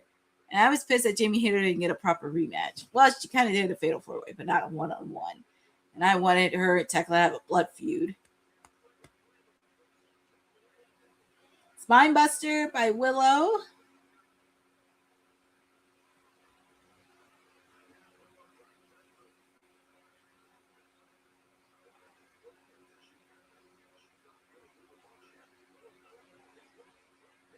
What is she doing? She's hitting that. Uh-oh. Well, you can see the Band-Aid is coming off of her ear. I will say, one of the few. Oh, that's a nice moonsault. And Willow ever does moonsaults, but of course it had to hurt with the shoulder in the past.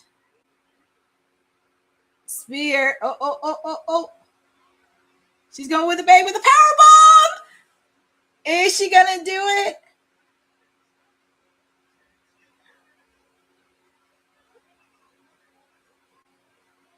Two. Oh, and here come the Sisters of Sin. Sky Blue and Julia Hart. Please don't give me any spoilers. I'm trying to watch this match. The Sisters of Sin, Sky Blue. Well, I know Harley Cameron is injured. That's why she hasn't been there for a while. Harley Cameron's injured. And I think Chris Statlander is probably hurt. Ooh, she put the powerbomb on Sky Blue. But also she has to deal with Julia Hart as well. But look at the fans. They're trying to get behind Willow. See, this is why if Willow wins, she needs the Brawling Birds. Spear.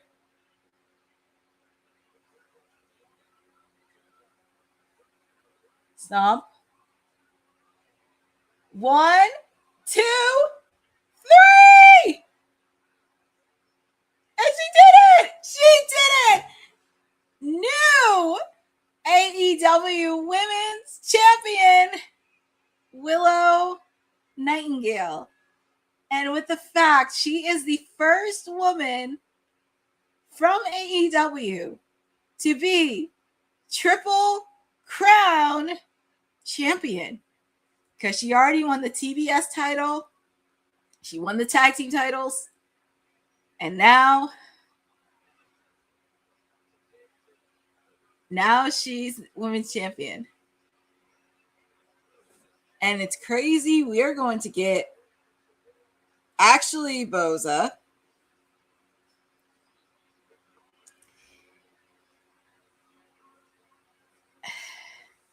I know. Oh, look, Mickey Corporation's there. And they got her a backpack. I'm a little behind, but I've seen my guy Orange Cassidy. They got the backpack. That part, Boza, because I was very upset with that transitional run when she lost the T-Best title. Apparently, this is actually part 3 in there. Actually, this is part 4 of Mercedes and Willow, per se. Hold on. No, I'm having issues in this from HBO Max. Hold on. Let me jump to live. Let me see if I can jump.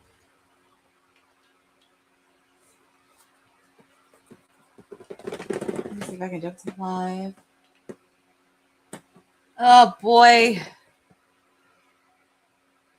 Of course, my internet does not want to work. Here we go.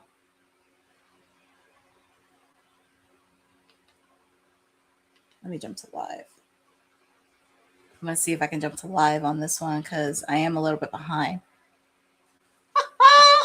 Okay, here we go. I'm finally on Kenny and Kevin Knight, per se. Yeah, I don't know why, out of all things.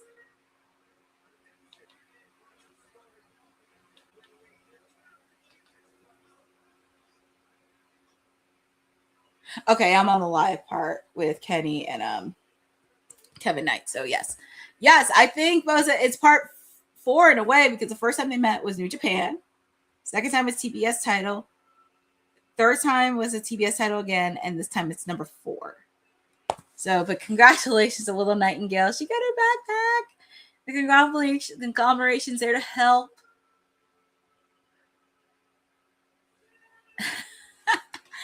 No, not this time, Jeffrey. Apparently, I was having a little bit of issues because I was having issues buffering with HBO Max. But thankfully, I am on the live. It is main event time. Who's coming out first? I do love the entrance of Kevin Knight. I'm not going to lie.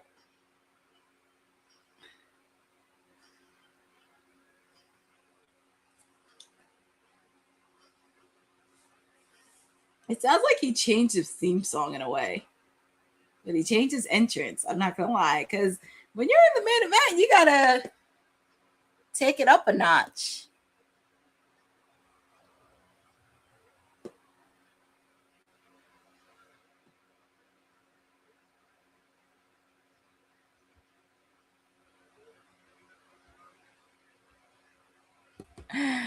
But it does, his music, his entrance does sound different. But I am on time with everybody. Kevin Knight's coming out to the ring. So I do want to thank everyone else for joining with me, especially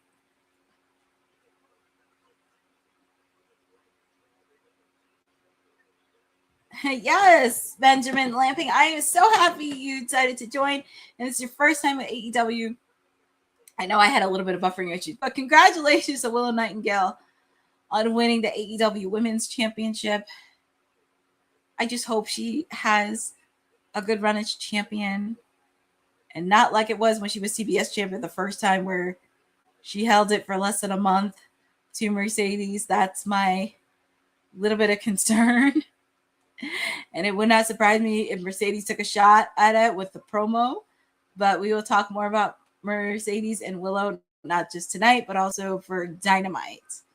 And I'm sure some of my co-hosts for WWT Live will probably be saying, probably thinking this is be an easy win for Mercedes. And I was like, yeah, you said that last year, but there could be a lot of thoughts. But Willow Nightingale is the first Triple Crown champion for the women's division. That is very huge to say. And I'm very happy on that. But yes, Jeffrey, we have 2 new champions in the women's division. And the landscape is changing.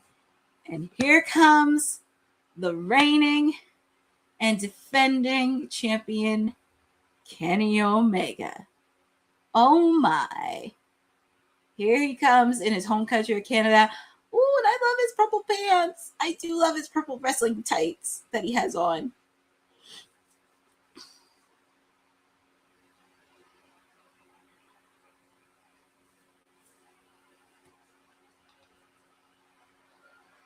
Let me see.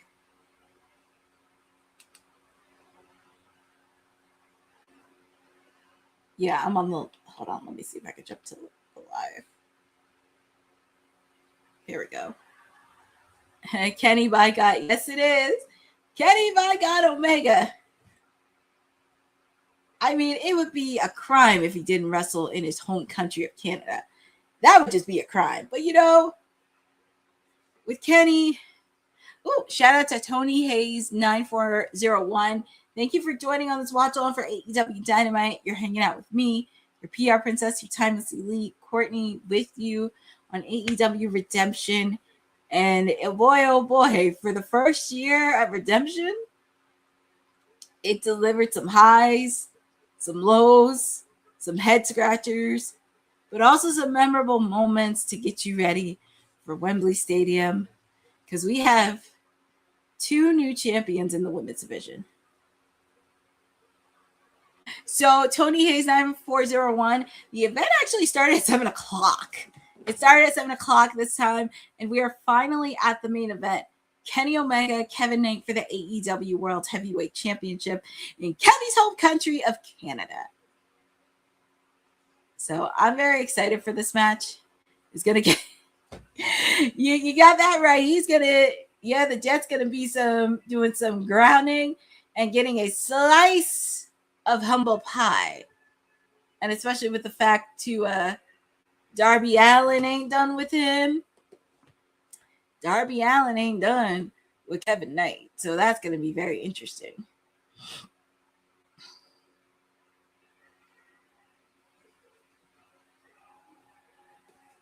But there he is, the reigning and defending AEW World Heavyweight Champion, Kenny Omega.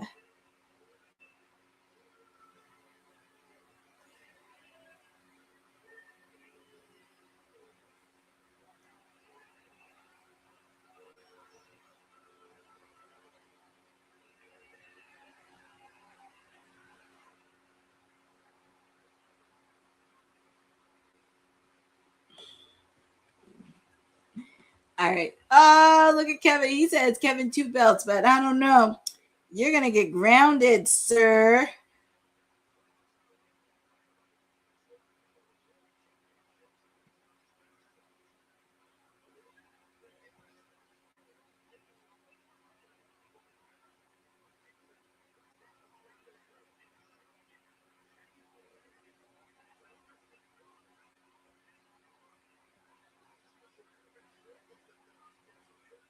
Sorry, I'm actually going to the WWT. Told you, Courtney, this is going to... Well, that too, Jeffrey. I'm okay with 11 or 11:30. I'm okay with that. But it's hard to believe we started at 7.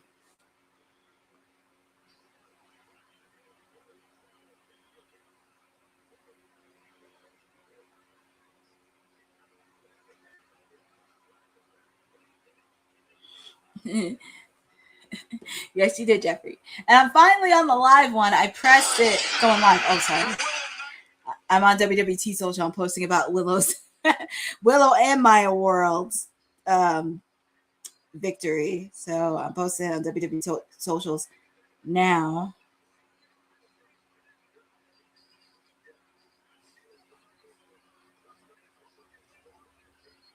It's just so exciting seeing Willow being the AEW Women's Champion, Maya World being the AEW Women's Champion, and she's facing off against Mercedes.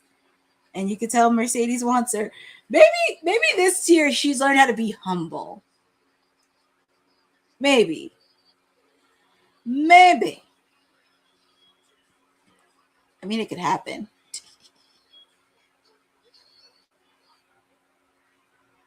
And then I'm going to post about my world.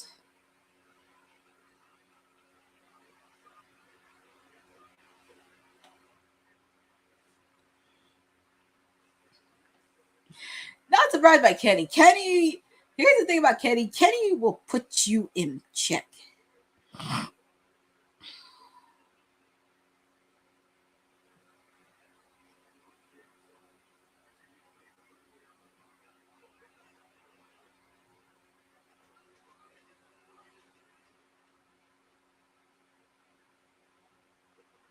Kevin Knight, oof. Maybe she'll learn how to be humble. Well, Jeffrey's saying maybe. I mean, Boza, with all due, and I can say this to say, because I remember straight up, I shut it down right away. This is number 4. This is not the same Willow that Mercedes faced when she first came to AEW. Now, granted, and people don't know this, because I had to do the math myself. Willow is 2-1 against Mercedes overall, because I don't think people realize that, because Willow did beat her for the New Japan Strong, and she did beat her again when she reclaimed the TBS title. And obviously the one loss she had was when she lost the TBS title.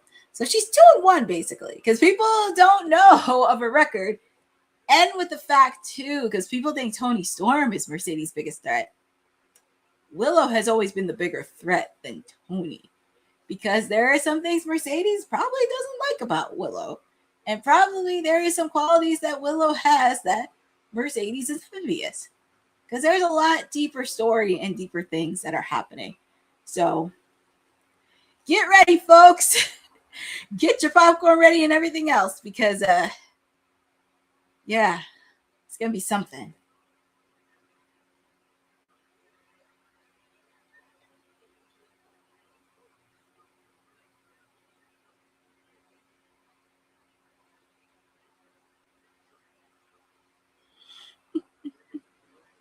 But we shall see on that. But turning our attention to the main event, I'm posting this on WWE socials of Willow and Maya World.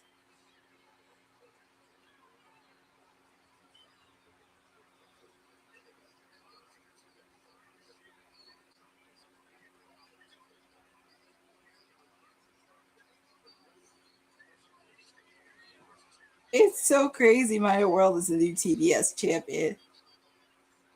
She's now the face of TBS. I'm going to tell you something. She better start.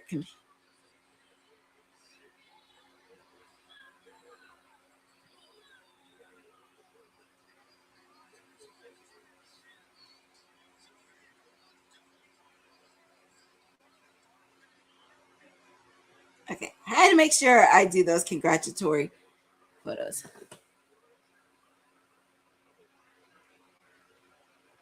That's one thing I'll say about it. Oh, Jeffrey, be nice. Kevin is a very talented person. Be nice. Yes, she has. I think Willow can show the same grit. But it's the same thing.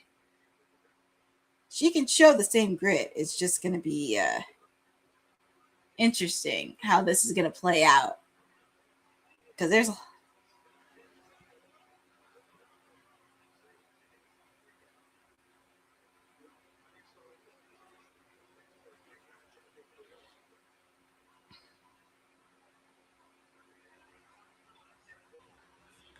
and also with the fact too, with Willow showing the same grit, because Mercedes does have the divine dominions, but Willow's gonna need some help. She's gonna need a pair of birds that can brawl, beat the piss out of people, drink beer, and don't take no crap from nobody. So it would be kind of cool for Willow to align herself with the brawling birds because Harley Cameron is injured. Chris Statlander, I'm hoping she's okay and she's not injured. But it's going to be very interesting how the road between Willow and Mercedes is going to look like. But I just can't believe Maya World. She won on her birthday. And also, don't be shocked if both Mercedes and Athena rain on their parades. Because obviously, of course, Maya World has her tag team partner Haya to back her up. Like I said, Willow's going to need the Brawling Birds to back her up as well. 1, 2, quick kick by Kenny. But I'm very excited how the ladies' matches are going to end up. And it's going to be very intriguing for Ring of Honor Death Before Dishonor as well. Because, come on, Courtney, get in there. Yes, I am. I would get in there with Willow, but I leave that to the Brawling Birds. They're going to do it. But like I said, Willow being the first woman to be Triple Crown champion, that's huge. You know, with everything that's been happening, people think like Mercedes can do all this, and this, but you can't take away what Willow has done in AEW. You can't take away what she did as a Triple Crown champion because that is huge. The same way I said with Darby Allin was champion. First person from AEW to be Triple Crown champion. Can't take away their accomplishments. And it's funny, we're seeing some of the current stars, and now we're seeing the future of AEW with Kevin Knight. But Kenny's going to give him a slice of humble pie. But I do think this is something where Kevin can show that he can wrestle with the big leagues. He wrestled against MJF. He wrestled against Darby Allin. He wrestled against Okada. Oh, yeah, absolutely. She is an AEW lifer. I'm not going to lie. I like Kenny's pants, and they're purple. They are purple. They're purple, by the way. And I love his wrestling tights attire. It's just so cute. And I like Kevin's attire where it matches the colors of Montreal. It's really, really dope. And you just have to pay attention to detail. But I think this is going to show that Kevin can take it to the next level and be a future pillar within AEW. It's kind of the same way when Hangman was AEW World Champion. He faced off against Kyle Fletcher when All Out was in Toronto. And it did show that Kyle Fletcher can hang with the big boys and that he's ready. And I think this is something Kenny Omega is going to do with Kevin Knight, where you want to make sure that you're ready, but also giving you a slice of humble pie. It's kind of crazy that I'm seeing Kevin Knight wrestle, and his woman Mara Sharday is competing for the Knockouts TV title, and I'm going to see her live this week on TNA. It's kind of crazy, but I'm excited. And it's hard to believe we're at the main event. I gave you guys so much excitement. I don't think I'm doing a post show. I pretty much went through all the matches per se. But like I said, we have 2 new champions in the women's division that have the keys. We have 3 matches down to All In Wembley Stadium. Get a pick for me. I will, Jeffrey. Yeah, we have 3 matches set for All In Wembley Stadium. Well, we're going to find out who's going to face Ospreay. But we now know it's going to be Willow versus Mercedes at All In Wembley Stadium. We know Edge and Christian are going to face off against the Young Bucks. Which it wasn't the case, but that's just me. I mean, I'm going to go for Edge and Christian no matter what. But so far, we have 3 matches on the card. Who knows what else we have on deck with the road to Wembley Stadium. It's going to get a lot more interesting. Ooh, nice moves all by Kenny, but countered by Kevin Knight. It's just crazy. It's crazy with Kenny. Even when he had a rupture lower abdomen issue, it looks like he hasn't missed a beat, which is insane. It is insane right now. All right, let me jump on the live. Because I found out when it buffers a little bit.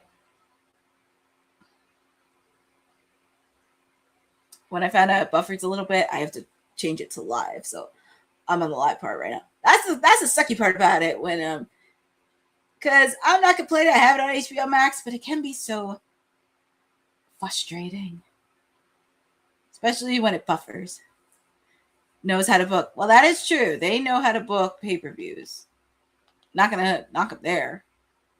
It's just the one thing I wish they would give equal time to the ladies. Because if you can give Mercedes 20-minute matches on the pay-per-views, you can give some of the ladies 20-minute matches on the card. Unless, like, some people have this fear that the women can outperform the men, which actually can be true.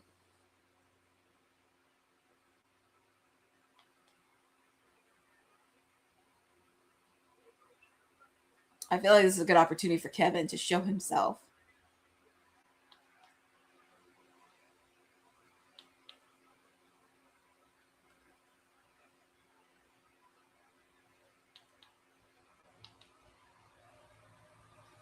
Jump to the live.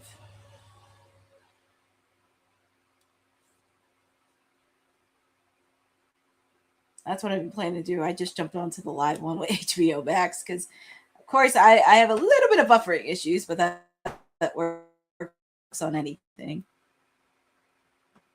Exactly. That's what I think. I think they know a lot of these women can go. They just don't want to pull the trigger, or I don't know, maybe there's some trust issues there. I have no idea, but that's why we have Women's Wrestling Talk, because we want to support the women of AEW. We want to know that they can do it. Damn, look at Kevin Knight. Let me see. What's Kenny gonna do here?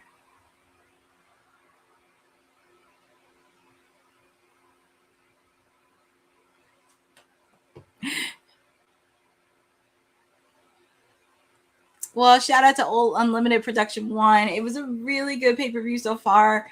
Make sure to check out the replay because it was really fun. We start at 7. I know, Jeffrey. He's checking me conversation, but I don't know what it is. I'm trying to jump to the live. Because for some odd reason, when I hit live, it just freezes. So I'm trying to...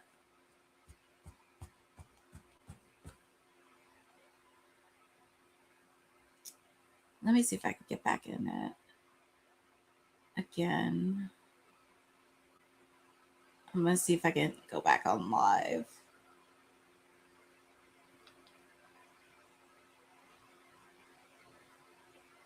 Let me see if I can go back on live. Because of course it has to do this to me in the last couple minutes.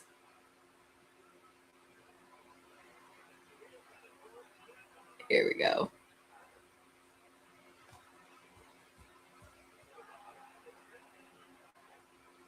There's Kitty. I may be a little bit behind only because, like, even when I hit the live button, it still buffers a bit. So it does. I know people are watching this on the internet. You would think with HBO, you think with people with HBO Max, there is a buffering issue in between, but I guess it happens everywhere. Because I remember the first time I ordered from HBO Max. It was All Out Toronto, and there was so much buffering issues, which I understand it's the first one to do. Nothing's perfect or anything, but it happened. I think when I ordered the second time, it was okay. Man, Kevin Knight looks like he's bleeding from the mouth. So I may be a little bit behind, but I feel like anytime I hit the live button, it always... Kenny Omega's giving him a slice of humble pie. He's telling the crowd to be quiet. And yes, Jeffrey, maybe Boss Man can give me compensation.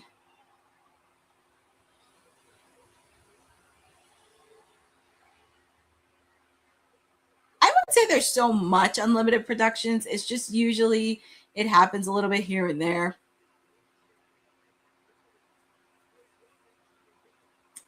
Yeah, and you know, Jeffrey, it's crazy because when I watch on the TNA Plus app, I never had issues when it comes to pay-per-views. I never had that kind of issue. And I think one time when I was watching Dynamite on HBO Max,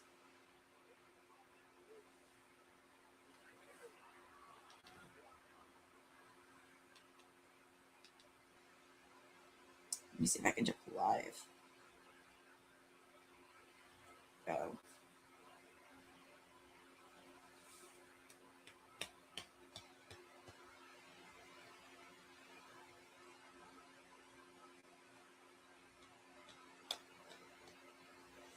And also with the fact, too, I think a lot of people are watching this on HBO Max. Because I think out of all the things, it's kind of HBO's a problem. I think so, too. And I think because I think with the fact, too, a lot of people do watch on HBO Max because the lowest rate of any pay-per-view for AEW is $39.99. So that's why a lot of people do watch it on HBO Max. I kind of noticed that too, because I don't think anybody wants to spend $50 on Amazon Prime or even on pay-per-views. And that's what people do the other way. But I'm just happy I do have HBO Max and I don't have to deal with nonsense. So I may be a little bit behind, but that's okay. Exactly. That's what I'm saying. Unlimited productions. I think people are now starting to watch it. And especially if you have an account on HBO Max like me, because it's included on my cable. Give me free. I know, right? Well, the only reason I have HBO Max is because it's included in my cable plan. So I'm happy that it's included. It's just the sucky part about it is paying for the pay-per-views. I feel like they need to do like a bundle for subscribers if they want to watch wrestling. Like, hey, you can watch these matches for $10.99 and see how it is, you know? I know. I think I'm a little bit behind. Because even if I press the live button, it's going to buffer anyway. So I was like, I might as well. But I do appreciate it. But like I said, please don't give me any spoilers for the main event. Yes, they do. I do like HBO Max because they do got some good shows on there. They got some good shows, good movies, good documentaries. Also some cartoons that I have when I was a kid. So that's why I keep it, because it's included in my cable package, and it's free, by the way. That's how it is with ESPN app, because since I have cable, I can watch WWE PLEs for free. So it's not really that bad. And also, by the way, too, if you have trouble and you're spending way too much on streaming, make sure to check out the NordVPN.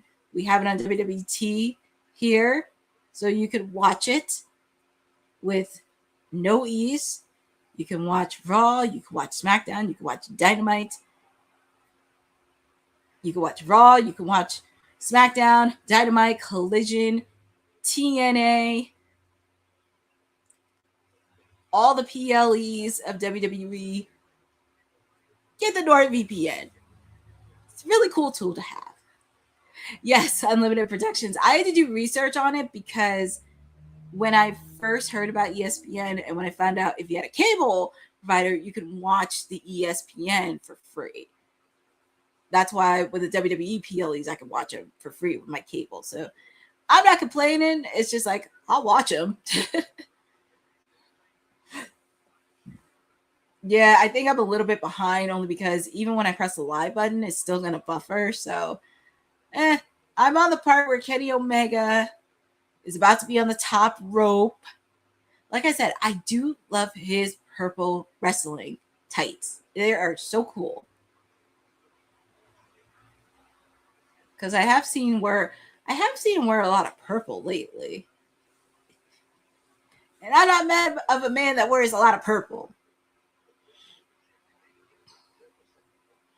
And I'm happy they're giving them a lot of time between Kenny and Kevin Knight. But I think this is really going to prove to Kevin, because even though he had a match against Darby, he had a match against FJF, I feel like with Kenny, since Kenny's been around since the beginning of AEW, this is really going to be interesting. And also giving Kevin a slice of humble pie. Chop on the neck. It's giving Purple Rain. I know, right? It's giving Purple Rain of Kenny. I wouldn't be shocked if he was a fan of Prince. I would not be shocked. If I asked him a question about like Prince or Purple, I'm pretty sure he'd be a fan of Prince, which would be really cool. And I do like you said, I do like the push that they're doing for Kevin Knight, because they're trying to find pillars for the future, and Kevin Knight is one of them. It's really going to be a test on Kenny hang with the big boys. Kenny hang. It's kind of like the same thing with Kyle Fletcher. Let's see. All right, I pressed the go to live button. So I see Kevin Knight on the floor.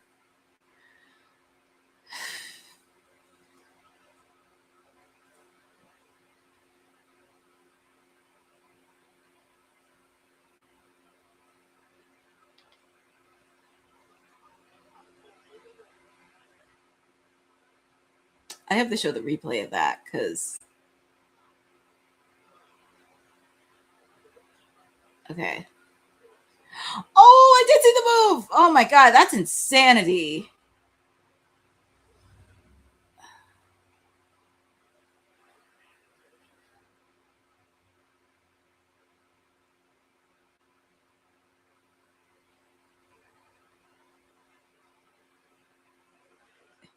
Damn, Kenny kicked him in the face. Woo! Kenny's putting a life lesson on him.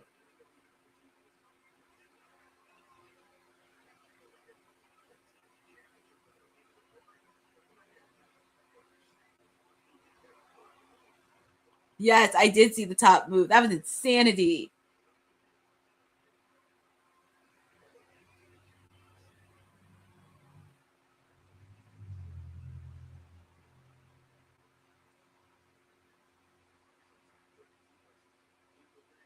Respect your Yep, you gotta respect the elders.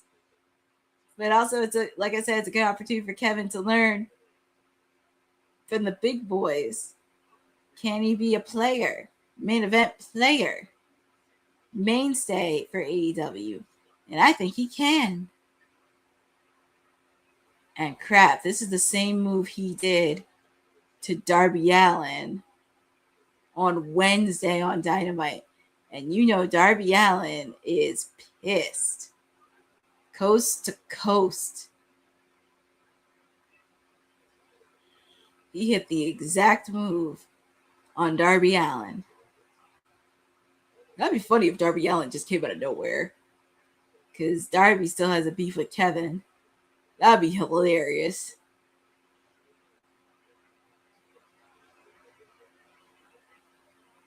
That'd be funny if Darby came out of nowhere. Wait, why is he holding the two belts? Well, referees.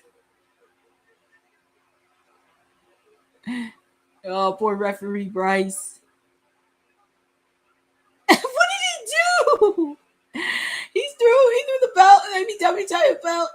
Oh, he was trying to do the same thing he did to Darby Allin, but Kenny was like, "You're not going to do it on me." And he hit Kenny with that TNT. Damn, are we going to really? No way. Quick kick out by Kenny. I was like, I don't think people. No, I don't think people want to see Kevin Knight versus Ospreay. Not right now, especially in the different paths that they're in. I know one of them was a decoy. Not right now, because they're both in different paths. Ooh, Kenny with the knees. Kenny's hopping on one leg. Is he going to do the one-winged angel? Ooh, nice counter by Kevin. Uppercut. Irish whip. And knee to the face.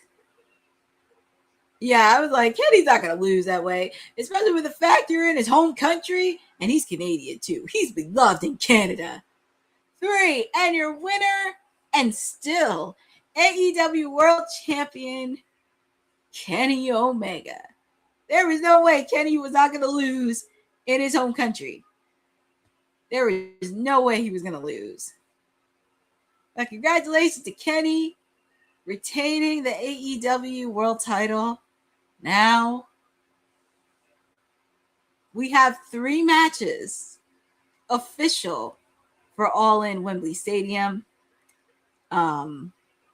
We have Kenny versus Ospreay, Willow versus Mercedes for the AEW Women's title, and we have Edge and Christian taking on the Young Bucks for the AEW Tag Team title so far. Yeah, we know the top 3. Yeah, you did get grounded. And that's true. Even though we're set with 3, we still have a long way to go to August. And a lot of stuff can happen between now and the end of August.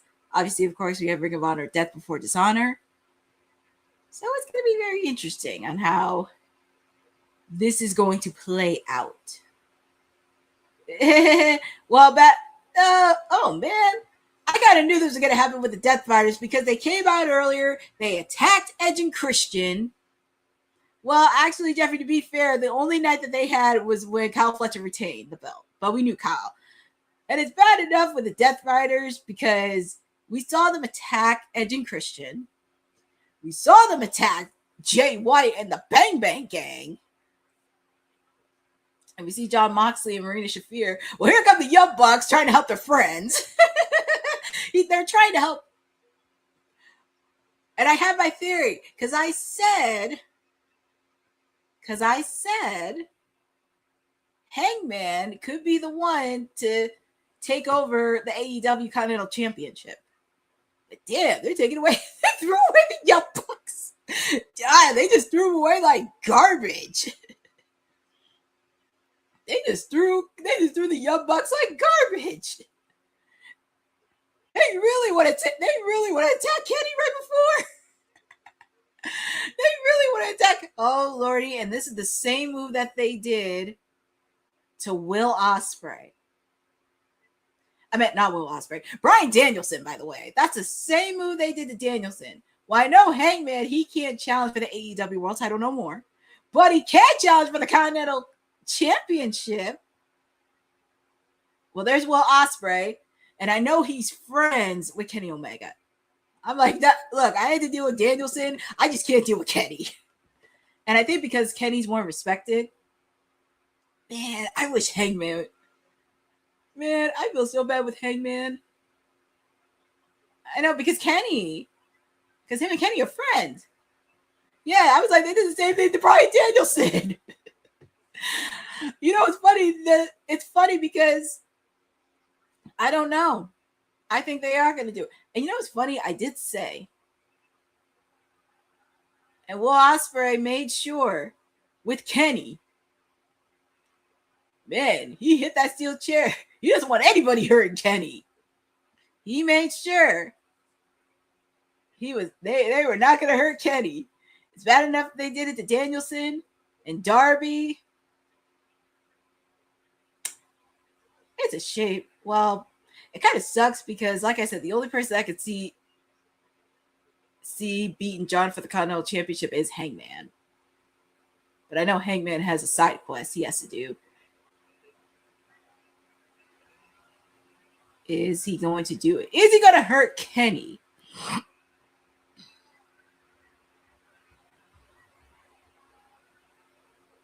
It's just funny how the Death Riders attacked everyone tonight. They attacked Edge and Christian. They attacked the Bang Bang Gang. Is he going to attack? And I did say Will needs to watch his back between now and Wembley because you don't know what's going to happen.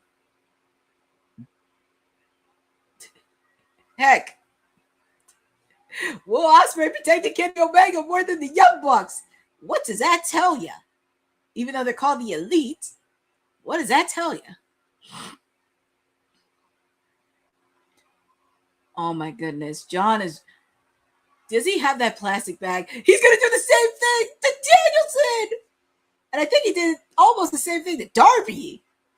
He almost did the same thing to Darby. Is he going to do it? Is he going to do it again? And life coach. It would be a good opportunity for Swerve to come out because I know Swerve and Kenny have a lot of respect. I know for damn sure MJF ain't. And you know what's funny? Swerve said this a couple weeks ago, right before their match at Forbidden Door. He told Will that he changed. He's not to Kenny. It's bad enough he did it to Danielson, but he did it to freaking Kenny? This is where Hangman should be.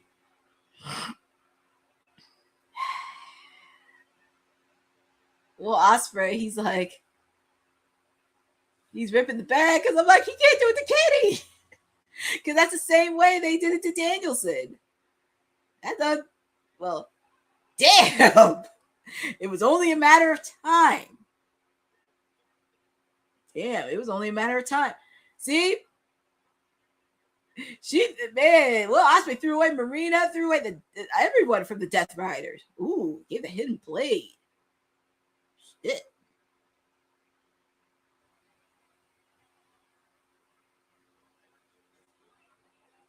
It's going to be very interesting how this is going to play out. Because I said either Jon's going to get kicked out, or I said Will needs to be prepared to hide his back.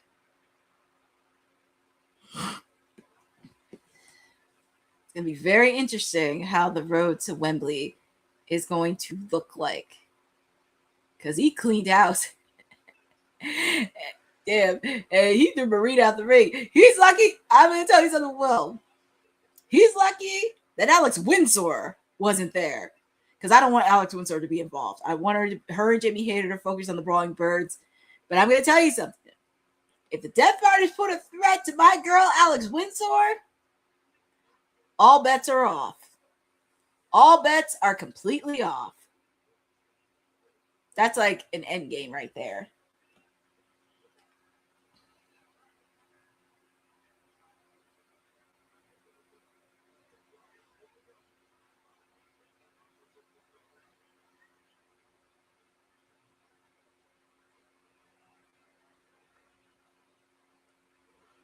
Well, it's gonna be interesting because it was like, well, while I don't think he was in the Death Riders, I think just to train him and trying to turn his back, especially with Kenny. Yeah. You could tell. I think out of all the people he did not want to do it, he did not want to do it to Kenny. Because I feel like Kenny has so much respect. That would just be crazy, especially with Danielson.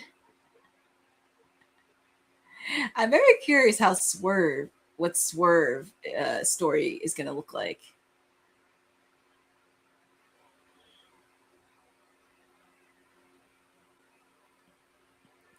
You know what's really sad? Will Ospreay defended Kenny Omega more than the Young Bucks did. And that tells you something. They just threw the Young Bucks like garbage.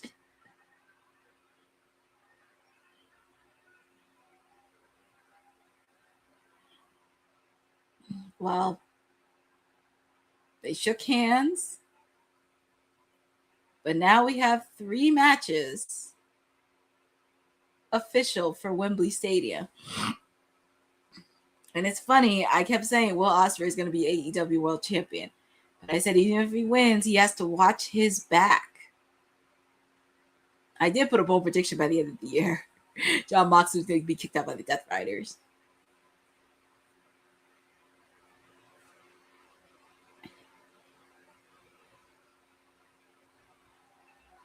I think, and plus it's Kenny's home country. It's Kenny's home country. I don't think they're going to make him do it in Canada. But it's official, ladies and gentlemen. It's the main event. Kenny Omega, Will Ospreay. That is the main event for All In Wembley Stadium.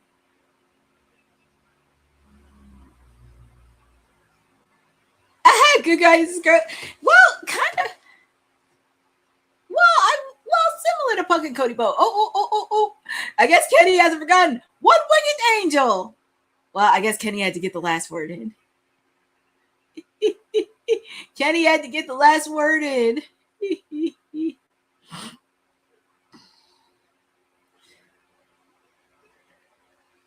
I guess Kenny was pissed off saying, what were you thinking? What were you thinking? I guess that ended too soon. Kenny was like, what were you thinking?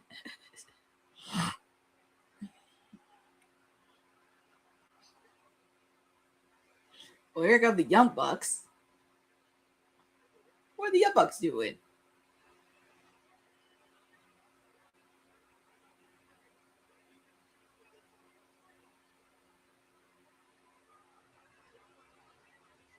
You should have put the plastic bag on Kenny. Oh, boy. Well, it's going to be very interesting when Wembley hits. Well, here comes the Elite. Sort of the Elite. But, like I said, with the Young Bucks face off against Edge and Christian, you better be very, very careful with them. Because they can flip a 360 just like that. But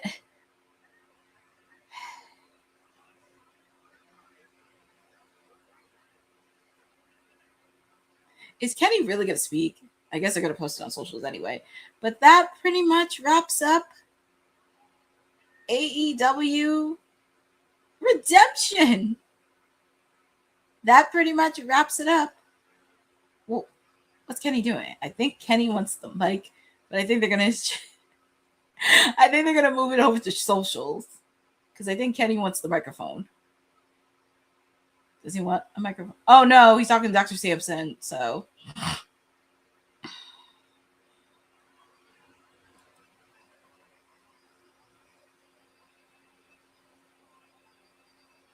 Yes, exactly, Jeffrey, because it's like you saw what happened with Danielson and poor Darby. Darby was like helpless. They held them captive. But yep, Media Scrum is next, and I think their match is getting a little bit personal, and there's going to be a lot of bumps in the road, a lot of hurdles in between. But that's how you end AEW Redemption, and we ended right before midnight. Oh my goodness, this is crazy. We ended right before midnight, folks. Give ourselves a round of applause. We ended right before midnight. I pretty much gave you a post show because throughout the night there was just so much excitement. Obviously, match of the night for me was Kyle Fletcher, Bandido. That match really stole it. Obviously, the biggest shocker was Maya World. Well, actually, yeah, the biggest shocker was Maya World beating Hikaru Shida on her birthday as the new TBS champion. We also have Willow.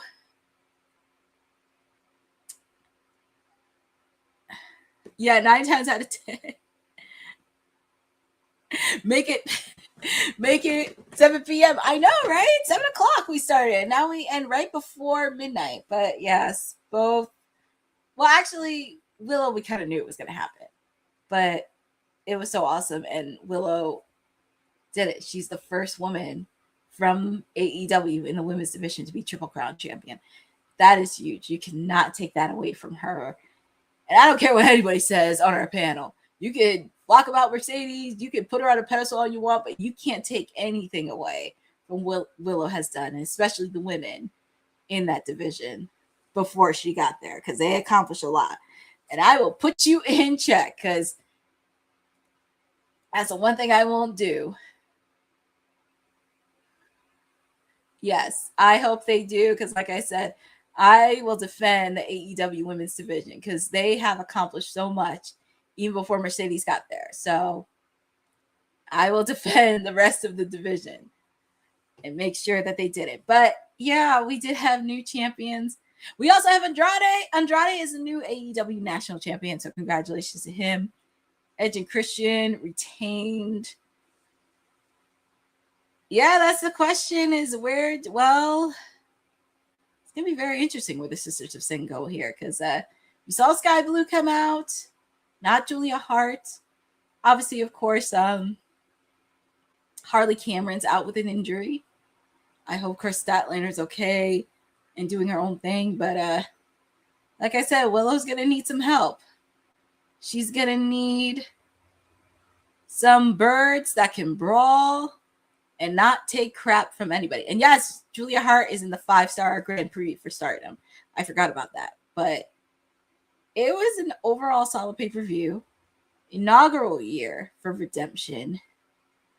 I was very happy to see it fly out. I hope they do Redemption in Canada, because it was nice that they do it in Montreal. Obviously, of course, during the buy-in, they did tribute to the Roju family dynasty. I did miss that, but I definitely want to take a watch replay of it. It was a really great solid pay-per-view to get you ready for All In, Wembley Stadium, everything all around. It was worth Actually, I paid $39.99, so it was well worth it. It was well worth paying $39.99. But I want to thank everybody for joining me, for being in the chat. You guys are definitely great. Like I said, I know everybody doesn't watch AEW on a weekly basis, but they do have some good stuff. Yes, they got to work out a few things, but they're getting there. And they need to start at 7 p.m. a lot more often, because that was pretty fun. And got out right before midnight. That's even better. So shout out to everybody in the chat for joining. Boza, Jeffrey, Addie Foster, my sister Honey for popping in for a little bit. Unlimited Production 1. I want to make sure I don't forget everybody, because there was a lot of people in the chat. CJ Harris 3880, Maria, Jeff Metterling for joining in the chat. It was a fun one. It ain't worth the buck. Well, it's not. It is worth it. It is worth it. I mean, look, buffering's gonna happen, but hey, I still get to watch it, and I get to watch our replay as well. So, but it was a solid pay-per-view. I'm not gonna watch the replay of Tommaso and Jericho, because I can handle some gruesomeness, but not that much. But thank you all for joining with me. You guys know where to find me on my socials at CourtneyNJ11. I will be posting up a recap tomorrow, highlighting NWA in Philly on Saturday. So I'll be writing it up tomorrow. Also, I'll be doing some editing for interviews this week from NWA with Tiffany Nieves. She's the reigning NWA Women's World Champion, and also Giselle Shaw, who's been killing it in NWA and MLP. Amazing. But also, I will not be on WWT tomorrow. But I'll be back on WWT on Wednesday to give the full view of Redemption. We are going to have Timeless Elite Wednesday for Dynamite. I'm not going to do a watch on for TNA only because I will be there in person for both Thursday and Friday since it's coming to Philadelphia. So I'll be doing coverage on that and very excited to attend in person live. So I'm very, very excited. So yeah, there's going to be a lot of stuff happening. You know where to find me. Shout out to everybody from WWT. We are trying to do amazing things to make the network great, always finding ideas, but we could have done it with all of you. And I am saying bid adieu and good night, bang, as I'm signing off from Montreal, Quebec, Canada. And thank you all for supporting Women's Wrestling Talk, the number one women's wrestling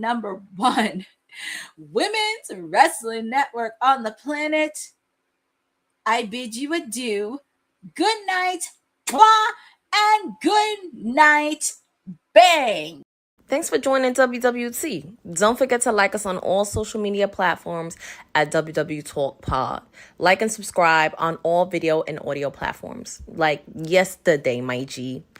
And check out our website at www.talkpod.com. Thanks for watching Women's Wrestling Talk, the number one women's wrestling network on the planet.